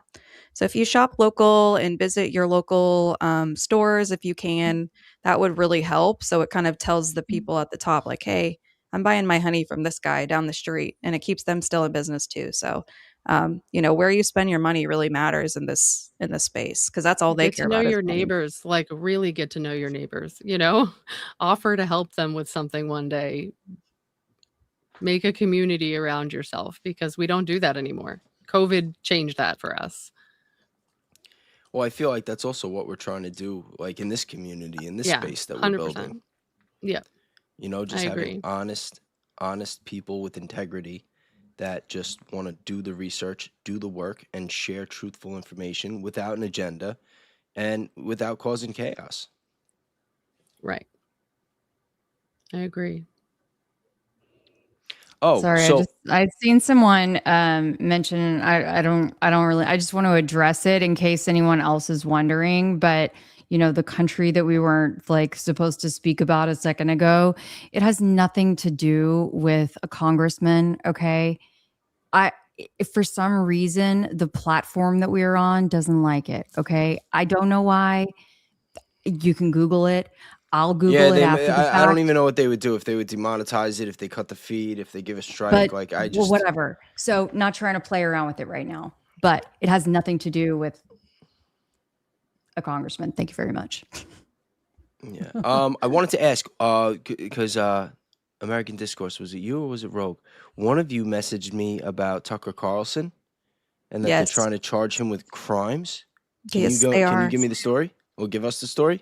Yeah, so Tucker Carlson just went on today, basically said that the CIA was reading his text messages when he was trying to secure, it sounded like an interview, and it had to do with Iran. And I think they're attempting to charge him just for having a conversation. Who's they though? Like they said the CIA Oh, was the looking the into him. CIA is Yeah. yo, that's Which is very crazy. interesting because we all know his dad worked for the CIA. Yeah. And then the other thing is it's confirming that they are reading our text messages. They're reading everyone's, which I think we kind of already knew, but especially his. And it's kind of it's embarrassing a little bit because we can probably assume why. And that's because he's speaking out against a foreign state that we shouldn't be beholden to, but we are. And he has said that pretty clearly. So I would encourage everyone to check out that video, but also if he was to actually get on trial for that, he said he thinks it's kind of a bogus case, but there were warnings and he kind of hinted at that people were like warning him about what he's been talking about.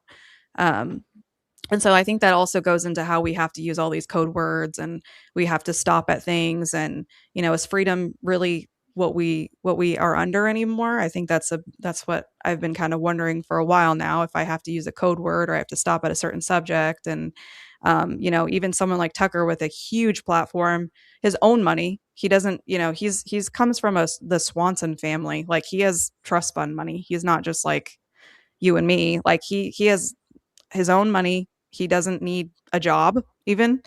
He doesn't even have to do this probably unless he's an op, which people have debated. But if someone like him is going down, I mean, I think we should all be a little bit concerned for our country, our constitution, and where that's headed. So, I know, which isn't is that why crazy? Because Tucker never advocates for violence. He's against violence. no, He's all about individual accountability, equality, and the Constitution, which is, that's what you want a person like him in his position to be about.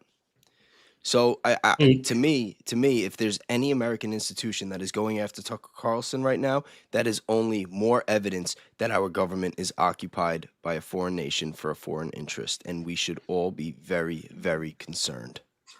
Hey guys, I'm not a political commentator, so I can't really participate in this conversation. Could we perhaps steer back to Charlie Kirk? No, I kind of want to keep it on Tucker for a second. I'm sorry.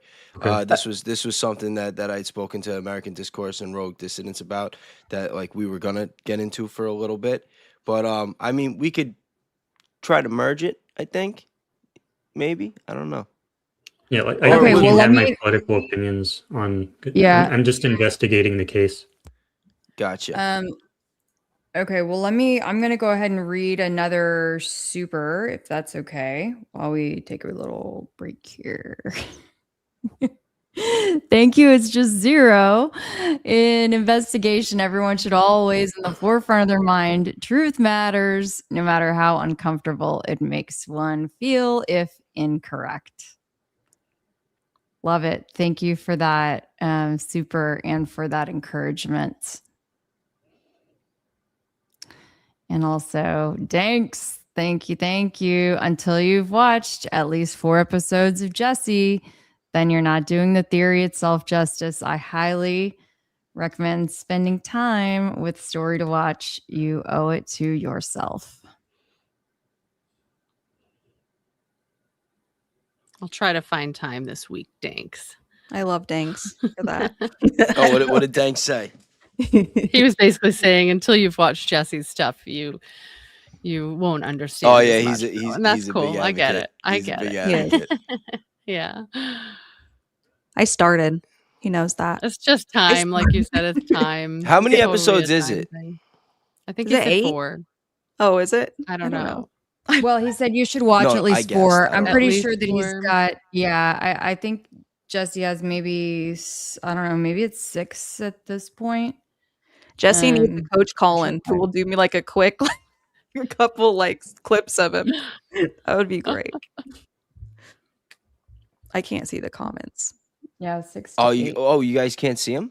Oh yeah, I can put them No. back up on the stage. It was just I didn't Oh, want actually, Oh, to because they're not it's looking. blocking. Yeah, anybody. but yeah, I mean, and that's another thing that annoys me with this Charlie Kirk case is because it's so easy to get wrapped up in it, you know. And like I said before, there are so many other things going on in the world that I think really need everybody's attention. It's like you stay on this too much, you go down too many rabbit holes, and you are gonna fall behind, and you are not gonna have any idea what's going on in the world, Mm-hmm. whether it's I said this in before America, too if about it's like overseas.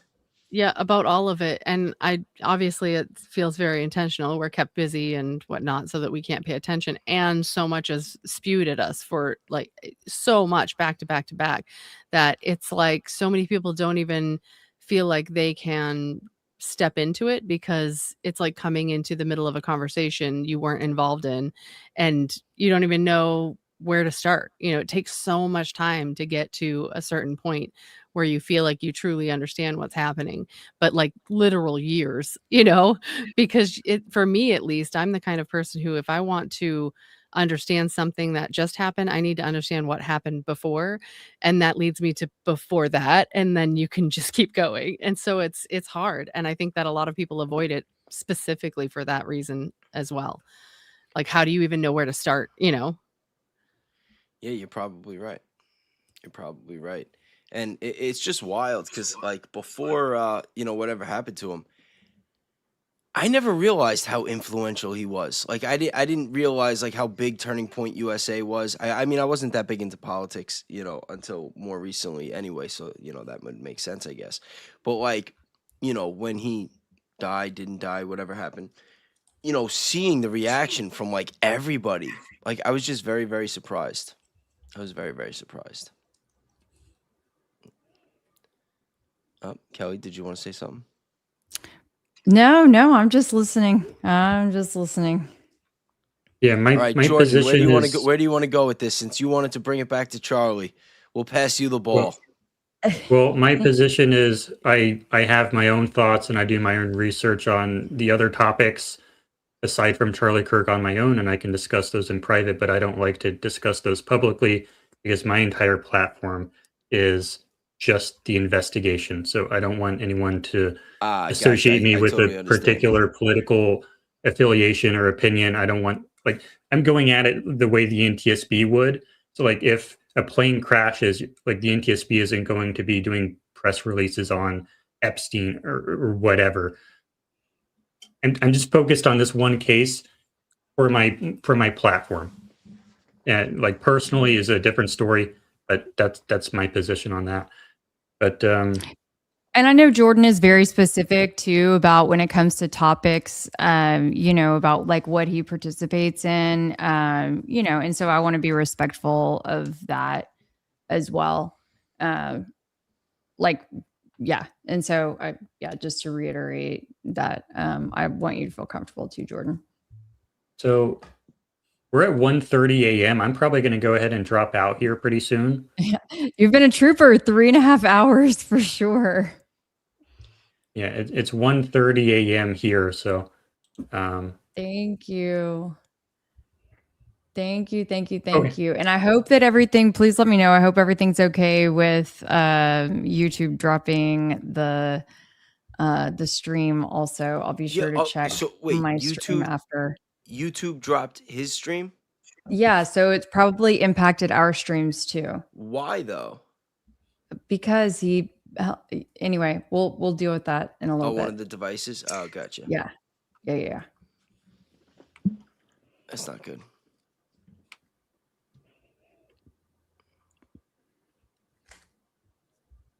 Yep. You got 5 people. I don't even see it on mine. Why don't you read Danks Super? Oh. Hold on. I have to scroll up to get it. Yeah, I didn't see what he said. A sec. You said, and I also think there's too much going on to just talk about the CK case. The world is slipping before our eyes while watching soap opera. Time for more. Agree. Yeah, that's kind of Thank what I you was so saying much before. for the super Danks. Thanks. Days of our lives. Yep. Days of our lives. On the next episode. We should create Yep. some sort of like screensaver for before the stream that's like duplicating Days of Our Lives like opening. It'd be so good. With the hourglass. Oh man.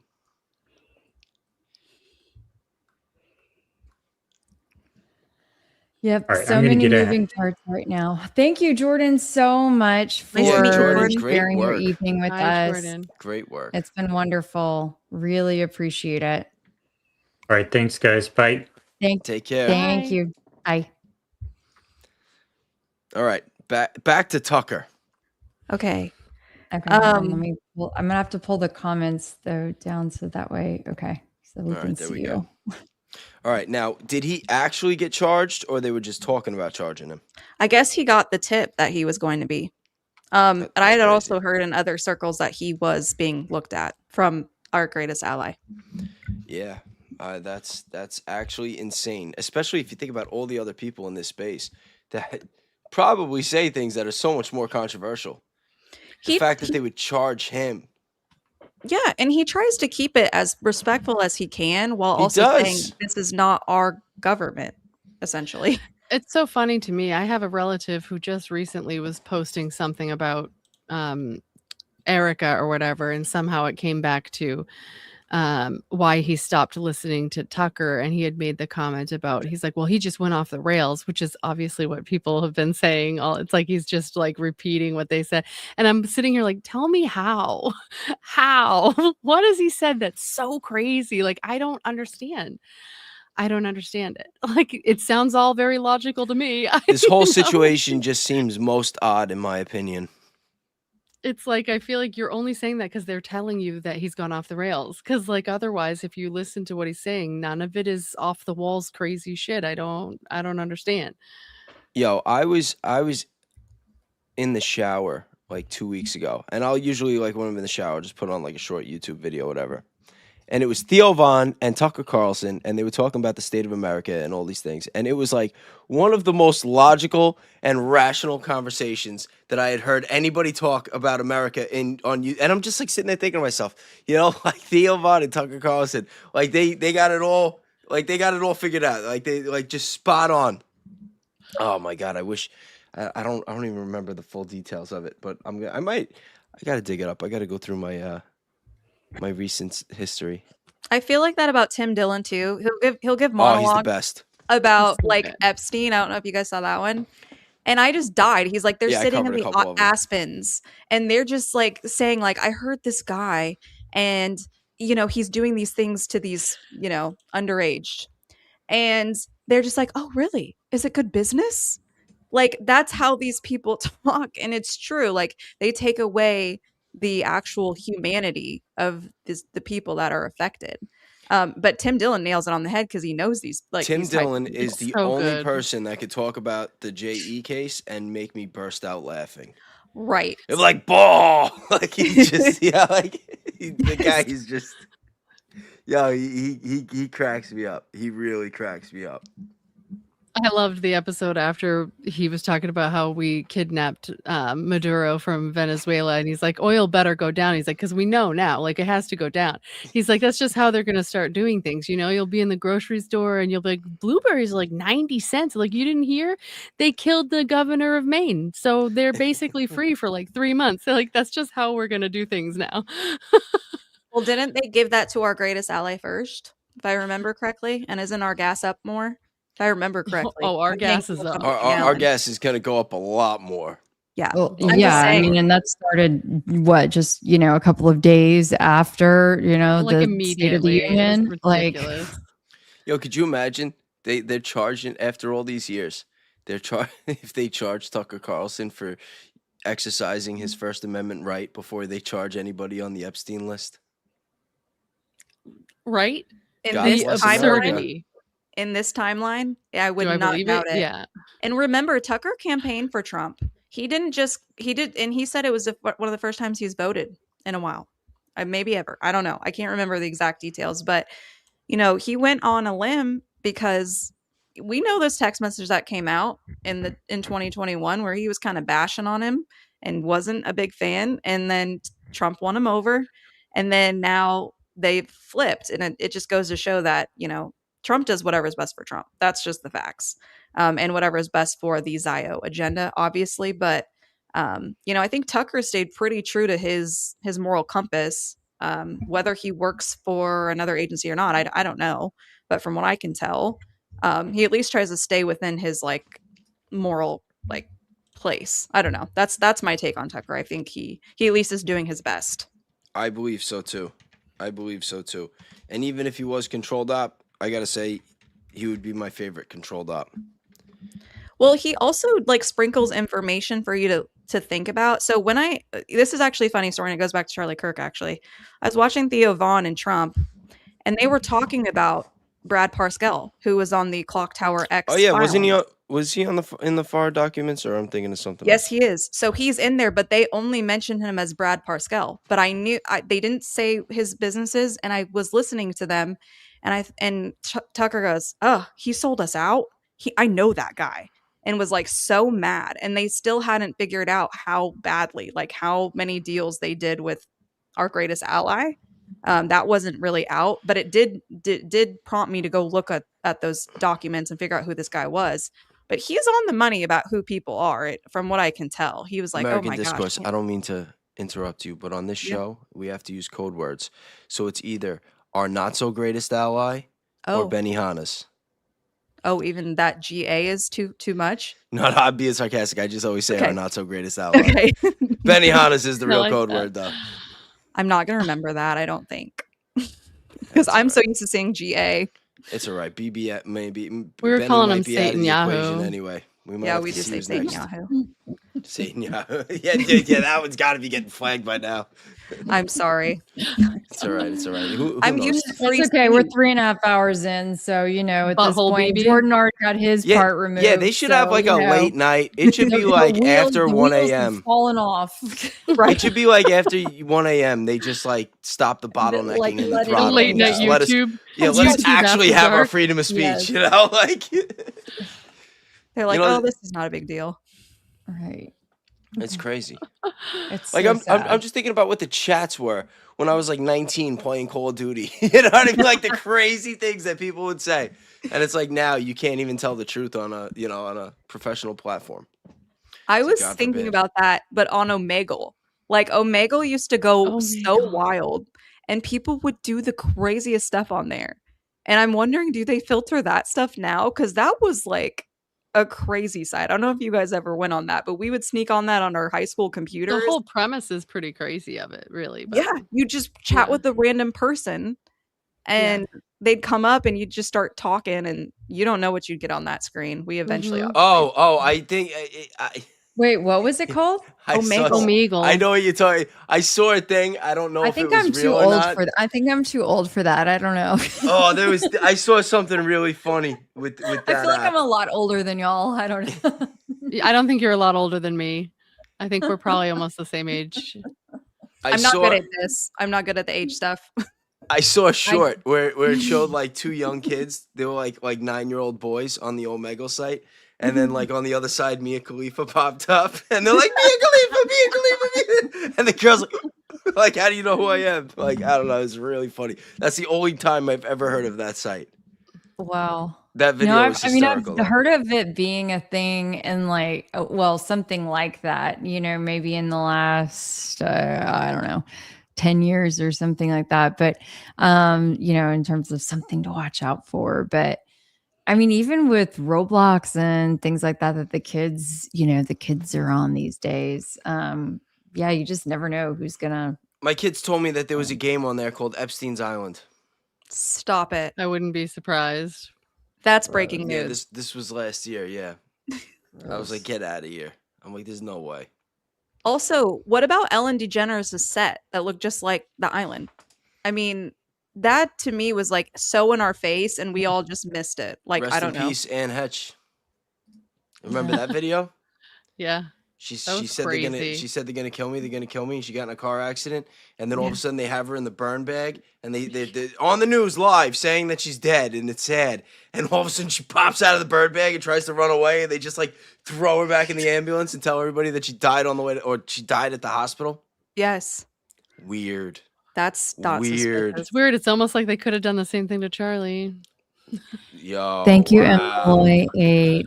Wow. But why go through all that trouble to fake it to not fake it? Or if it was a real and they just finished the That's the Listen, question. Isn't anything it? is possible. Anything is possible. I just had a birthday last week, so I really appreciate that. Since they said I don't look a day over 25, that's very kind. But I turned love you for 41 that. last week. Oh, I'm going to be 42. I'm older than you. I'll be 42 in man. August. Okay, well, for now we're the same age. For now we're the same age. Yes. Okay, so Oh, 26 so now. funny. That's what she said as your follow. We love you. We love a girl's girl. Yes. That's amazing. Yes, yes. Yeah, someone said, doesn't Tim Dillon's site have the same set? He did for a little while. If I remember correctly, he had it in his background. I don't know if he still does, So guys. weird. So weird. I don't know. You know who like now I'm really like with influencers. I'm really into the people that really just seem to care about the truth and just positive vibes and just being outside of the bubble. You know, that I keep talking about. This little like bubble of misinformation that everybody lives in. All lies, propaganda, indoctrination. It's like the people that like unplug and they're starting to see everything from the outside. And Jim Brewer, you know, he's I another love one. him. He is one of I the love best. him. He is one of the best. Love that guy. Me too. Love that guy. You know, it sucks because he does his show on Tuesday nights, and so does Valhalla.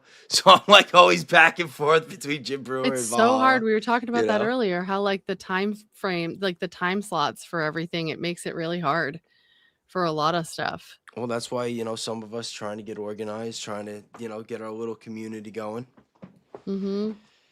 I love that we have so many comedians that are speaking out about stuff because they're like they just feel like people like us. You know what I mean? They're very relatable because that's part of everything they do. Obviously, relate to real life, and they obviously are critical thinkers because in order to create the content they do, they have to be. And I just love it. They're some of my favorites. Yeah, I got to start pretending. I saw in December Sammy Obed twice, and he was so good. I highly recommend. He's still on a tour right now. So he did a ton of, he's like very smart comedy and ton of Charlie Kirk stuff, but also, you know, the E-Files stuff. I mean, everything. love him. He's so good. He's so good. What's his name? I'm not sure I know who it is. Yeah, Sammy Obed. So yeah, he's very good. And so when he was in Houston, I saw him on back-to-back nights. And when he comes back to Houston, I think in May, I'm gonna go again. Rogue, we need to open up a show with one of See, his. I'm like, I've seen Tom Segura so many times because that's my jam. Yeah, Tom Segura is funny. I love Tom them Segura's so funny. much. Yeah. Yeah, that whole like that whole you know, OG Rogan group, they were really funny. Mhm. You Yeah. had Bert Kreischer on there. You ever hear the story of Bert. Bert Kreischer talk about when he's hanging out with Will Smith and he said he thought Will Smith was gay? It's this whole thing. Bert is such a mess. It's this whole thing. He said he was gonna hang out with Will Smith and one of his friends. Don't quote me. I don't remember. I think he said he told somebody that he was gonna hang out with Will Smith. It's like, well, what if he's gay? Like, what if you're gonna have to do something to get initiated? And he's going to watch a movie with Will Smith. He's like, oh, but I don't have to. It's so bad. I'm pretty sure I've listened to the Your Mom's House podcast since 2010. I think that might even be the year it started. I've been listening to them for so long. That story, there are 3 stories that I love. There's the one with Tom Segura when he met Mike Tyson on the airplane. That one was great. And then this one's bad, but when Ari Shaffir spiked Bert Kreischer and gave him Molly. Did you see that one? No. Oh my God. I love when Tom Segura talks about going to the doctors in his stand-up. Oh, wait, what? And when he talks about going to his doctor, he calls him Dr. Dick. And his doctor's like, are you here because of your weight gain? And he's like, what the fuck? He's like, I didn't even say it. He's like, he goes, is it your hair loss? And he's like, what? And he's like, I don't know. He goes, wait, are you married? And he's like, yeah. And he goes, to a woman? And he goes, yeah. And he goes, ow. And he goes, why? He goes, I thought you were gay. He goes, why? I don't know. The doctor, I don't know. It's so absurd. I feel like if I was a guy and someone said that to me, I'd be like, I need at least 3 reasons. Can you give me something I can take notes and bring home? He turns the chart and goes, and on my medical chart that you share with other doctors' offices, it says gay ? He's like, it's so funny. God. He said he sent it in their podcast. He was talking about. He said he sent the clip to his doctor, and his doctor, I guess, because his doctor talked in the skit. Tom says how his nurses are like, wow, and his muscle enzymes are off the charts. And when he sent it to the doctor after, the doctor's like, it was really funny. He's like, but the nurses never would have known what that meant. He always shits on the nurses, I guess. He's just a genuine dick. But he's like, I love him though. I'm never changing him. I think it's hilarious. He's so funny. That is funny. Someone was asking in the chat about Candace, but they said you guys were talking about it the other night. You got any idea here? I had a tall glass of whiskey last night during the show. What? I'm just saying. Listen, I've been having a lot of weird stuff going on lately behind the scenes, and I just needed to vent a little bit. But it was not even anything against Candace, but whatever. I'm not even gonna. It's becoming a theme that I don't want. He's putting it to bed, chat. Yeah, it's becoming a theme, but I saw it several times and I was like, what's going on? I don't even remember what I said. Oh, I made a couple of jokes. I said something along the lines of, I got evidence that, Charlie might be alive. Sorry to spoil the season premiere of season 2. And that, they might be trying to get off maybe they're trying to find the off ramp. No, you know what it is? I got pissed that it took 6 months for that video to come out. Same thing with Blake. Anybody who's sitting there saying that they still have some kind of evidence that they're not displaying to the public. It's like, listen, 6 months. 6 months. If anybody gives a shit, get in a room, put it all on the table. Let's see what you got, and let's figure this thing out. Otherwise, at this point, it just feels like the carrot's on the stick, and I'm done. I can't. I think what I wouldn't understand is why, though. We watched it. To me, is there anything in that would make you feel like you should have held that back? It's weird. It just is weird. Listen, at a time, it kind of made sense. It's like, oh, they're fishing. It's like they're trying to bait people. They're questioning people, and they're gonna get details, and they don't want to show the picture because then they want to catch people lying. It's like, okay, the first time you said it made sense, but it's the middle of March. Yeah, it's the middle of March. That was my point tonight. And now we're doing specials about Romanian angels. It's like, get the, I'm done. I feel like you've been trying to figure out the how for so long that I'm just like, he may or may not be. I don't have a strong one way or another. I like I said, I'm going to just need more evidence maybe for the he is, right? Whatever. But why is this still going on like this when there's other stuff? Danks, get your boy.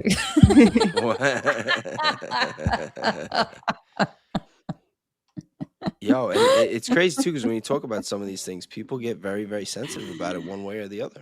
They do. They get one way or the Well, and other. like you said, regardless of regardless of whether or not he's alive or not, why did the whole thing happen? That's what matters, What's the top tier, what happened, and like why did it take place? That's what matters. I mean, I said for a while that all these rabbit holes, this whole weird investigation, I thought that it was a distraction from the files. And now that it seems to have been a topic that's been used to be a distraction from the files and from the war, it's like, I don't know. This chat is wild. I don't know if you guys have saw any of these comments. Yeah. Oh yeah, I they're mean, hating on me hard tonight, huh? Well, not just that. They're saying some spicy things in this I chat. see one. They're very spicy. Our chats don't get spicy on our side of the house. Kelly, are your chats normally spicy? Yeah, I mean, we have some spiciness, Kelly gets the but spicy chats for sure. Yeah. I mean, I do get the spicy chats, but also they like to stay kind of focused, They like to know what we're going into, and they like to kind of be prepared, I guess. So sometimes we kind of it is Saturday night ultra max. So they have to know that anything goes. I mean, last night for Friday night, we did go to 4 a.m. or something. I don't know. How late were we up? Baze? It was insane. It might have been later than that. Yeah, it was insane. So, Kelly, what's your biggest question still about the CK stuff? What's your biggest thing that's on your mind here? I'm just tired. Honestly, I'm tired because I felt like I've been doing the same damn thing for the last 5.5 months. That I'm just going to shoot you real straight. I mean, I actually looked back at a 16-minute piece that I did that I have on my YouTube page that I posted on my YouTube page maybe in November, but I had first put it on Instagram in October because that was my primary platform at the time. And I'm like, you know what? This thing still hits just as hard today as it did back then. And it's good and it's sad. Yeah, because I feel like there's a never-ending questions, right? You uncover one thing and then there's more. It's but wait, there's more. Well, and also it's okay, well, I was seeing things this way back then, and it's sad that as a whole, we haven't advanced, the case that much since, and so anyway, but I mean, I just feel like I was identifying some of those, some of those patterns, some of those bigger questions earlier on because I wasn't buying the narrative, and I was thinking fake death very early on, but always leaving options open to other possibilities. And I always say that I keep a very open mind. However, context is super, super important to me when you think about before, during, and after the event. So Good I don't know if answer. that was a long answer to your question, but is the truthful one. I think it's fair. I think it's great. My dad thinks it was fake. My dad's Mine too. old school. He's this whole thing. He's this was, but then I talked to him. He goes, well, now I'm 50-50 on it. I'm like, me too. That's why I'm 50-50 on it. But you guys have to realize, because when people think about the idea that this was staged, they think why would they do it? They only did it because of recent events. You have to realize, the plans with when we talk about September 2001, that was over a decade in the making. We don't know how long in advance they planned some of this stuff out. So a lot of the drama and tension that led up and a lot of the, Charlie going astray, if he was an actor, not saying that's what I think, but if he was, could have been part of the act. And it goes into my theory about us living in this bubble of misinformation and indoctrination and propaganda where they just, as long as they keep us on the mouse wheel and they keep us debt slaves and they keep us working and they manufacture our crises and our drama and our problems, then we can never solve the real ones because we never know where to look. Just like we're all confused with Charlie Kirk, we're confused about a lot of things right now. And that is by design. 100%. You know, and again, like when it comes to Charlie, you know, besides the anomalies on the scene, it is just so hard for me to believe that he would have allowed himself or been foolish enough to be in this like Truman Show behavior. And then when you think about like all these questions now, like there are people that don't even really think that Erica Kirk's, you know, that Lori Franz Vey is her real mom. Like there are people out there like that actually believe that Erica Kirk might be some kind of like MK Ultra baby, you know, like Nepo baby, as they say. And if that's the case, right? If that's the case, and she was married to Charlie, like, what do we know about, like, what do we really know about Charlie's upbringing? What do we know about his parents? What do we know about his grandparents? I heard that his father was some sort of architect that worked on Trump Tower, but I don't really know anything else about them. Like, and that's I did like your point. We don't know like your Charlie point. Kirk. We don't know Candace Owens. Yeah. We don't know any of these people on like an actual, like the way you would know your neighbors or anybody. Yeah, And even then, I say think that. no, even then I had said to people earlier too, you know, if you live with people, I know I've said this to you, Discourse, a lot, but if you live with someone and if you take your conversation you've had with people you share a house with and condense it down into minute format, how much time do you think you spend a day actually conversing with them? Maybe an hour, maybe 2. And that's out of 24 hours. We all have, for the most part, an inner monologue. We're having thoughts and feelings and all kinds of things going through our heads and minds all day.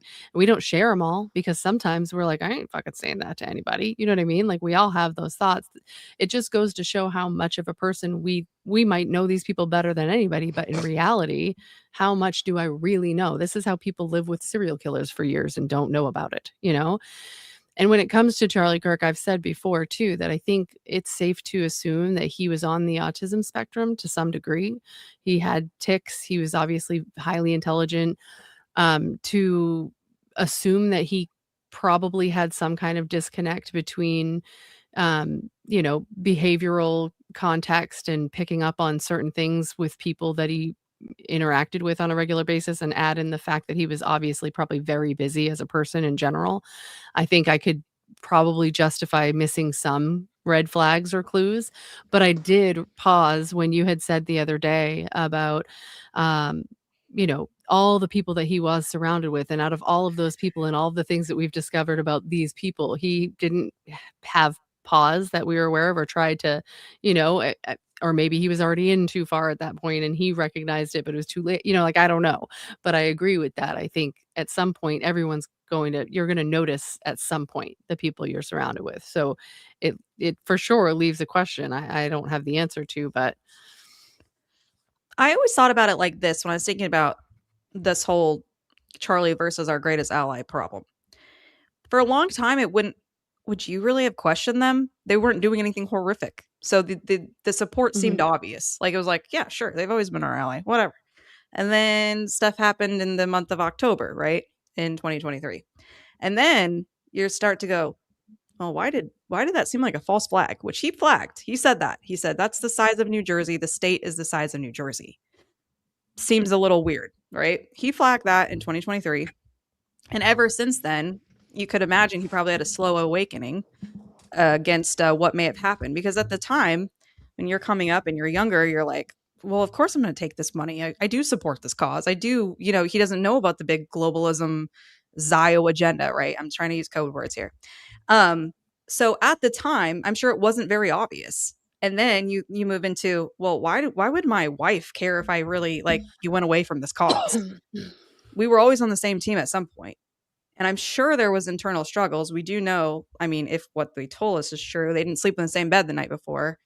Eventually you're going to start questioning, like, why would my wife care that much? And like, his wedding ring wasn't on.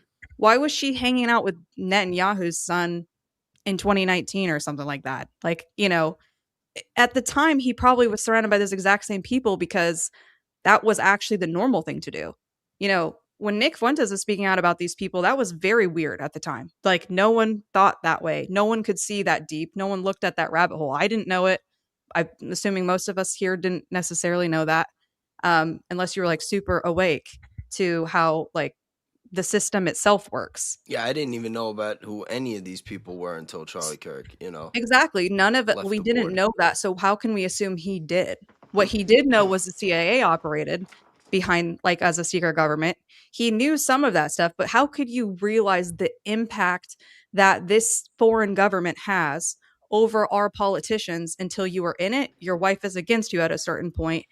Everyone's pushing for you to still be on this Zio thing. And you're thinking, well, no, like, we know he said that stuff in text, whether that's fabricated or not. I'm just taking this for what it is. I think it would be very interesting and eye-opening when the popular thing to do was to support these people. And then when you start to change your mind, now you're the bad guy to these people. And now they're kind of your enemies, when before, I would imagine you'd be like, oh my gosh, I thought these people were all my friends. Why would they care if I turned away from this? But it's like the mafia. If you take the money, you can't leave the money. And that is my case on why CK may have been completely unaware, because he was wakening up just like the rest of us had to. And at the time, money was flowing, which is hard to say no to. Like, let's all be honest.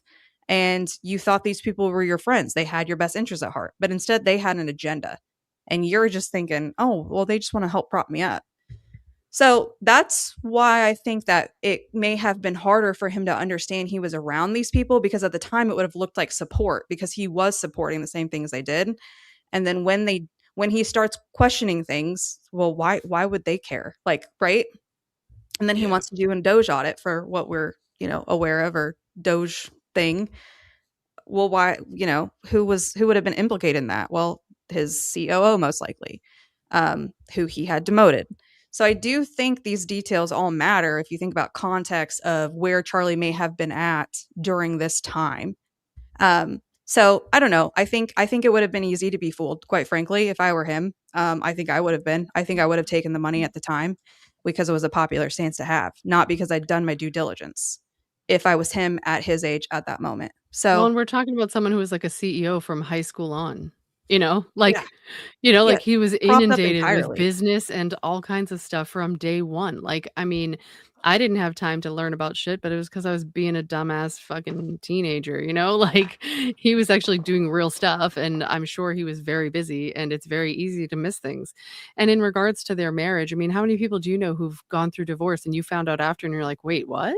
You had no idea? Because that's just life. We don't share all of that stuff all the time, especially when you're people who are in the spotlight already. So yeah, I could see him being fooled, because I think if I put myself in his shoes, if it was popular at the time, then you would have seemed normal. Why wouldn't I take and it happened after the fact. He was who they needed for the longest time until the end when he wasn't. He fit the bill up until he didn't, and then shit hit the fan. Thank you, Danks. Appreciate that. There we go. She was American Discourse before officially tonight. based. Best take on all this. Spoken like a true Dankster. I know. I told Danks I was gonna scout for more based, grounded, just good, honest people that know their stuff and do the research and do the work and want to get it out. And I'm glad that I hope this really does turn into a community, and that we just thanks for having me, by the way. Yeah, keep growing. Yeah. Well, thanks for coming. I hope we make this. It's getting nice to know you too, Kelly. I know we haven't really spoke off the streams, but of course, you have Discord. Can I add you after? I have a thought for you later. Yeah, definitely. Okay. I'm new to the whole Discord thing, so I was too. Me too. I've had mine for a month, and I already have a server. I'm like, what's going on? Oh my gosh. Yes, I was like, I didn't even know I could start a server. So I feel old sometimes with helping with that. One more thing to add, but for sure I'm interested. So yeah, looking forward to it. And I think this is super interesting as well.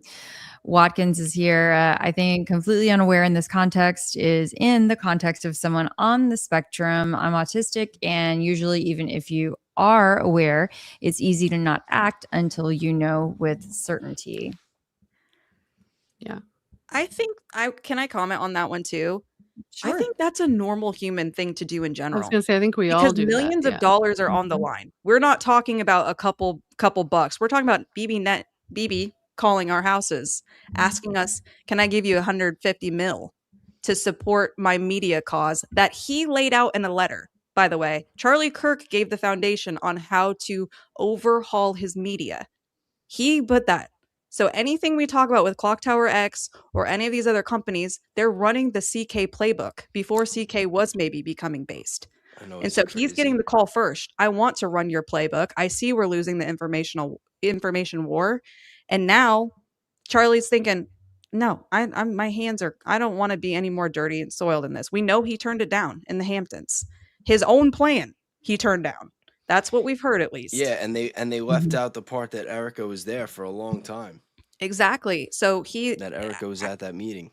I think it's plausible that he had a change of heart because remember that was his playbook, that was his letter, and that was his information war. That was coming out of his mouth. Like that wasn't just like that was his idea. This wasn't Bibi Netanyahu's idea to wage war on Americans. This was Charlie Kirk saying, "You're losing, and I don't want to keep being the front person for it. So you better step up your own game." And they did. Mhm. We're seeing it now. Well, and even when we talk about things that with less high stakes than that, I mean, in real life, we all walk around and question whether it was you or was it me or was it them? You know, like, am I reading this wrong? Like, think about your job. You're working with someone and you misread like their behavior and you're questioning if it was something you did. You know, you're picking apart all these things because you can't read someone's mind. So, autistic or not, we all do it. I think there's just Mhm. probably a bit of a more disconnect with seeing the signs with some people than others, but we all will even when we see them, we all will pick them apart and question whether it was a reaction to something you did yourself, or it's very easy to do that. We do it out of self-preservation and it's a natural human instinct. So um to imagine that we would not be fooled is just ridiculous. It's silly. Yeah, he Yep. did. I see this in the chat. Charlie had a disproportionate number of Zios donating working at TPUSA. I agree. Huge part of his business. And I think that is probably the reason why it would have been so hard to back out because he was already invested. Think of how long. And you're thinking about His these people are employees like he's a paying, mafia. they're living off of him, you know, Yes. all of this is stuff that he's responsible for. If you make the wrong choice, you're affecting how many people? I mean, it's a trickle effect, and anybody with half a brain knows that. That Fort Wahuka was very funny. I just Wahuka. wanted to do Yeah. that, Kelly. I know there were so many. I was like trying to click off of it, and then there was like so many chats all of a sudden coming in. It was boom, boom, boom, boom, boom. Oh my goodness.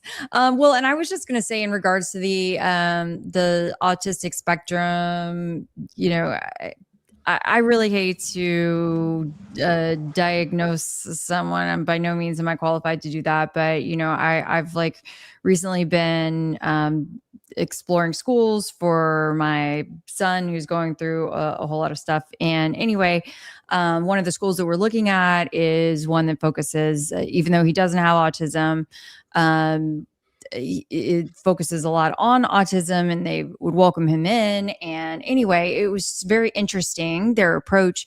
And when I asked them like, well, what's the difference between an autistic child and a different, you know, a non-autistic child, right? Because I mean, I think that's an honest question to ask. And it was so interesting for me to hear, you know, some of these answers. And so I don't know. I just think it's just a reminder for all of us to just be more self-aware of those around us, you know, more respectful, more understanding, and not be so, you know, to be more sensitive and also not sensitive at the same time. Like sensitive to others and not so don't take offense. I guess Without a maybe that's what doubt. I mean.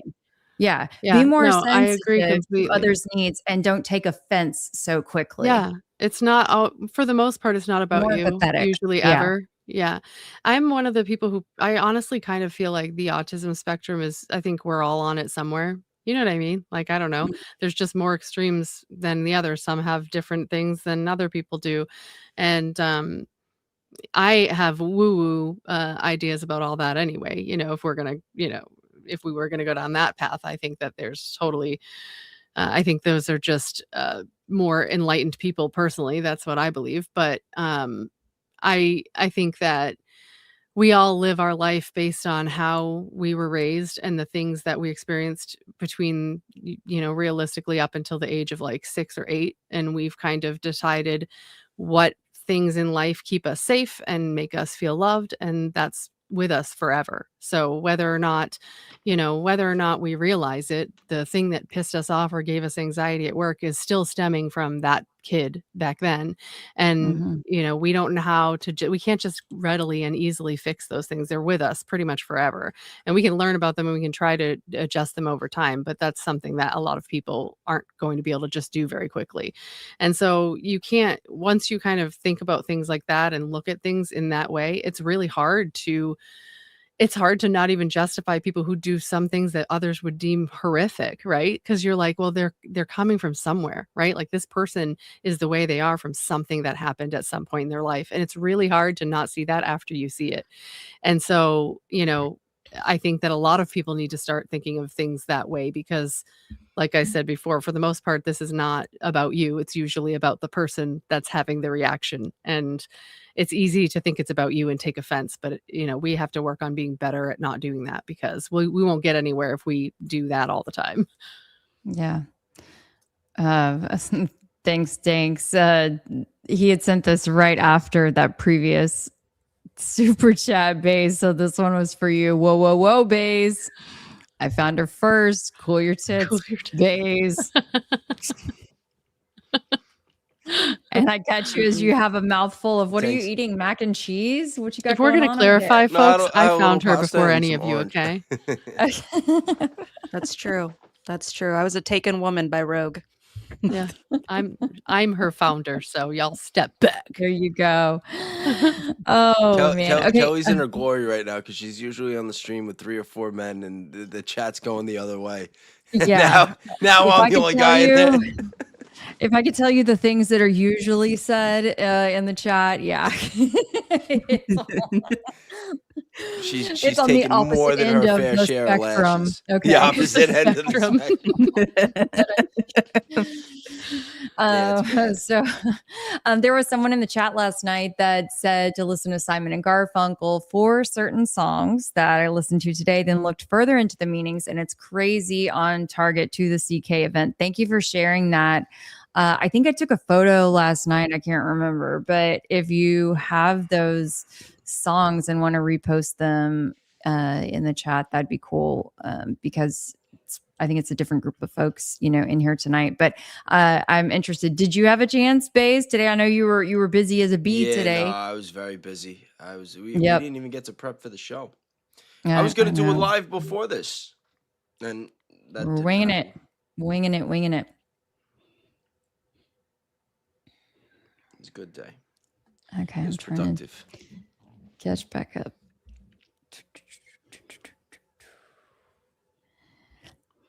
Yes, I do remember the CK note that Erica read on the Glenn Beck pod. The note revealed that his internal monologue, and he was like weighing out the pros and cons. And I think the kids were at the top of the list on one side. And yeah, I thought that was very, very weird. And I remember there was like a photo from behind, and it could just be that it was staged. I mean, well, let's be honest. Most everything I think in Erica's life, in my opinion, is staged. But it had like a pen or a Sharpie or something like sitting right next to the big pad of paper. And it was as though it had not been touched, since Charlie had last sat at the desk. But the pictures were moved around in the room, so right. I always think about that too, as like, was she just avoiding the space? Like, she's like, I'm not going. Like, how did you not know what this said? I think if someone that I knew passed, I would be like going through their stuff, like trying to reminisce. What did they write down? That would be a sign of love to me. If I feel like, oh my, I need to look for anything he said.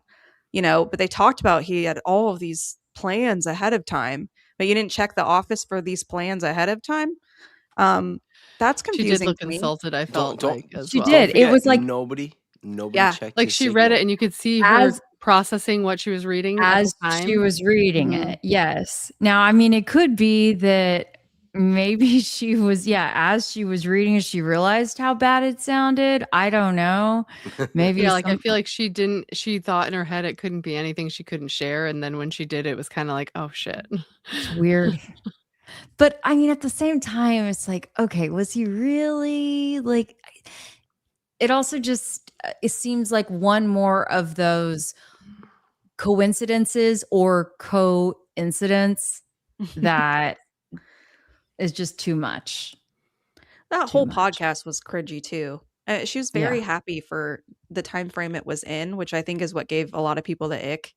And I don't know if you guys had heard, but like I had heard her kids were with Glenn Beck too, and I'm like, who just drops their kids off with some people like that? Like, I don't understand that with Glenn Beck. Well, and I don't know Yeah. if you're a parent, after something like that happens to your spouse, would you be like, you guys can just watch my kid? Like, I'd be like hovering over those freaking kids like nobody's business. Like they, you know what I mean? Like protective shield, you know, like, I don't know. I can't even fathom. Yes. Okay. So Not again, like even taking them out of my sight. from personal experience, I haven't, lost a spouse to murder, but to unaliving or whatever. But I, got divorced when my boys were basically the same age as their two children, if you believe those kids are actually, theirs and living with them full time, which is debatable too. Anyway, so my youngest wasn't even 1 yet. And then my oldest was 3. So, when my boys were with me, I can't imagine not spending all of my time with them.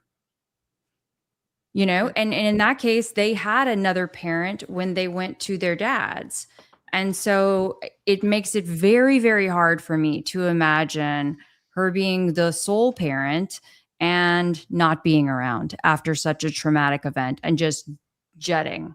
That's what I feel like, especially after the trauma of the event. Like, I feel like all I would want to do is Is curl up with just those kids. love on Yeah, those so it's kids. like literally all I Yep. would want to do. How about Like, I this? wouldn't want to do anything else How about for this? months, I feel. With the kids, as far as the kids go, 6 months. 6 months, those kids don't have a father.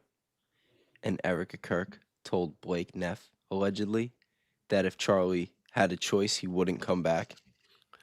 So insane. Think made about me it from so that. mad. Think about it from that aspect, from that point of view. Well, remember she said that in her Jesse Waters interview. She was literally he was repeating what she said in her Jesse Waters interview when she said, "Well, if he could see what all good unleashed, then You see that 250 million, you know? exactly, yeah." I felt like he was like Broke and I actually watched that video on stream, and we both thought he almost looked like he was pained to say it. Like Andrew I feel Colbert like you even could was see, like, he goes before he reads what he was saying, and I'm like, it feels like they're like, it's your time to say that stupid shit, suck it up and do it, and he's like, damn it, it just felt a lot like that to me. Like he was like, I gotta say this shit that I know is gonna be so dumb sounding, because it just, I can't.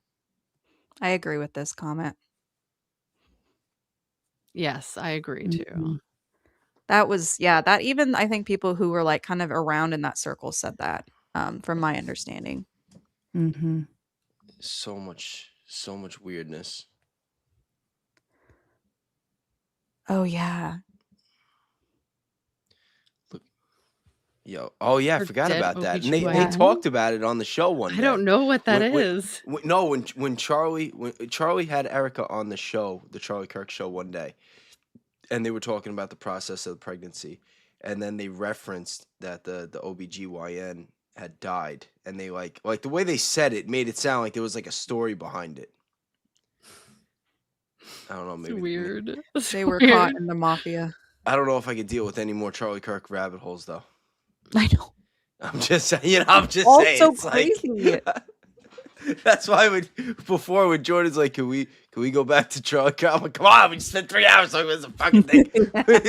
Finally talk about something else. You want to, I respect Shout out why. to Jordan though. His work is great. I mean, I could don't see wanna- how like overall it's leading to it's showing or proving to be a much bigger puzzle piece in like the grand scheme of like everything and how it functions, and I appreciate that. But I feel like we're going to need something else pretty substantial, for us to Yeah. really have much else at this point. Like Yep. you're saying on new theories, Rogue, or what do you mean by that? Yeah, or like new anything new. We're just rehashing the same things and reanalyzing the same things at this point. And I don't know. I just feel like as much as we recognize it could be connected to much larger things, until we have that proof or something else, like I don't know where else we go with it, And I agree. I think there's a lot more things we should be talking about. Sorry, Zero. No, I don't. I can't go that long. The injustice. Yes. Oh my goodness. Okay. Let's see. And all right. Oh my gosh, there's so many comments coming in. They're coming in quick. They're all interested in this one. I know. Look, you guys, I'm telling you, it is the topic. I don't want to call it the gift, but it is the topic that keeps on giving. Okay. There's a lot of things to discuss. That's crazy. Okay, I like that. Did you see what Jennifer said, Kelly? I think that's a let's- good talking point. Hey guys, I hit 500 subscribers. Yay! Congratulations. Congratulations. I think I was That's at a like big what deal. 314 We're like gonna a get day you ago or monetized in something. no time, don't Amazing. worry. Yeah. I know. Now I just need the hours to get to the first tier. So I think this was a really good point. Remember, they did sell their mansion. Like, why did they sell? What was the thought process behind Because that? they were I don't know prepping if they've for all ever this. said, They were right? prepping for all of I this know. to Did they ever happen. give an excuse? Like, did they ever state at any point, like anybody since we knew that they were like actively looking for a home? Like, yeah, because I know people have casually mentioned that they sold their house, but like I've heard nothing beyond that. Like where's the prodding and probing into that? Because I don't know. Yeah. No.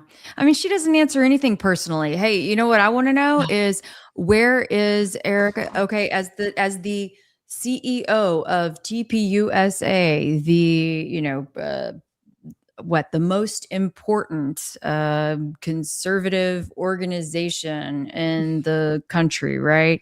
Where is she on commenting about the files? Where is she on commenting about World War III? Where is she commenting about all of these important issues that we are discussing right now? Because Charlie would have been. Yeah. She's on Club America, Kelly. Yeah, she's like, oh, We've I talked know. about it. She's She's like invading a- all of our she's- states and trying to get into every single high school and raise more money. That's what she's doing. She's We've making talked about it on our crowded. channel that Charlie would have she's been kind doing. of like a new age Kamala, where she's like, I fell out of the coconut tree or whatever. Like she's always like Yeah. going, and it's like never really answering a question. It's that MK Ultra stuff. Is that programming? Time to change the topic. Yo, when she went on stage, it was a couple weeks ago. I covered it. Danks covered it too. Actually, I covered Danks' video on it, where she was at the high school, and she was like, it was what was it? History of rock. What was it? Right? Is that what it was supposed to be? She was supposed to be giving some like history speech, and then she just looked like she was having like a nervous breakdown on the stage in front of the kids, just like dumping her trauma onto them.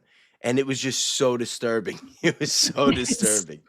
Well, think of yourself as a kid. Do you remember like when you're a kid, you I Thanks, can't keep paying super chats. I'm gonna go broke over here. Okay.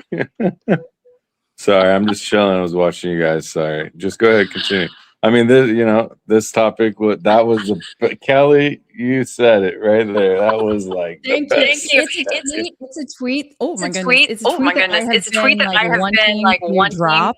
So I will be dropping that, I guess, first thing in the morning. But I've just been like, What's with that? audio? waiting to do it. Hold on. Thanks. You gotta fix that. That's a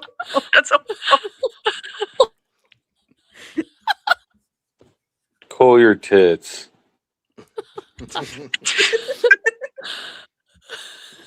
All right. Okay, Danks, one of y'all has like a I know what it is. Hold on. open.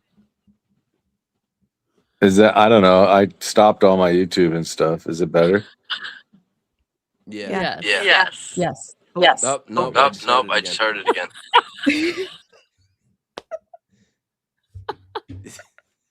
I don't know. Wait, so I'm going to say I something think now. we're good now. We're It's good when now. you're not. It's when you're unmuted. Oh You yeah, just it's can't- when you're muted. It's when you're muted. Is it back again? So I know. Yes, it's you. It's not us. Oh. It's you. It's you. It's you. It's not us. We don't know, no, but we know.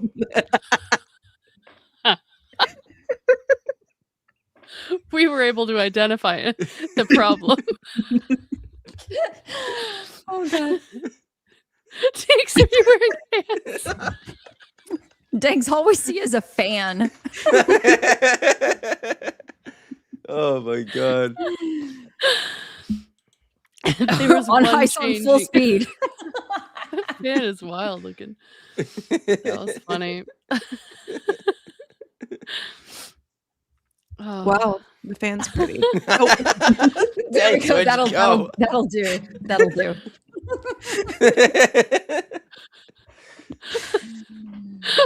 Oh man. Oh, Yeah, my it's still better goodness. than listening to whatever Blake was going to try to send us. Oh my gosh. Oh. The fan This is a is paid good. actor. When shit hits the fan. Oh my gosh. Friend of the show, the fan. Where'd he go? Friend He's of the coming show back? is great. Is he coming back? Is this so big. So Meagle, I'm scared. Oh my god. Good boy. Yo, you never know what's The going to make chat's the getting live. so lit. Mm-hmm. That's so Oh, funny. man. I don't even know what we were saying. That just was too much. Oh, I hear my kid. I'm gonna have to leave. It's that time. That's Yeah, all right. I gotta go. We'll miss soon. you, Rogue. I gotta scoot out. All right, guys. It was fun. Everybody, nice to see you all Yeah, we're all Bye, going to girl. connect. We're going to connect this week. soon. Yeah. All right. Bye, guys. Bye, Thank girl. you. Have a All good night. right. Bye. Well, we have someone from Serbia. Yeah. I love the international community. It's so amazing just to think the amount of reach that we've had through this investigation and just the amount of people who are interested in being involved in the case and who like really pour their hearts into being involved. It's pretty cool. Well, such a shocking event. Like, if you think about it, like that was trauma for all of us. We all trauma bonded Mhm. over this horrible thing, no matter which way you look at it. And we all just want to figure out what the heck happened and why would they do that to us? That like, if you did plan that, you knew that everyone would see that and make us all, distraught. Mhm. Yeah, So- I mean, and it was the same thing when the files came out too. Everybody that was reading everything and who's Danks, is that you? Are you watching TV? I'm muting it so I can see it look better. So I'm not looking at my damn phone. I can just look at the TV. There we go. Sorry. Okay. Sorry to disrupt. No, That's no, no. That made Everybody the got a good show. life. We all enjoyed it. That's A good okay. life. Good laugh.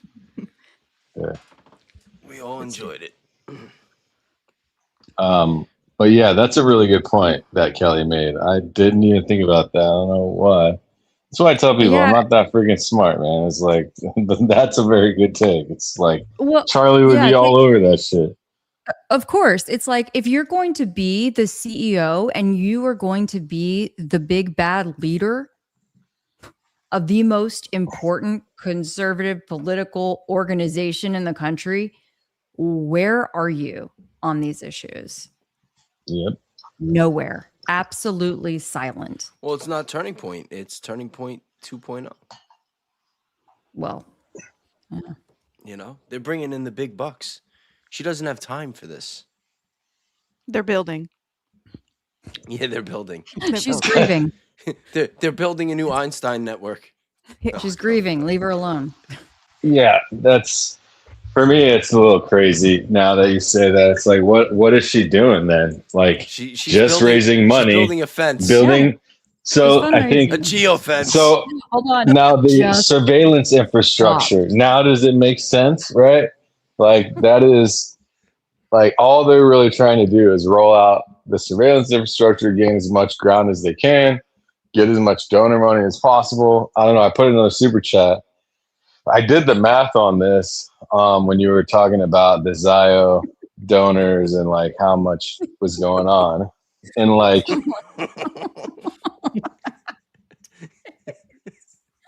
What? Y'all leave Danks alone. I'm chilling. You're so worried about you. Why? Why are you worried about me? I'm sorry. They were in the chat before saying that the mods came and cut your internet.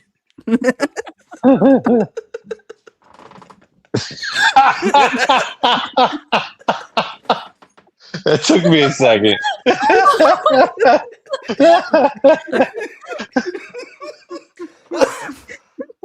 No, that's work that Baron had to do himself. That's some serious. He has to make sure that shit was done right. Can't send a mod out for that shit. The fuck? Yo. He didn't see it. He didn't read it. You got Candace holding the fucking ladder and shit. Like, no. There, to the right. There, get that. No, that wire. Baron, that. He's like, stop. I got it.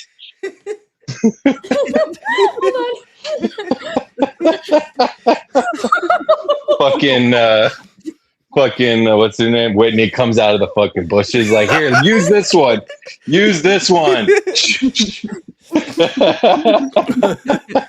Takes dropping names. They I got Blake, mean, what?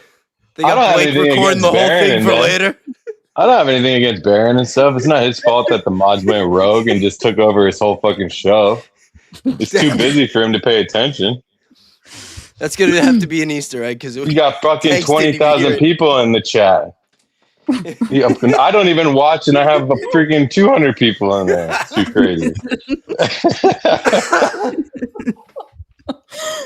Oh my god, I'm like really crying right now. You'll find out tomorrow. Danks. Fucking Candace steps in my dog's shit. I got a bulldog. You'll understand tomorrow. And you know Baron is not letting her in the car with dog shit on her fucking shoe.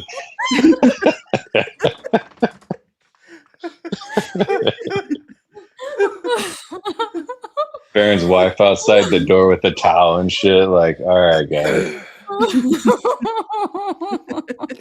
Jesus. Oh. Danks' imagination is better than any Ad Fleet video. Just say it. Yeah. You have to be to live in this shit.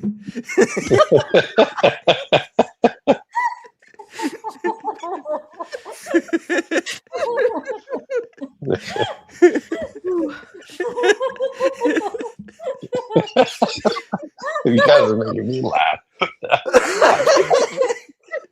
Yo, this is bringing back the feeling of the first Saturday we did. Oh my god, no,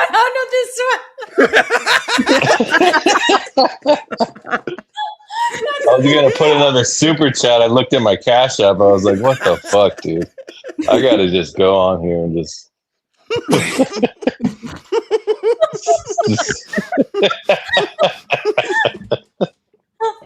I'm not gonna have any more money to donate to TPUSA if I keep this shit up. It's okay. You've been nominated for Extreme Home Makeover. It's gonna be all roses Danks, from just here. be happy that we read yours, because some people's super chats didn't even get read tonight. Bro, Kelly's the worst. Why you put it on Kelly? Because she's the one running the chat. Let me scroll and find it. Let me scroll and find it. It's going over his head. Just click the starred one, and they're all there. Oh my god. He said Baron won't let Candace in the car with dog shit on her shit.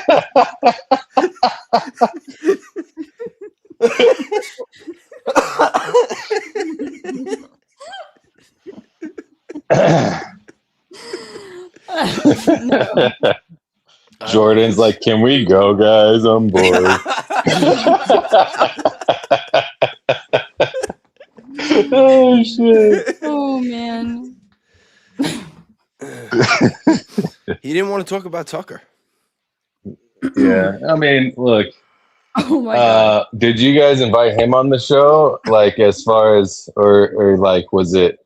I mean, you don't have guidelines. I mean, I understand, but also I would never ask to veer a conversation back somewhere because I'm on the show, and that's what I narrate in most. Like, and it's not against him, but I think no request. Yo, and nobody backed me up. He's like, "Can we bring it back to Charlie Kirk?" I'm like, "No," and then everyone's like, I would have been like, bro, I would have been like, what are you talking about, Yo, bro? I'm sorry. I have that effect though. You know what I mean? Like, I just. Like, I'm not talking shit. It's just like, No, I love him. Called... He does great work. But like I said, you know, like I like made such a big deal like a week or two ago about how nobody should be talking about Charlie Kirk. The whole case is bullshit. Guy's probably not even dead. And then I'm here 3 hours later, and then we finally get onto another topic. He's like, "Can we go back to?" I'm like, "No." You know, I said it like as politely as I could. You know, I was gonna be like, "You fucking crazy?" Like, no, you know. But I tried, and then nobody talked. Not even him. It's like, all right, well, I guess we're gonna go back to Tucker. Well, I would have backed you up, but I felt like a guest. I was like, well, I'll be quiet. Well, that's kind of where I was getting at. I was like, you guys like are having these people on, even me. Like, I'm a guest. I'm not running this show. Like, I'm not. Danks. I would never consider. Danks. But not everybody has the same mindset. It's fine. Whatever. It's our Saturday show. What do you mean? This is a group team thing that we I know. I'm just. Well, I'm trying to. Yeah, us three. But I'm just saying, if I were a guest, you know. Don't tell me you're leaving us for Black Line Brief. Then we're not gonna read your supers anymore either. It's not like you do all of them anyways.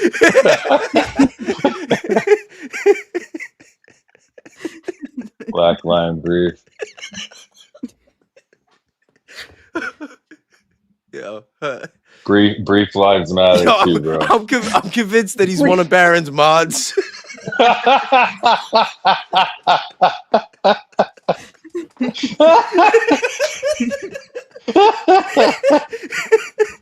Bro, you have to be as crazy as that bastard to fucking do that shit.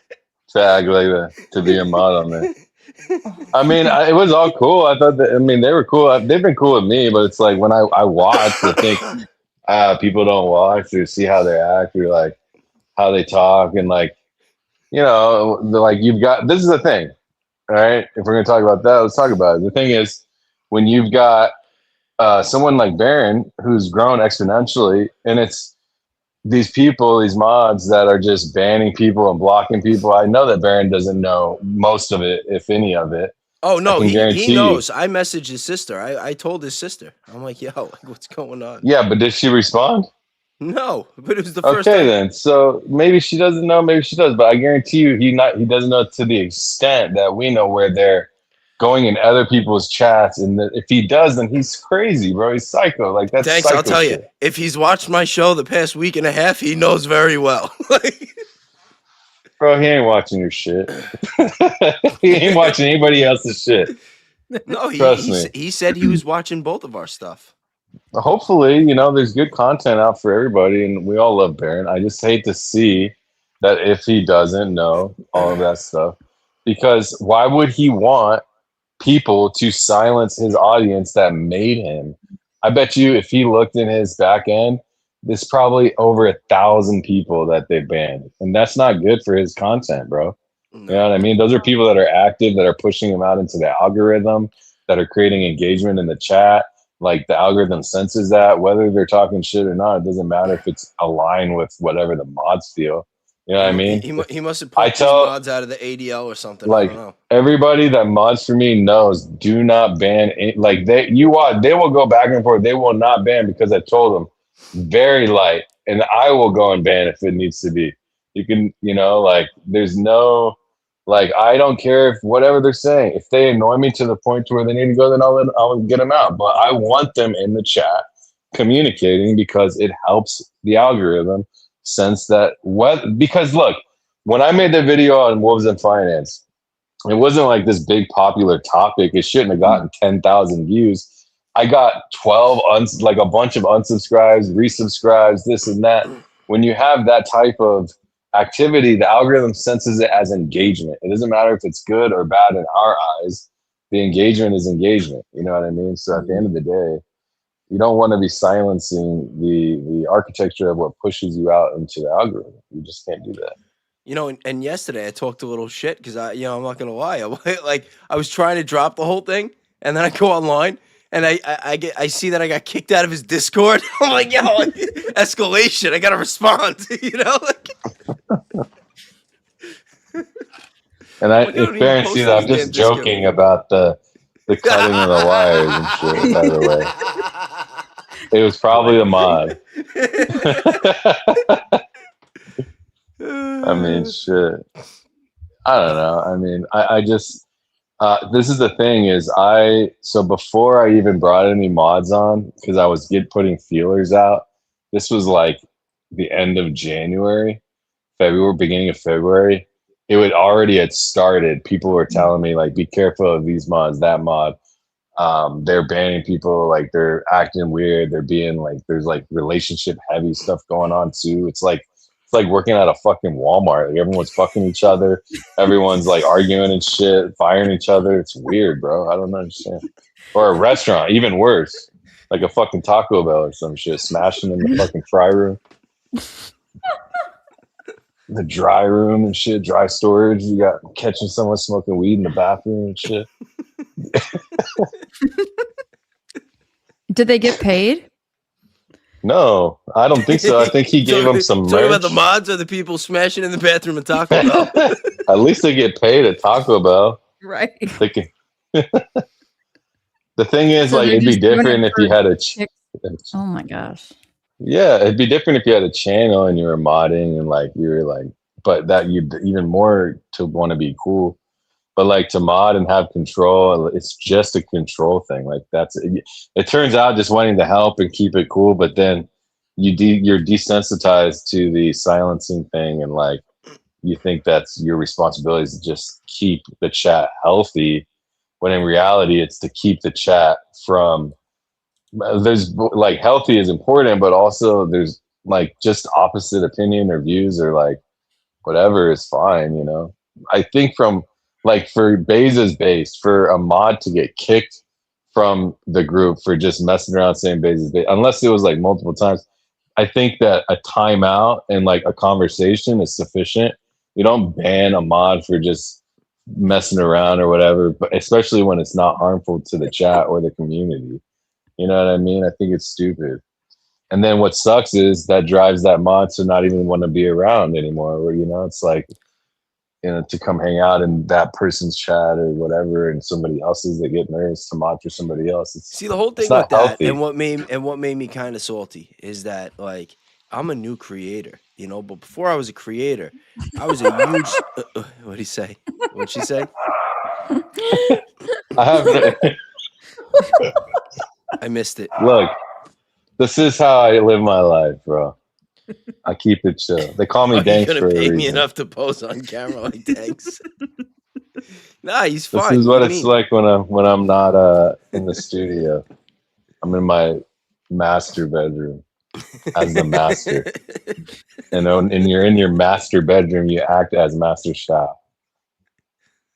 I'm drinking my banana oat peanut butter smoothie. Smoking my vape. Oh man, this is so funny. Had to turn my hotspot off. I got no freaking internet. Circling back to where it began. Yeah. This is a lie. What do you want from me? Huh? Don't give me the dogs on you. Anyway, Out of the blender. turn the blender on. You want to turn the blender on? Yo, she just said Danks making me rethink my celibacy. Hey, what's up? Oh. Hey, how you know it's a she? Hopefully. I'm done. I'm done. The most lax we've ever seen, Danks. This is what happens when someone fucks with my internet. He's been churning out content though, like you know, a beast. So you deserve a little break. Yeah. And he's doing other work. He's doing other things. Yeah. I'm coding 3 projects full time right now. Yeah. I have a project due on Monday. Well, they asked me to have it done on Monday. I have the beta done today, and then we're gonna review it tomorrow. So that's good. Just what is this? Yeah. Oh yeah, I love seeing cigars Yo, too. our chat is undefeated. Actually, It's no. not- I take it back. They got defeated by Baron's mods. All right, that's got to be the last one. I crack myself up. So good. But yeah, I think that American Discourse has some of the best, said some good shit, man. Like you, really logical, sound, analysis of all sides, and I like seeing and hearing that. I think people could take a lesson from that. Even myself, Yeah, I mean it when I say I don't show many people's channel on my show, and like I think that people can learn from you. I think that I can learn from you. I think we all can, and I think it's important that, like I said, talking about other subjects while weaving in the things that the soap operas and shit, it's fine, whatever. Like that helps the sub count, and that helps try to bring people in to see what else is going on in the world, because there are important things happening. And like I could see people now like, oh, Danks is pushing the life theory. Now it's telling people to look at something else. Like whatever. Like the fact is we're in the middle of the war in Iran is turning into something else. You know what I mean? They're literally talking nukes right now. Yeah. And so for anyone to not want to think about that or talk about it, you're literally putting your head in the sand and saying something else is more important, and you're out of your mind. You're just out of your mind. I don't see and it that, all connects. It's not like it doesn't connect. And it all connects. Yeah, it's not like these people aren't in the same, like, if you talk about Charlie Kirk, you're talking about politics. That's what he did. That's what his organization did, whether they want to admit it or not. So he was so deep in that world that when you think about the why this may have happened, well, fairly obvious that we're now in a war that he was absolutely protesting. Like, there's receipts to show that. Tucker said it right when he was unalived or whatever happened to him. And so for us to think like, well, why wouldn't we talk about that? Because now we're there. And he had President Trump's ear. That's a fact. And he got him elected. Another fact. Trump said it himself. So, but also the Zio agenda does not care who you are. They don't care if you're CK. If you're in the way of it, I mean, they've killed so many journalists and stuff like this. I mean, there's a lot to it. So I think it's hard. That is a good like point that we can't forget. That we can't defeat. Yeah. It is a giant factor. And the fact that Zio is zoology, Zioism like that. is a made up political, like it is like the whole thing has been so twisted into a false reality that they've got Christians believing it is just mind boggling. It's sad. And the fact that they try to skew Judaism with Christianity is satanic. And it's, in my opinion, you don't have to believe Christianity or whatever, but what if I were to be like a Christian Islamic views? Like, what are you talking about? It's even Judeo-Christian values is worse than Christian Islamic Christian view. If you were gonna say something like that, at least they believe in Jesus. You know what I mean? Like, they know that he was somebody and that he wasn't a traitor. You're talking about these people think that our God, our Son of God, or our God, or whatever, is just another man, and that we're sinners. And that, have you seen the guy that Heavy Duty Country showed yesterday? I've seen this, some of the other content, this rabbi or whoever the hell he is, talking about how Charlie Kirk had it coming to him, no matter how great he was for the Jewish cause or whatever, because the fact that he prayed to a Jew, to Jesus, and that it doesn't matter how much good he did for the Zionist or Judeo cause, the very fact that he was a goyim, and the fact that he was not Jewish, he got what was coming to him. He should deserve what he got, is basically what he said. And they believe that. They do. They believe that anyone that's not them is below them, whether we like that answer or not. And Judeo-Christian is fake. They've never said that in the history of our world until very recently, when they're trying to push this agenda as hard as they can, because it's been so far in the works for so long. They used to say Judeo-Mongol. Have you ever heard that term? No, that's an old term, but it's from the 1700s. But now they say Judeo-Christian. So they have twisted every word that we know to their benefit and to our demise. Even end time prophecies, a lot of people didn't believe in that stuff for a very long time, like just in general. And then to use it as a reason to go to war, I mean, that doesn't make any sense. And Christians think they can believe in an fulfill end time. prophecy. Like, Christians wouldn't believe in wanting to usher that in. That's what I've always said. Like, it's not supposed to be fun for Christians, so why would they get behind that if you believe in end times? Doesn't make any sense. I mean, I haven't read the Torah or whatever books they have. They got 2 apparently. I haven't read it, but I'm pretty sure that the world comes to an end in all 3 books, the Torah and 4, the Quran, the Torah, the Talmud, and the Bible. So, like, what's crazy to me is they're the only ones that believe that the one that comes next is the true Christ. Like I can't even wrap my mind around it, that they are believing that where we all believe that it's the Antichrist, they believe it's the Savior. And it's so fitting for everything that they've portrayed themselves as, because surely they would want the actual Antichrist, not the God that we all want to see and have. So it actually fits everything that they're saying and acting and doing in this reality. So if the Antichrist is their God, then that makes perfect sense to me, actually, now thinking about it. And if you think about it, they're not worshiping the same God as we are, because he came and showed himself and they rejected that person. And so they're still worshiping the false ones that Jesus came and talked to them about. Baal, Moloch, which are under Satan. Oh, is that so? Yeah, they're technically still worshiping somebody else. Think about if you think about it, what did Jesus come and say, right? He said, like, if someone hurts you, turn the other cheek. They still believe in eye for an eye. Very ancient, old beliefs. And like, if you think about when Jesus came, they also kind of ended some of these ritualistic things. Well, what do we see the elites do? Ritualistic things. This is not, and it's not a coincidence when you see that Christianity came, changed the world, changed how people actually lived, their moral standards, their governments changed, things like that.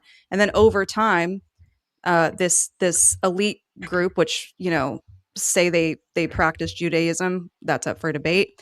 But they have slowly taken down every Christian monarchy or government that ever existed.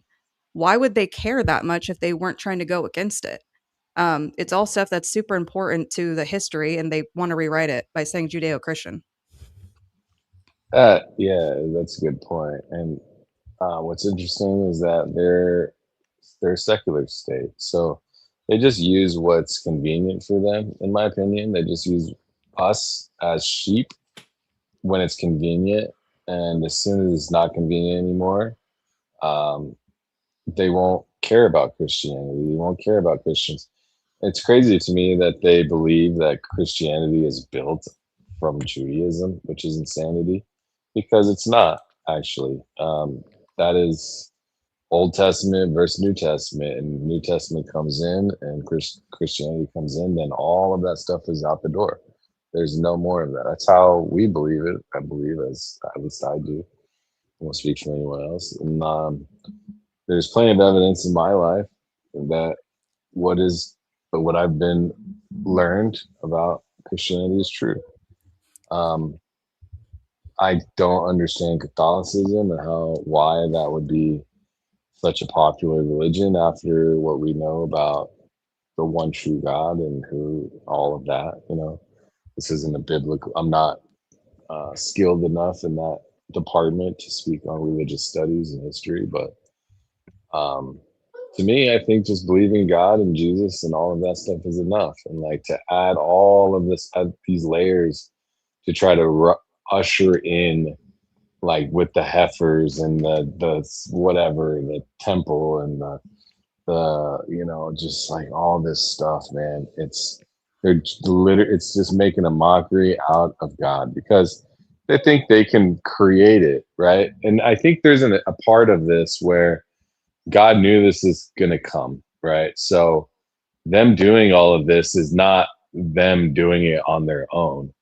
This is God like already having predicted through the Bible, through prophecy, that they're going to do all this stuff. Like it wasn't because it's just going to happen that a heifer is going to come out of the fucking woodwork and get burned to ashes in the middle over there. It's because he knew that this is what they're going to try to do, and it fits the timeline in order to actually have the Antichrist come and do all of this stuff. That's how I see it. So that's why it's called a prophecy. How it happens isn't up to us, even though we're doing it. You see, they might even think they're doing it. Does that make sense what I'm saying? Yes. It's also never too late for it to not happen, right? They can try and do whatever, but there is God's will if you're a Christian and believe that. So what I'm told and what I was preached at was that we wouldn't know when the end times came. You're not going to know. You're not supposed to know. But you are warned of it. So I think that's just something to keep in mind is, they could also just be trying to antagonize people to get into like a civil war at home or make you stop believing that you have any say in all of this, giving up any rights you think you have to them. Like, those type of things you have to remember, like they try and push this propaganda on you as well for you to feel scared and fear and all of those things. And it doesn't mean it will play out how they think it will. Wars never really do. They still kind of change the balance of the world. So I don't know. It's one of those things where it's like, make sure you guys pray about it because it doesn't have to come to be. That's a very interesting perspective. The fact that they could just be trying to do this to fake pretend this is the end times and the prophecies are being filled to make us think that the world's coming to an end. And what's the talk? Like Tim Dillon's live show or premiere or whatever today was, he was so funny. He was like, guys, this isn't about war. We're trying to end the world here. You guys think the gas prices are going to come down? Fuck that. The world is going to end. Like, aren't you guys excited that we're going to end the world? That's why we're doing this. It's so I know. crazy. Can you imagine? You got the American government telling the military that they're doing this because of like biblical reasons. It's like, oh, we're gonna usher the Messiah. It's like, yo, if the people that covered up for the JE files are telling you that this is a holy war, like maybe you should think about what side you're on. Just saying, maybe the side that's run by all the PDFs might be the one trying to bring in the Antichrist. And for a majority Christian nation, they're trying to propagandize people, obviously, and Kelly, you're muted. Oh, sorry, American. What were you saying? Oh, well, I think they're trying to propagandize to people, and I don't think it's an accident that this thing happened with Charlie Kirk and a major revival happened. People who don't know the Bible, who can easily get sucked into a Zio agenda, and they're geofencing all these people who are now into this revival of Christianity. So that doesn't seem like a coincidence to me to get all these people back in church and try and learn a new end times prophecy that has never really been. All of this stuff is carefully planned out. So it would only be to their benefit to take out someone like CK, start some Christian revival, get them on the Zio agenda, and then put this war out. That would only make sense. Mhm. Why would they keep him around? He's better gone because of how and if he was in his faith. And if they created all of these businesses and they did all of this stuff that I mapped on the website and it's all verifiably true, and that happened over the last year in the middle end of 2025, then how long have they been planning it? Long time. Think about that. Very right? long It doesn't time. just, it's not like in July they were like, all right, we're going to start all this geofencing shit. You got the tech, you got the propaganda papers. All right, cool. I'm going to start an LLC and we're going to go raise like a shitload of money and then we're going to kill Charlie. No, it was like a decade at least, if not 30 years. You know what I mean? Yeah, and think of how long Lori Fronsby has been in this business and has been doing weapon stuff and technology stuff, all of that stuff. And then her MK Ultra Decades. daughter, perfect placement into a MK good Ultra. boys, organization. It's not coincidence. This stuff never is. It is a theater, so that's just something to remember. It would perfectly fit their agenda that he was starting to wake up and need to be out of the game. Because that would bring more. Or Christian revivals. maybe he's helping them do all of this, and it's all He could be. fake. That's true. But that's why I say we don't know. We don't know who he Yeah. is. And when people try to act like he was he was so smart, he could have been president. It's like, yeah, can you imagine if Charlie Kirk was president? And what does that cabinet look like? Tyler Boyer, Brian Harbaugh, Dan Jake Flood, Hoffman on the You want to imagine Mikey how McCoy, corrupt Rob things McCoy. could be? Like, is that what that administration looks like? You know what I mean? So, like, when people say this shit, I just look at them like they're assholes. You know, like, I'm sorry, I'm not trying to offend anybody, but it's like, come on. But quite frankly, I mean, look at the Trump administration. Look how messed up and corrupt, all of the people are, or many of the people in the high positions are in the current administration. And it's nothing unique, frankly, to just that administration, right? I mean, it's just comes with the territory. But you see that, like, I'd probably take my shot with Tyler Boyer and Andrew Colvin over Kash Patel and Pam Bondi, to be honest.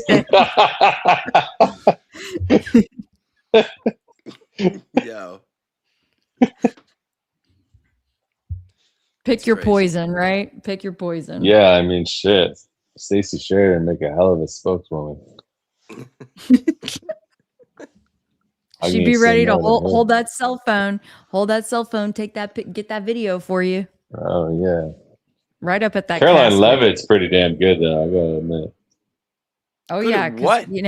her She's like lips just move. Have you The way seen that those she's a warrior, bro. Whether or not she's good or bad, she's a warrior on the mic, bro. A warrior. She Not knows how impressed. to weave and bob. I think that she's got skill. I wish she would use it for actual real good. You know what I mean? It's sad to see. She's actually really good. She looks good. She's got a good skip. She's got the gift, the gab. She's got the ability to weave and bob. She's like Mike Tyson on the stage. It's crazy, man. But she's just out there lying for Trump, to our faces while we pay her. Sad, bro. This has been the biggest revival, and it's only getting worse. Like, we were so played by the whole situation, and I was played, and I got caught up. I was in crypto. I thought, but I said this before, when I saw Trump speak in Nashville, because I was there, it raised a huge red flag the way he spoke, because the way he spoke about Bitcoin, it made me realize then that he didn't take this seriously and that he was only trying to say what he needed to say to get our vote from the technocracy point of the blockchain community. And the reason I say that is because he said it was not even a whole sentence. It was these few words. He said, when I'm something like along the lines, but he did say this, playing with their Bitcoins. So he said something along the lines, and they're going to be playing with their Bitcoins. And, and when he said that, it triggered something in my head. It was like, you don't understand what's going on here. Playing with our coins. What do you mean, bro? You know what I mean? Like this, we look at this very differently. Like, especially me, from the technical perspective, cryptocurrency is if you're solving a double spend issue through technology standpoint for monetary gain, like monetary purposes, is a very big deal. And the fact that you can even make it better, you can make it more secure, you have zero knowledge proof, which is like blind payments where you can't even see the other end. You can choose, like, it's the perfect opportunity to have the best decentralized currency on the planet. And I'm not talking about Bitcoin. I'm talking about blockchain technology, cryptography, which was created in 1969. This is something that's been around a long time, but to be able to put it on the blockchain on the internet is something new because of the inability to figure out how to stop from creating like multiple transactions from the same wallet, right? So that's, a very brief explanation of like being able to not trick the system into having more than what you have, but also keeping it where it's the money is not putting your name on it. You control it wholeheartedly. Like nobody can take my funds unless they have my 12 or 24 word seed phrase. I mean, it is the perfect monetary system because nobody can control it but us. The only issue is people lose. I've lost money. I've lost a lot of money. My father lost a lot of money. I lost 15. I lost a whole ETH because I sent over the wrong blockchain. And that's the thing. It's confusing, but we're going to end up getting there. But the thing is, when I saw that, this kind of ties back to Trump again, is that and then shortly after the Trump coin, and then we saw that, and then right before in the office, he just took advantage. And it just, nothing surprises me anymore. It just makes it worse and worse to see how much he's grifted this country and for how much. Just the plane alone is 400 million. Adelson, $500 billion. You're talking about a lot of money, you guys. 800 billion, something, 800 billion, not 800 billion, $800 million from Trump coin they had 97.5% of token supremacy, him and his team. So Barron Trump made like $150 million off of that Trump launch. It's sickening. And it's also fine because that's America, and I think that's what makes America great.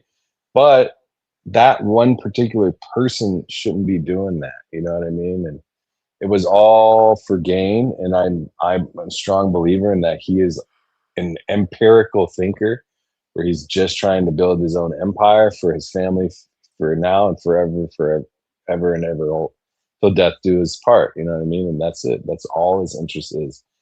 And now to see him say, I don't know anything about the school children, I thought this was a good idea. This is what they tell me. He's just listening to people again. It's the same shit that happened in 2016. Just listening to them again, and they led him astray. It's just 10 times worse now.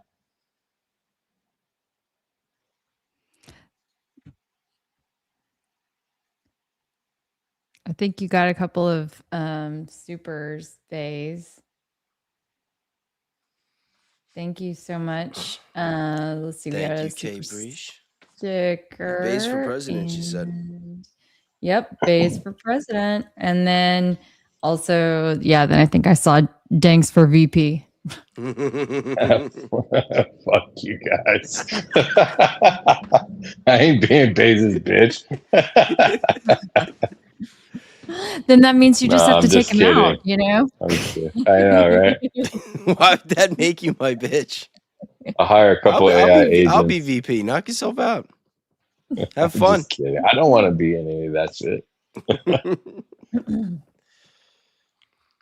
I think Yeah, I'll be we were cooked when Epstein said in the files that Trump has no redeeming qualities. That's literally what he said. That's a little cooked. Who said that? What do you mean? Epstein Yeah, himself. He said Trump he was the did? most evil person that he He'd ever ever met, and he had no Oh, he redeeming said qualities. that? Oh, I Swear. didn't know that. Yep. Yeah. Wow. Yeah, when he said that, I'm not I don't. But he said I'm not going to heaven or whatever. That's really telling, bro. For someone to He say thought that, he thought about it too. He's like, I don't think I'm Yeah. going to heaven. he's probably just thinking about because he had already started saying it, and he's like, well, I already said it. Might as well just say it. Yeah, that's not something that you should. I mean, I guess maybe I'd said that before. Maybe when I was like in my addiction. Maybe, Yeah, but I on don't know. camera when you're the president of a country with over 300 million people. That are like 100, like 75 or 80% are Christians or something like that. That's crazy to say. That's crazy to say. Like, what would lead someone to say that? Like, if you were born silver spooned and you never smoked, you never drank, you never did drugs, and you never did anything in office to bomb or kill anybody, what would lead you to not go to heaven? What have you done? Besides maybe lie or like steal something here and there. That's redeemable. So Well, we know if you make money your master, which he has, you can't get there. he's not thinking that deep though. He's definitely not, but you could do a lot of things for it. You compromise yourself. Yeah.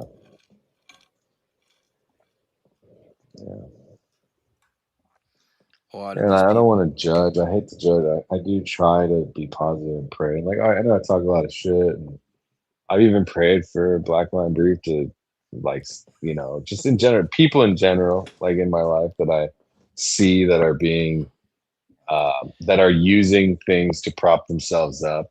Like I didn't do the Wolves of Finance videos because it benefited me. That quite the opposite. If anything, it hurt my channel more than anything. I lost a lot of subscribers. I lost a lot of people. No, you didn't. Stop. I did. Come on now. You lost 12. You lost 12. No, in that one video, but over time, like I still get unsubscribes from that video. I don't know. It comes and goes. But the thing is, what I'm trying to say is it wasn't about that. You see, it's like, whereas when you're putting my name in your mouth and Jess's name in your mouth and trying to inflate the truth through lies, that to me is basically hyper inflating using your ego to try to inflate your channel statistics. This is what it looks like to me. He's using that energy, he's feeding off of the anger or whatever, the morality anger that he's trying to portray, to gain some sort of, I don't know, I don't want to put words in his mouth, thoughts in his mouth, or whatever. That's how it looks to me, is that when you try to say that we are working on behalf of, that we believe in zoology and that we believe that he should be taking the money because we're saying that he was possibly not dead, like that is some pretty evil shit to say about me, especially after I've proven that our government is corrupt through zoology. So for him to speak like that is, in my mind, evil. You know what I mean? And it has nothing to do with Charlie Kirk. It has to do with the way his mind works. And he claims to be a brown belt in jiu-jitsu. I'll tell you what, jiu-jitsu practitioners do not speak like that. Okay? And I'm a white belt, and I understand that. Okay? So obviously there's something corrupt in this man's life, and it might not be anything that we'll ever find out. that he feels the need to lie, to deceive his audience for whatever purpose, to speak harshly about me, to but He this said isn't things about about him. me, and not a single one of them were true. It was crazy. Yeah, I know. First I he saw first that said, really upset me, bro. First he said that I was Uh, going around trying to promote the Charlie's Alive, and this is before I made the video saying Charlie was alive. This is when I first started. No, but when I first started entertaining it, and then after the fact, this like I said, when I saw the other videos, the thing Blake put out and Candace put out, I'm like, yeah, I think this motherfucker's alive. But before that, I was just keeping an open mind. I was like looking at, I even told Kelly, I'm like, listen, I respected Kelly because she stood by it when everybody was against it. Talking even before Jesse put stuff consistent. out and started turning the Yeah. tide. Like Kelly was the first one that's like, yo, like I just think he's alive. Everybody, Y'all can think I'm crazy. Y'all can laugh at me. yeah, and everybody was I giving like her a it. hard time, and she stuck with it. And for some reason, this douchebag is sitting there saying that I'm trying to promote that Charlie's alive, and then he says that I'm promoting the Iran war. I'm like, what is this guy talking about? Yeah. What is this guy talking about? And that's the thing, it's that divisiveness, it's that mentality that he's okay saying that stuff, which means that Mhm. he has a skewed moral compass if he has one, so it's pretty sad to see, man. I hate But to say it because I was really nice with him the whole time. Dude, I showed you guys, he emailed me probably 20 times and I conversed back and forth with him, and then as soon as I told him that I wasn't doing live streams with new people, he took that as I'm not doing live streams at all with anybody. And then he called me, like, all this stuff. You guys, they would be blown away if I showed the conversations I've had with him and the way he talked about me after. And then I showed you guys how I responded. The to him. chat's I told him confused. how They don't nice know I who we're was. talking about. We're not talking about Wolves in Finance anymore. We're talking about some other guy with a channel who was trying to use us for clout. Some douchebag that was texting Danks, begging to do a collabo with him. And then when Danks did the collabo 3 with me and times. Kelly, and then Danks did the collabo with me and Kelly and Blake, then all of a sudden he starts making videos dissing me, Danks, and Kelly. And then we find out that Blake's working with him, and Blake's kind of like going back and forth. They're like, yo, like this guy's trashing all of us, and you're hanging out with him. You know what I mean? So then tonight Blake's like, oh, I'm gonna come on the live, right? I'm like, bro, fucking kick rocks. Go hang out with that guy. Like, I don't need you. Like, I don't like Yeah, loyalty That's is the a big thing. thing for me. Continued, And I'm speaking for continued, myself and right been now. I know it's relentless. Kelly's friends and everything, Yeah. but loyalty is a big thing for me. Like, if I'm working with somebody, right, and I work with somebody else, and then they trash Danks. Like, you better believe I'm going to rip a fucking new asshole into that person. That goes for Danks, American Discourse, Kelly. It would have gone for Blake, too. And I'm not saying that he should have done that, but when this guy's publicly trashing us, and this guy's, and Blake's going back and coming forth, in our working with him, chats, talking too. to us, and then telling him about our conversations, like, bro, get the fuck out of here. You know what I mean? Like, I don't care. You got a bigger platform, you got more channels. I don't need you. Like, that's it. That's it. And that was It's my just a decision, by the weird way. obsession, That was like a my weird- decision. Weird obsession. Yeah, So- I don't listen. I'm a loyal person. And I'm sure there's gonna be more of it to come, and Mhm. it's fine, And I Yeah, I know. He did more stuff, I guess it was yesterday or whatever, about me and Jordan. More stuff over the weekend or whatever day it is. Anyway, it's just like when you lack the ability to be creative and to come up with your own content, you have to refer on other people's stuff. And then when you lack a moral compass, you have to use your ego to drive the decisions you make about the content that you're watching. And he told me verbatim, I watch every single show that you make. So I don't doubt that he's watching it. He literally is a fan. But the thing is, I work with people that gravitate towards me naturally, not by force. And I told him that very kindly. And I said, I think that what you're doing is great. I admire the work that you're doing. You have grown very well in a very short time. And, nothing's off the table. I was very nice and generous. I said, hopefully soon. But for now, I work with the people that I've learned the hard way. As the people in this room know, I learned the hard way with a couple people, specifically one person that I trusted and I brought into my life, and I deeply regretted it. And so that was the last time that I messed around with people that didn't gravitate towards me naturally, and that reached out.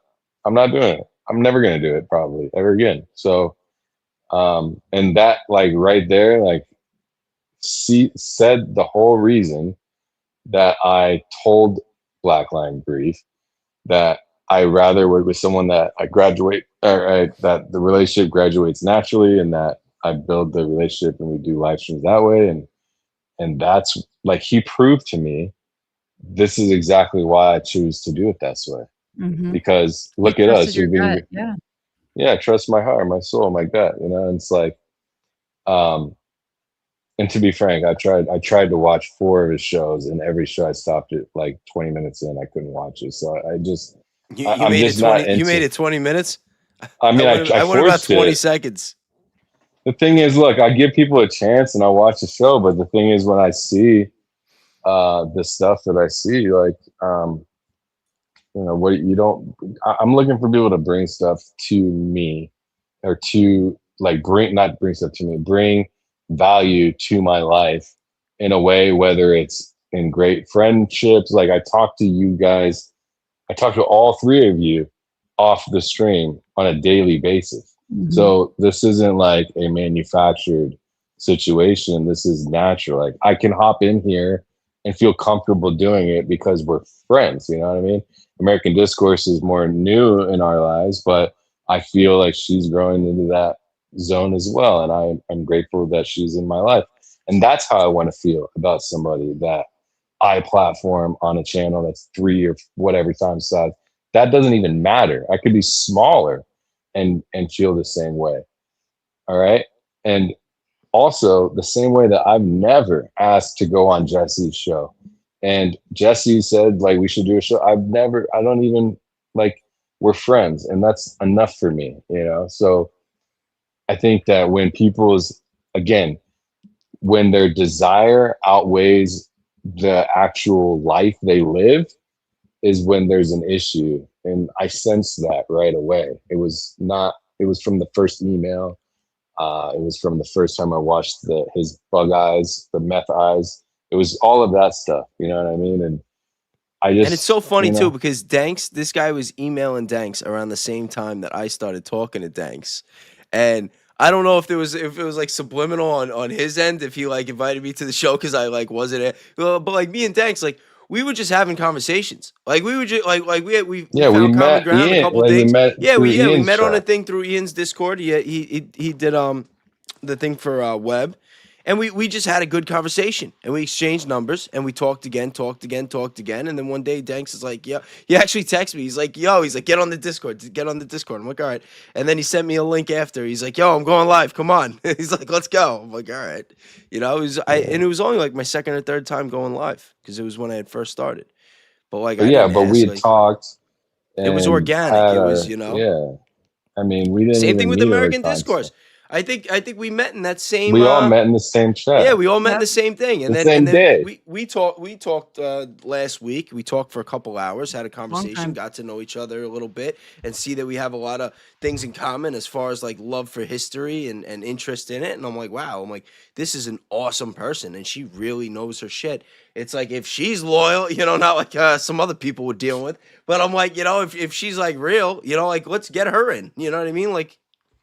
And that's it. I don't care how big someone's platform is. I don't care how much money they have, how much money I can make with them. At the end of the day, you see the way the world is. The reason that the world is so screwed up is because people compromise their morality. You know what I mean? So I don't care about the money. I don't care about the clicks. If I think you're a scumbag, if I think you're two-faced, if I think you don't know how to treat women, you know, like, I just don't want to deal with you. And that's it.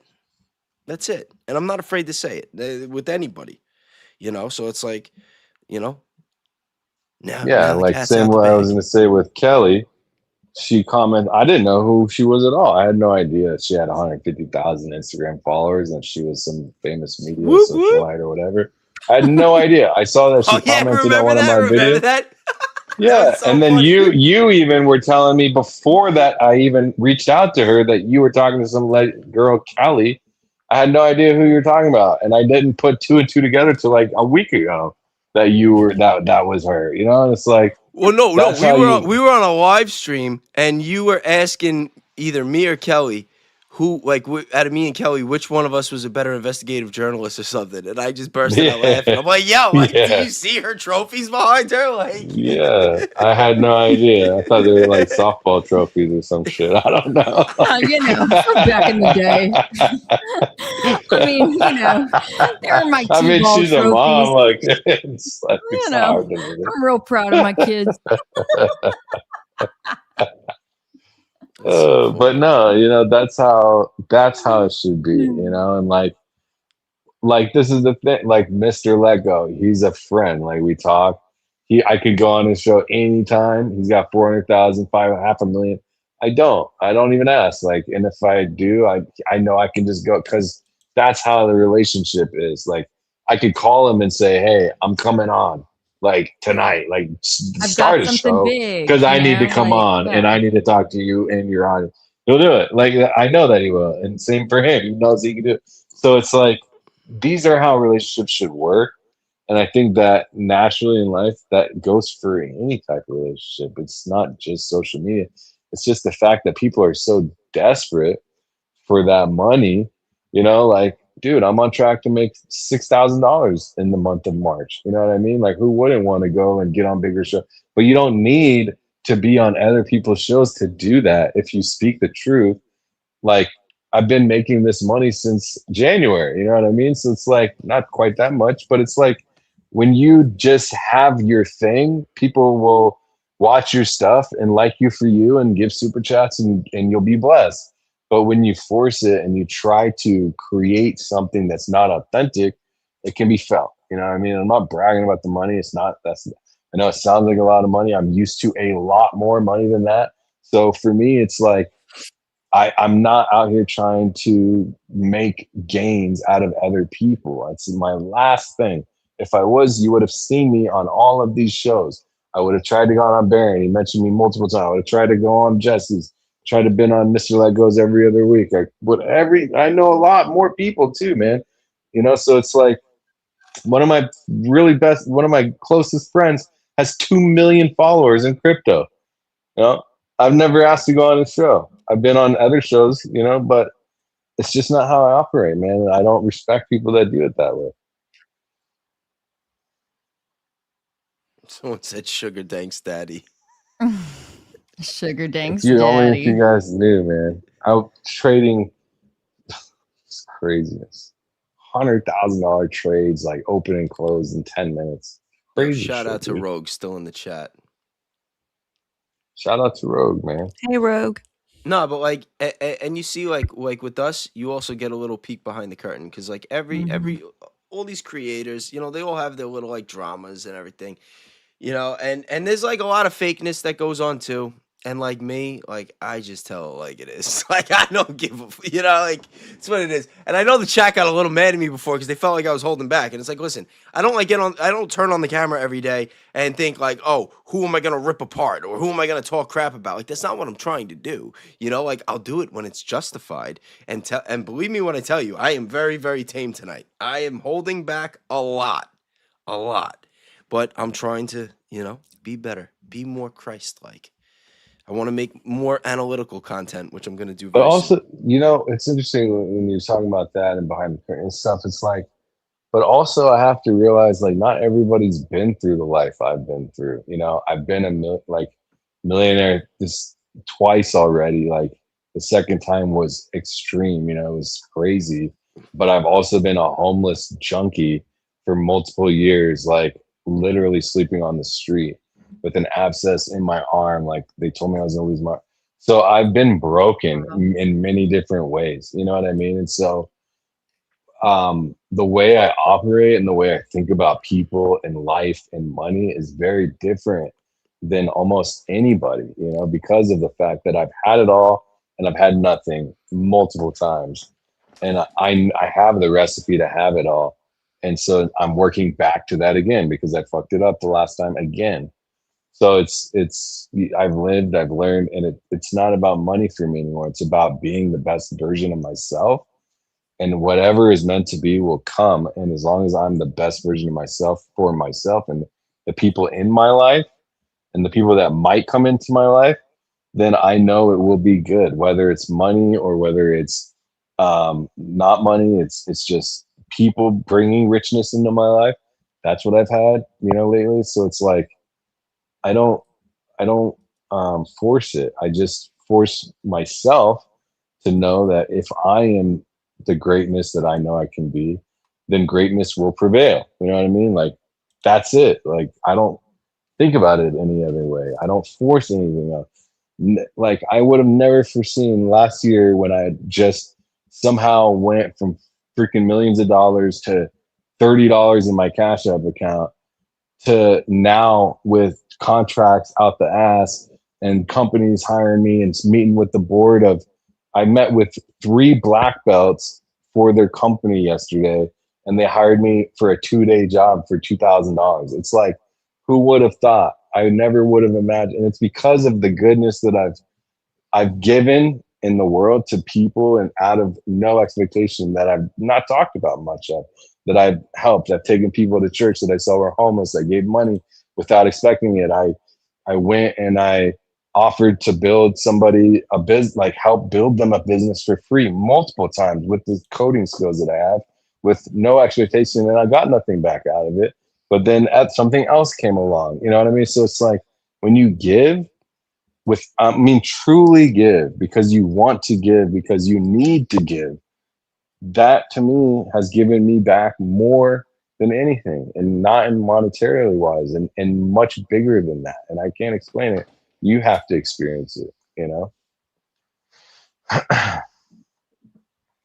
So that's my That's Danks amazing. explains a Well, lot. you're doing the thing. So keep it up, man. You deserve it.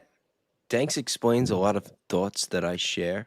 Like, we share a lot of sentiments, but he just like explains it a lot softer and more analytically. You know me? I'm just like, rah! I go the other way. Well, I have a lot of experience, bro. No, I mean, it's just the way I operate, bro. I used to be kind of brash and like just that, but you've rubbed off on me too. Like, I wasn't being like so kind of this way, like how I have been the last week or two until recently. And Yeah, I you've think had it's a actually, fire under your ass lately.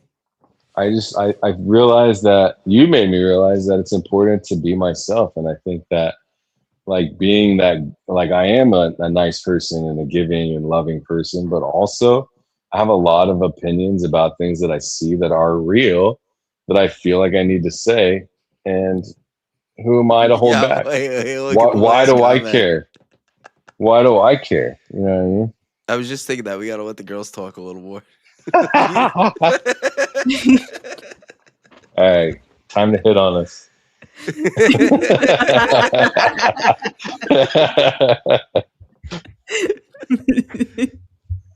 Yo, we got the best chat.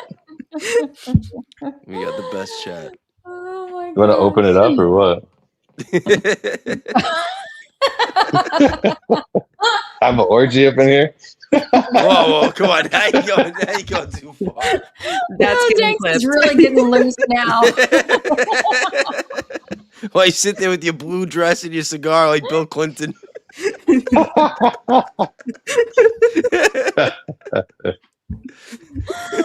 Oh my gosh.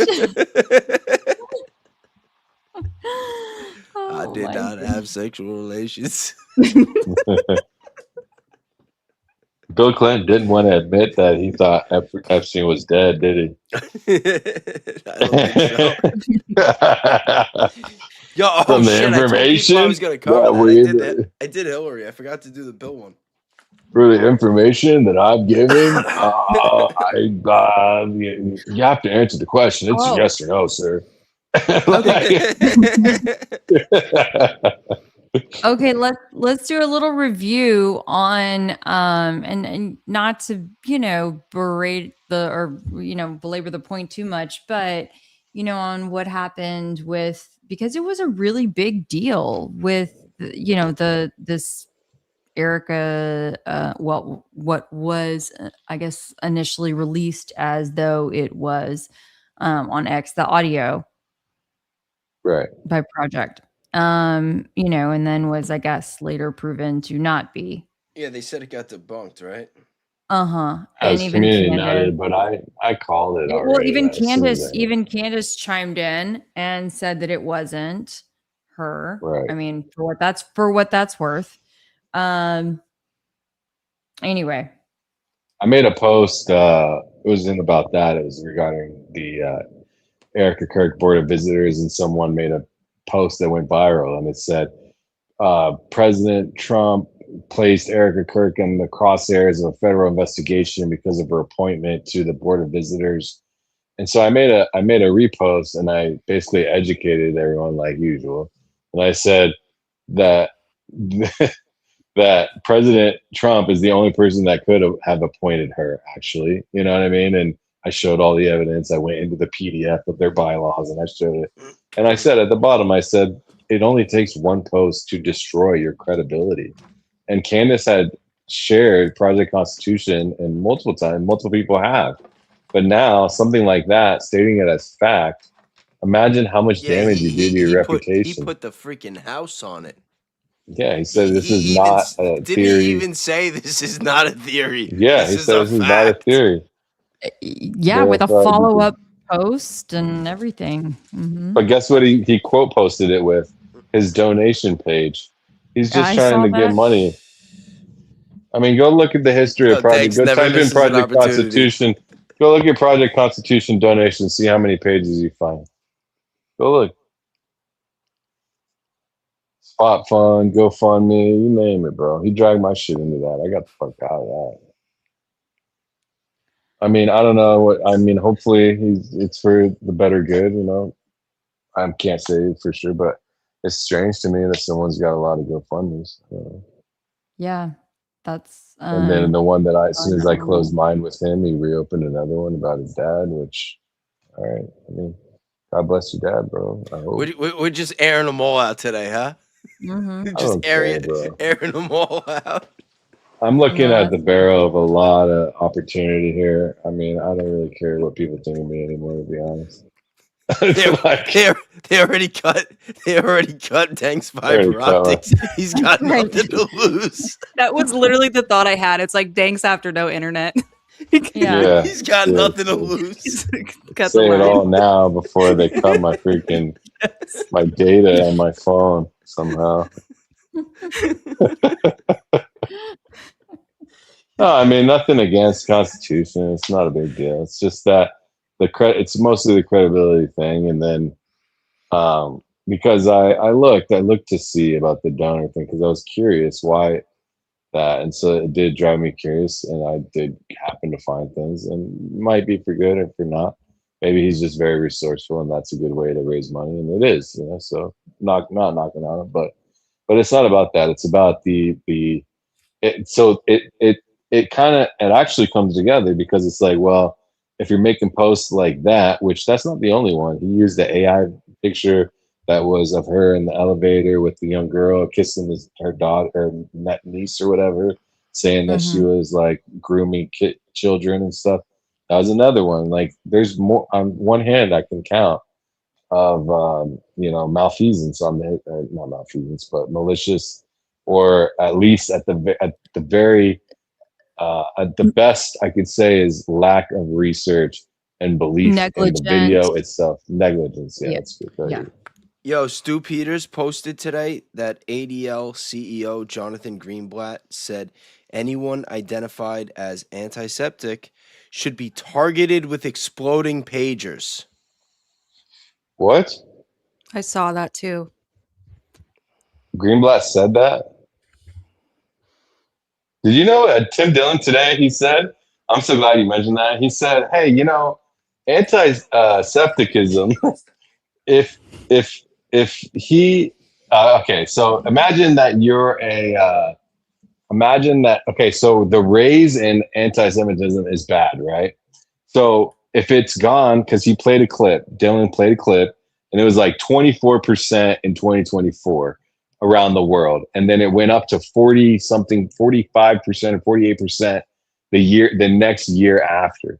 And Tim Dillon was like, well, if you were in any other business, wouldn't you get fired from your job for doing twice as bad as the year before on such a grand scale of a business. You know what I mean? Like, so to me, this information looks manufactured. And also what I was thinking is the reason why anti-septicism keeps raising is because you keep broadening the scope of what it means. It's not the same as it was 2 years ago. It's not the same as it was last year. And it's not the same as it was 6 months ago because you keep adding new words to the shit and new ways of becoming that. Now, So now next year it's going to be 100%.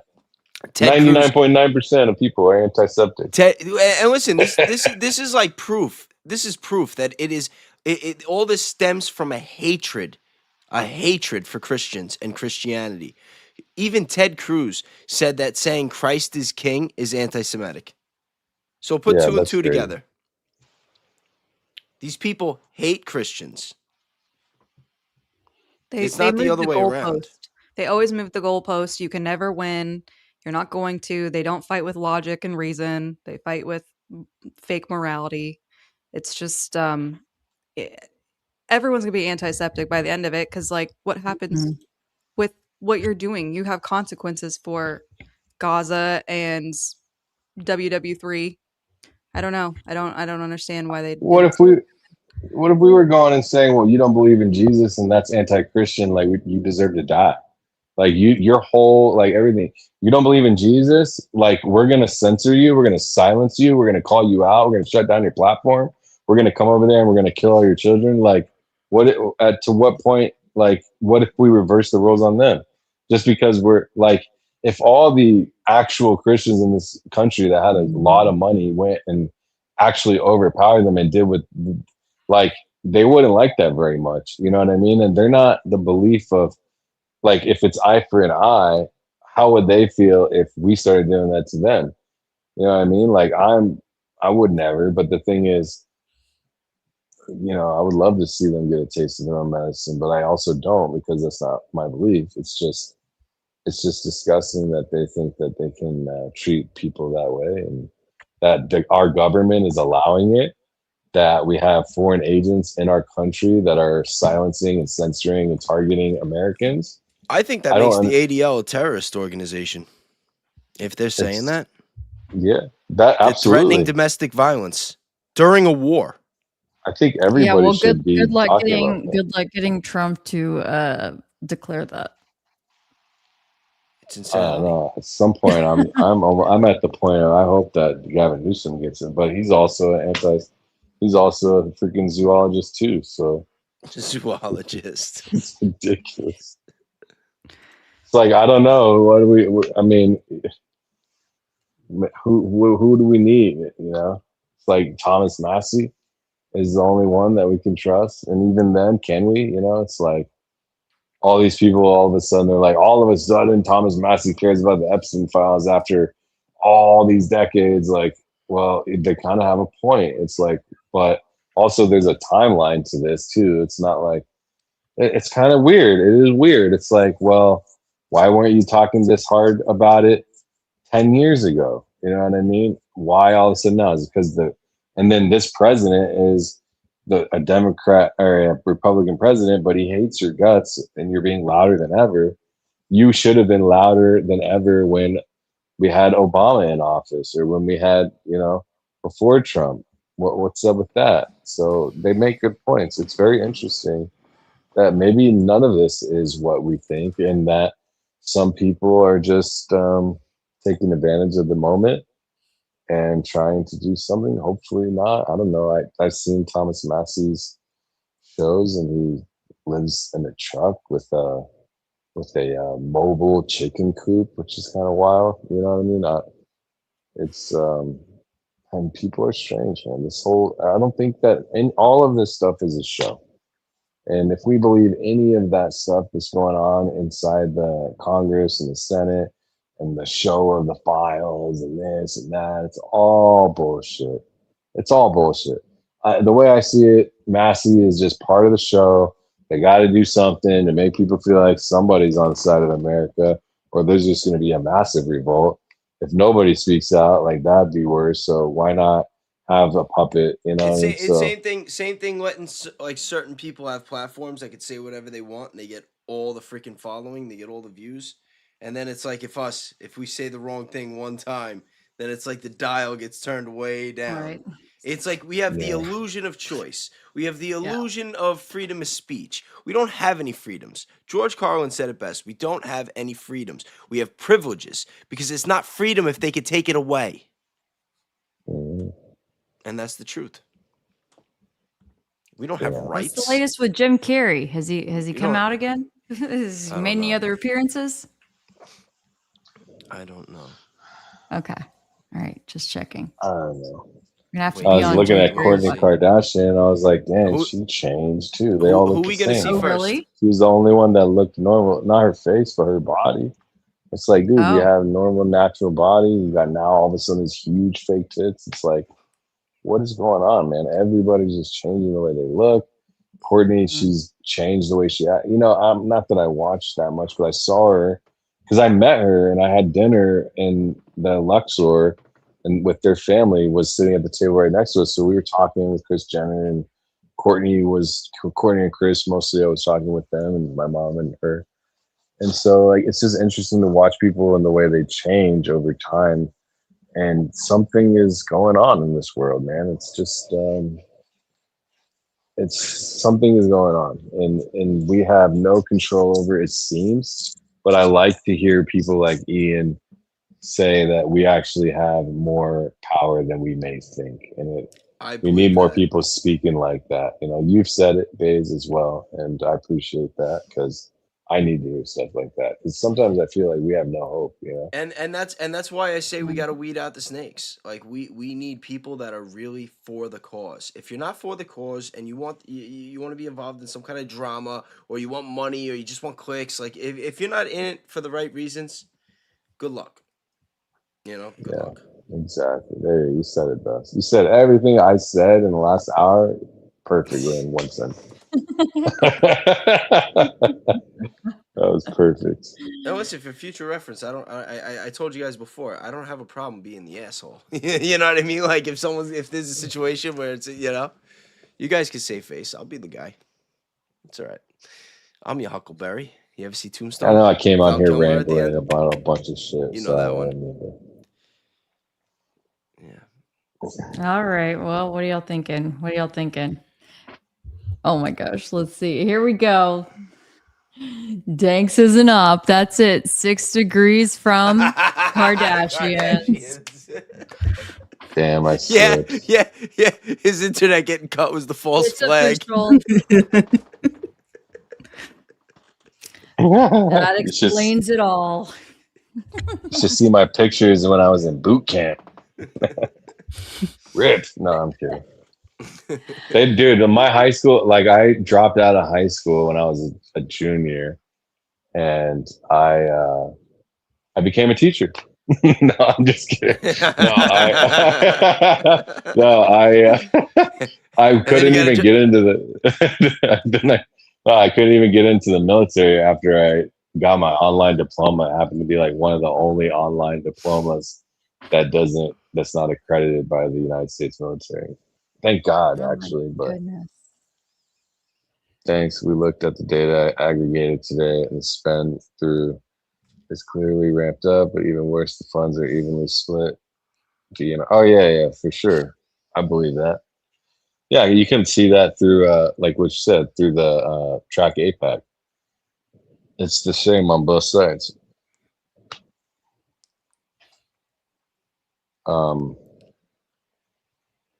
Yeah. Read me a bedtime story. Well, I mean, he's thinking about it. Hold on, let me use my AI to make one real quick.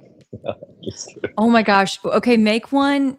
Let's see what. Okay, y'all, give him a topic and have the AI make a bedtime story about a topic, and that could close us out because we're almost at 6 hours. That's crazy. I thought we were gonna go 3. Yeah. I thought that was the plan. Yeah, but here we are. All right, so I have a bunch of projects. So we do about TPUSA. Yeah, I think that would be wonderful. Make me a. What's the name of the person, Chrissy? Make me a bedtime story for. Okay, hold on.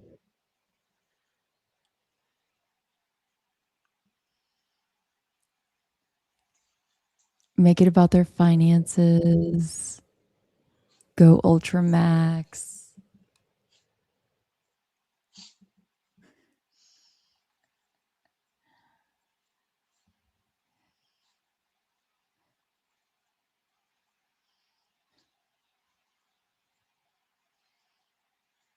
He only froze. Oh, the Dow. He only froze because he's probably like working on it. They're drones. They're geofencing. It's so funny.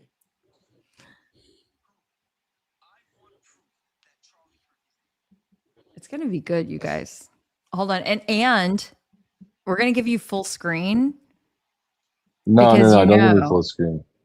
Okay, all right. Yo, Mama Jama said make it about fake cable companies cutting people's fiber wires.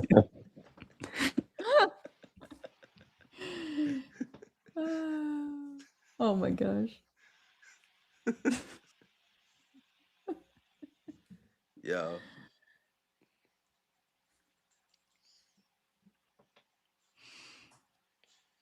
Mm-mm. Bye, Mr. Turpin. I hope that we have entertained you this evening. Thanks for sticking around. Always a good sport. It's so funny.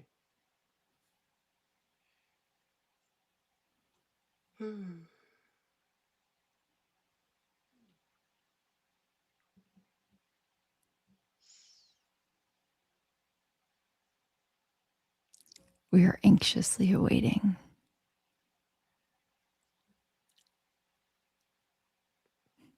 Almost. Hold on.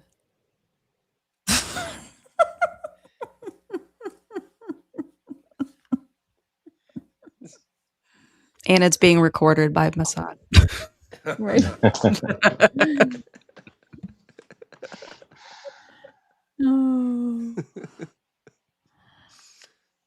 I got some other jokes that I can make, but I'm not gonna. Let me pull together the key details from the project to make sure every receipt in this story is accurate and weave it into bedtime magic.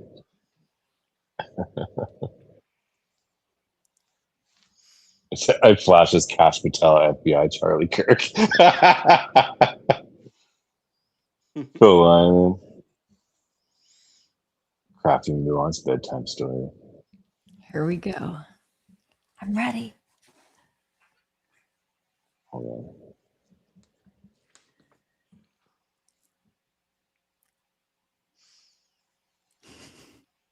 Everybody grab your blanket. Yeah, grab your blankets and your joints. Snuggle up. Taco Bell kitchen drama.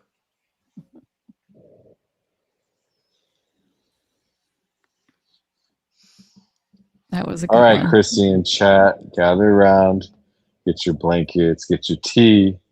This one's a long one, but I promise you, every word is true. The names are real. The numbers are real. The filings are real. Only the format is fiction. Once upon a time, in a land called Arizona, there lived a young man named Charlie. Charlie was only 18 years old when he decided he didn't need college. He had something better. He had a dream. And that dream was to build the biggest conservative youth organization America had ever seen. He called it Turning Point. Now, Charlie wasn't alone. He had a mentor, a retired marketing man named Bill Montgomery, who helped him file the paperwork and set the whole thing up as a 501c3 nonprofit. That's a special kind of kingdom in America. The people who give you gold don't have to pay taxes on it, and you don't have to tell anyone who gave it to you. It's like a magic cloak of invisibility for your money. And the money came. Oh, did the money come? In the beginning, it was small, $78,000 in 2013. But Charlie had a gift. He could talk to young people. He could fill rooms. He could make old rich people believe that he was the future of their movement. And so the treasure chest grew. 4 million, 8 million, 28 million, 55 million. And by the time this story reaches its darkest chapter, Turning Point was pulling in $85 million a year from a kingdom of $500,000, and Charlie had raised nearly $400 million in total. But here's the first lesson of our bedtime story, chat. When a kingdom grows that fast, not everyone inside the castle has clean hands. There was a man named Tyler Boyer, the chief operating officer. Tyler oversaw the daily operations of this kingdom. He also sat as chairman of a little curious company called Superfood Technologies, which built apps that tracked voters, tracked phone locations, and tracked who showed up to rallies and events. Superfeed's code wasn't written in America. It was written by developers at a company called Ncube in Kiev, Ukraine. Foreign developers in a country at war with access to the names, phone numbers, political preferences, and GPS locations of millions of young American donors that are conservatives. And nobody told the donors. There was a woman named Stacy Sheridan, the senior director of development. Stacy's job was raising money. She was, by all accounts, brilliant at smelling money. She could walk into a church, tap a grieving woman on the shoulder, and within weeks have her profiled by net worth, family wealth, and business background. Stacy also had companies, Cloverstone Ventures, Lion Rock Ventures, and GSM Strategies. And those companies received millions of dollars from Turning Point while Stacy was on the payroll. The IRS filings show it. $5.3 million to companies connected to the person responsible for bringing in that money. And the filings don't have feelings, children. They just have numbers. There was a man named Jake Hoffman who ran a company named Rally Forge, later called 110 LLC. Rally Forge paid teenagers in Arizona, some of them minors, to post thousands of pieces of Turning Point content on their personal social media accounts without ever telling anyone they were being paid to do so. Jake was later indicted in Arizona's fake elector case, and so was Tyler Boyer. Both received presidential pardons, but the state charges remained. There was a man named Justin Olson, the chief financial officer, who did not hold a CPA license, and a man named John McGovern, director of major gifts, who appeared to receive compensation through two different structures. And through it all, the Form 990 filings piled up year after year, showing over $19.6 million flowing to companies connected to insiders, not to students, not to campuses, but to the people who ran the castle. Now, let me show you about the magic fence. In our story, there exists a technology called geofencing. Imagine drawing an invisible circle around a building, a church, a school, or a stadium. Every phone that walks through the circle gets tagged. You now know who was there, when they were there, and where they went after. You can send them messages. You can track their patterns. You can build a profile of every soul who walked through your invisible circle. Charlie's mother-in-law was a woman named Lori Fronsby. Lori founded a company called E3 Technologies, amongst others, which held patents related to this very technology. Lori also sat on the board of Superfeed, right alongside Tyler Boyer. And Lori's other organization, Show Faith by Works, received $4.1 million and was connected to church geofencing operations, targeting houses of worship, drawing invisible fences around the places where people get to pray, and harvesting that data of everybody inside. And here's where the story gets complicated, because the churches weren't chosen randomly. The targeting was strategic. Turning Point had pivoted hard into faith. Turning Point faith. Charlie Kirk went full biblical mandate on Israel after October 7th. Wait. Hold on. You left out the part where he met the princess. Bro, I'm not rewriting the story. We haven't even gotten there yet. Hold on, let's see what happens. I don't know. I didn't write this shit. The donors were split into two rivers. The first river was small in number, but enormous in dollars. Jewish donors and foundations with strong pro-Israel positions. Bernard Marcus, co-founder of Home Depot, one of the largest individual supporters of pro-Israel causes in American history. Isaac Perlmutter, Israeli-born major political donor, that river accounted for roughly 15% of the dollar volume at the mega donor level. The second river was vast, evangelical Christians, 65 and older, mostly women, people who believed that supporting Israel was a biblical commandment, people who wrote $25 checks, $50 and $100 checks because their pastor told them it was God's will. That river, combined with the first, accounted for somewhere around 60 to 70% of all the money flowing into the kingdom, and the geofencing made sure they found every last one of them. But the infrastructure, children, the pipelines, and the plumbing underneath the castle, that was 90% or more aligned with a single foreign interest. Clock Tower LLC, run by Brad Parscale, pulled over $9 million and was registered under Foreign Agent Registration Act number 7649. The Israeli Ministry of Foreign Affairs sent money through the Havas Media Germany into American entities. A front company called Concert, funded by the Israeli government with $6.6 million, existed specifically to hide foreign government funding so that American organizations wouldn't have to register as foreign agents. And Pam Bondi, oh, Pam Bondi, who would later become the Attorney General of the United States, had her own FARA registration, number 6415, for lobbying on behalf of the Embassy of the State of Qatar at $115,000 per month. Now, stop here, take a breath, because this is where the fairy tale gets dark. On her very first day as Attorney General, Pam Bondi sent a memo to the entire Department of Justice that effectively gutted the Foreign Agents Registration Act, the law that Congress created in 1938 because Nazis were sending propaganda agents into America. Bondi had been a registered foreign agent for Qatar, the Dominican Republic, Zimbabwe, and Kosovo. She listed 0 conflicts of interest on her Senate Judiciary questionnaire. 0. And then she walked into the building and told every foreign government on earth that the door was open, wide open, the cops were gone, and the cameras were turned off. She also controlled the Einstein files, 8 years as Florida Attorney General, while Einstein lived in Palm Beach as a registered sex offender in her jurisdiction. She did nothing. And now she controls what she gets to release and what doesn't. And when the American people demand transparency, she talks about the Dow Jones. Now, let me tell you about the day the kingdom fell. On September 10th, 2025, Charlie Kirk stood on the stage at Utah Valley University in Orem, Utah.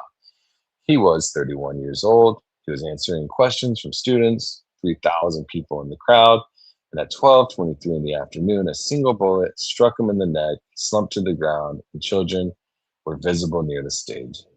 A man named Phil Lyman was there that day. Phil was a former Utah state representative, a CPA from Blanding, who had challenged Governor Spencer Cox in the Republican primary and lost. Phil had been asking Charlie for a hat for his friends moments before the shot. Candace Owens would later accuse Phil of conspiring in Charlie's murder without evidence. Governor Cox, who had been Phil's political opponent, came to his defense. Phil called Candace an antithesis of an investigator. He said her questions weren't questions, they were slanderous libel. The FBI, now led by Director Kash Patel, descended on Utah. Patel was at Ground Zero in New York for the September 11th anniversary when he made the decision to fly to Utah personally. And then things got messy. Hours after the shooting, Patel posted on social media that the subject was in custody, but he wasn't.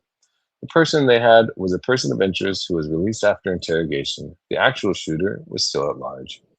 His name was Tyler Robinson, 22 years old, from Washington, Utah. He had arrived at the university in a gray Dodge Challenger at 8:29 that morning. Surveillance footage apparently tracked him through stairwells and up to a rooftop roughly 150 yards from where Charlie stood. He fired with a Mauser 30-06 rifle, then fled into a wooded area where he just ditched the weapon. For 33 hours, Tyler Robinson was a ghost, and then his own family turned on him and turned him in. His father recognized him in the photographs that Patel had ordered released against the recommendation of other law enforcement. A family member contacted authorities. Robinson initially refused to surrender, but he just changed his mind. He was booked into Utah County Jail at approximately 10 p.m. on September 11th. Kash Patel called it a record-breaking operation. Steve Bannon said he didn't see great law enforcement work. Senator Dick Durbin said Patel was so anxious to take the credit that he violated one of the basics of effective law enforcement. Shut up and let the professionals do the work. Robinson was charged with aggravated murder, and prosecutors announced their intent to seek the death penalty. President Trump supported that decision, but the questions didn't stop. Candace Owens launched a months-long campaign raising questions about whether Robinson acted alone, whether TPUSA insiders were involved, whether Israel had a hand in it. She pointed to the text messages between Robinson and his roommate, which she said sounded fake. She pointed to Charlie's own text expressing for his fear and safety. She pointed to the security arrangements and asked who contracted the team. A private security operator named Rick Cutler was confirmed present in the security van that day, but his employment status, whether he was TPUSA payrolled or not, contracted through a firm or operating independently, remains an open question. And then, 8 days after the assassination, the board of Turning Point USA held a vote, a unanimous vote. Erica Kirk, Charlie's widow, was named CEO and board chair. The organization said Charlie had expressed to multiple executives that this was what he wanted in the event of his death. Erica was 36 years old. She had no prior executive experience at the organization, but she was now in charge of a $100 million a year operation. And this is where the numbers get interesting. Before Charlie died, there existed a Wyoming LLC called GZLF 2023. The Form 990 listed it as a split dollar life insurance structure owned by the president, CEO, title, not a named individual. TPUSA had loaned this entity $350,000 for the premium. The estimated death benefit was somewhere between $20 and $50 million. And on July 9th, 2025, 2 months before the assassination, GGLF 2023 was dissolved, and then on December 3rd, 2025, at 12:05 in the morning, it was reinstated. The registered agent was Registered Agents Inc., which operates from the same address as entities seized by the FBI in connection with North Korean weapons of mass destruction funding operations. Nobody is saying that these things are connected, but the filings are saying that these things exist in the same space and on the same timeline, and the filings just don't have feelings. Erica's memorial for Charlie came 11 days after the assassination. Candace Owens noted that Vanessa Bryant waited a month for Kobe's memorial and 4 months for her first interview. Erica's first video came within 36 to 48 hours. Her memorial speech contained 3 website URLs for TPUSA. Go to tpusa.com, join chapters, sign up for America Fest. The New York Times was in her home 12 days after the assassination. She was on Zoom calls laughing and smiling 5.5 days after. Candace compared it to what a widow looks like versus what a CEO looks like. And she asked a question that nobody at TPUSA wanted to answer. Who is Erica Kirk doing all of this for? Meanwhile, Stacey Sheridan was running the donor playbook. Profile the net worth, identify the family wealth, place them in the 3rd row at the memorial, have the priest make contact, tap the shoulder at mass, deliver a relic, visit the father in Chicago, extend the Mar-a-Lago invitation, then switch the messaging to Zionist content and close with persisting donation requests via text. One woman went through the entire funnel and ghosted them after she realized what was happening. And then just this week, Blake Neff, a producer on the Charlie Kirk Show, the same Blake Neff who resigned from Tucker Carlson's show in 2020 after making racist posts and how they were exposed on his show, Tucker Carlson's show, said something on air that stopped people cold. He said that Erica told him Charlie wouldn't come back if he had the choice. Wouldn't come back. If he had the choice, you don't say that about a dead person. You say Charlie would have wanted it this way. You don't describe a dead man making an active decision in the conditional present tense. That is how you describe someone who is alive. And as of today, 6 months after the assassination, Charlie Kirk is still listed as a sitting board member of the Turning Point USA Board of Directors on the public governance page, not as a memorial, not as a founder emeritus, as a board member alongside Erica Kirk, David Englehart, Doug DeGroot, Mike Miller, and Tom Sedeka. The federal government already removed Charlie from the Air Force Academy Board of Visitors and replaced him with Erica Kirk. The government acknowledged the vacancy, but TPUSA, the organization he built, the one his widow now runs as both CEO and chair, still has him on the board and on their team staff website as founder. Sheldon Adelson was replaced in 15 days, Steve Jobs in 41, Charlie Kirk at 185 and counting. That is the longest documented retention of a deceased founder on an active governance page of any nonprofit organization in modern American history. And we won't know the full truth until 2027, because Charlie Kirk was alive from January through September 10th, 2025. He will legitimately appear on the fiscal year 2025 Form 990 filed in 26. He served part of that year, but the fiscal year 2026 Form 990, which will be filed in 2027, covers a full fiscal year in which Charlie Kirk was not alive for a single day. If his name appears as a current board member on that filing, we have a problem that goes way beyond a website that forgot to update.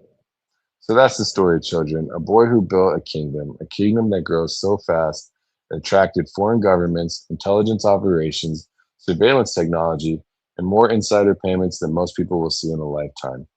A kingdom where churches were geofenced and grief was monetized, and a registered foreign agent became the attorney general and gutted the very law designed to protect you from all of it. A kingdom where the FBI director flew to Utah to take credit for a 33-hour manhunt that was really just a father recognizing his son on television, or so they say. A kingdom where a widow became CEO in 8 days, and a dead man still sits on the board 6 months later. The receipts don't have a religion, they don't have feelings, and they don't pick sides. They just sit there in the filings waiting for someone to read them. Sweet dreams, and remember, the war is the product, everything else was the assembly line. Good night, Christy. Good night, chat. The filings will be there again in the morning.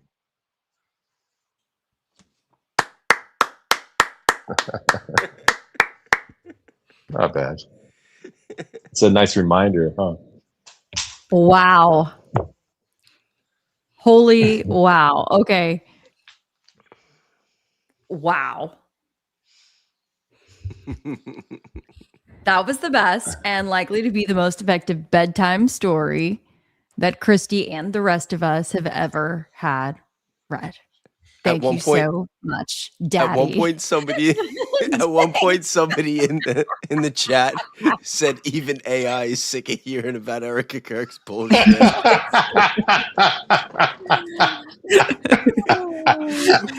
when I got in, it said you forgot to talk about the princess. No shit, huh? I did mention Erica Kirk. I don't think I mentioned her hardly at all. Wow. Yeah, the story's crazy, man. I mean, that's not even all of it either. You know, it's just, it's like when you have it like that, it's like, wow. Especially the end, you know, it's just like, that was a good story.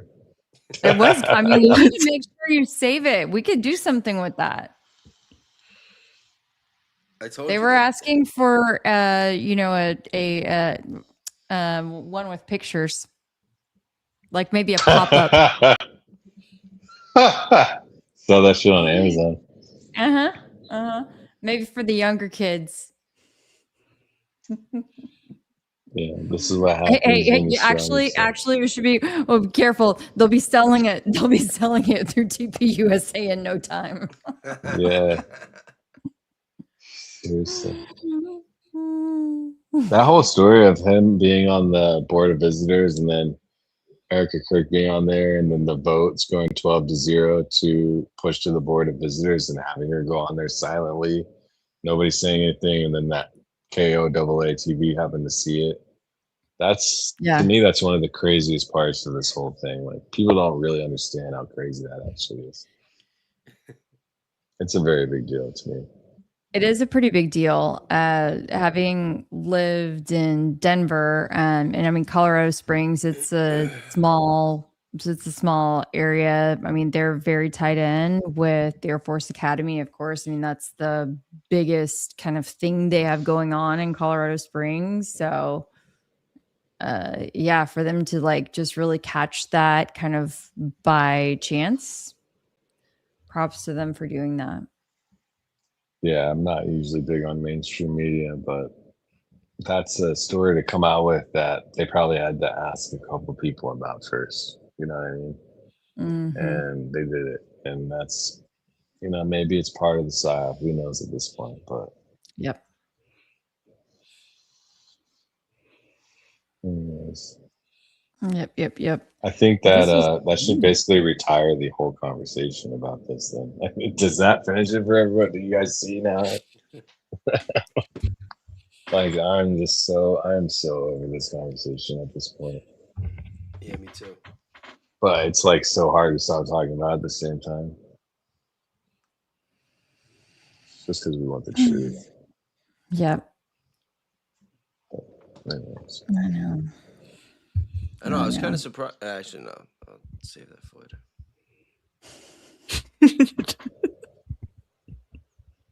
Self-censored. Yeah. Yep. Well, I'm working on there it. were a lot of people really appreciated all of the commentary this evening. That was fun. Yep. Welcome to the team, American Discourse. Well, thank you guys for having me. It was super fun. Welcome. She's like, oh, this is what I signed up for. No, I loved it. It was so fun. I know Rogue had fun too. Yeah, that's dope. It's good to see Yep. you guys. Girls. Absolutely. The chats look were who funny came to say tonight. hi. Hi, Momos. What are you doing? Yeah, today? we Did you- get some good chats. How cute. Oh, no, Hi. Oh, yes. What?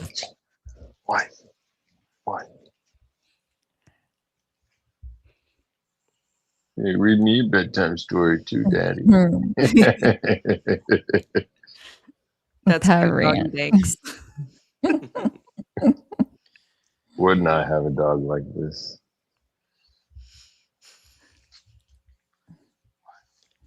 Oh, That's awesome. Hope you 0.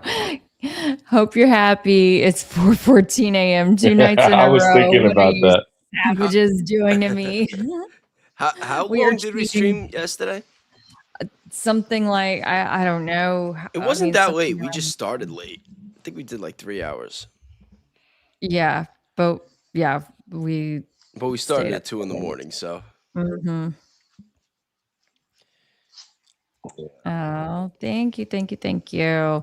Well, we hope that you subscribed to all of us, and let's see. Oh my God, 100 Dalmatians opening credits with matching dogs.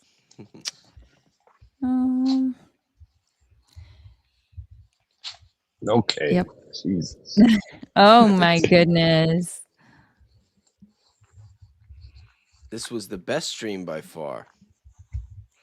Super fun. Super 0 talking fun. about Omegle. Chill. Oh my gosh. Yeah, no, these Saturday nights have been good. What if we had my dog do Omegle just sitting there on the camera? Get a room.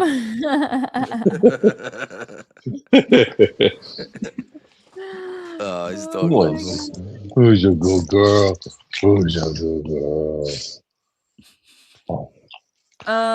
Okay, do y'all have any gas left in the tank to do that? I No, mean, I gotta I'm wake up, yeah. toast. I'm toast. I'm sorry, you guys. I guess next I week. wasn't even really. I promise next week we will. Yeah, it was because the thing with Jordan took a while, and then we had American Discourse and Rogue Dissidents coming on after, and then it just kind of changed. But we're working on a structure for the show. Mm-hmm. We were talking about it today, doing like an opening, for some period of time, and then having a guest if we have anybody lined up, and then doing something, and then bringing people on after that. But yeah, asking to come up at the 6 hour and a quarter mark. Yeah. That's what happened the last time. Yeah, and then the 30-minute bedtime story. I mean, look, you Yes. guys, I do think that may be like, a trend, right? So we know Oh, that the God. first time worked really well when you guys read the Tyler and Lance texts. Okay, that was a hit. Now we had a bedtime story, so I think we might be onto something. uh, oh man. Okay. I mean, look, Lemon for sure. I mean, I think, I mean, there's a really good chance that we'll be streaming together at some point this week. And yeah, we'll figure something out. He's got some info he's probably wanting to share. Yep. I Yep. think she.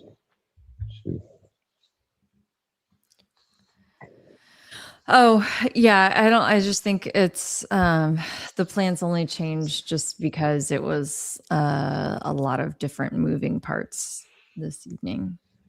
So Yeah, and Jordan. This is was a on for quite while. dictatorship. Yeah, remember what I said. It's a fucking dictatorship around here. All right, guys. Have a good night. All Appreciate right, have it. a good one, buddy. Bye, y'all. All right. See you bye. next time. See Good you. night. Good to see you Love guys. you guys. Guys, remember. Oh, you guys staying or we all going? Well, go ahead. Go ahead. Wrap it up. I was gonna do the wrap up. All right, guys, remember, be kind, be grateful, do something nice for somebody, and pray. And we will see you soon. Have a good night. Good night.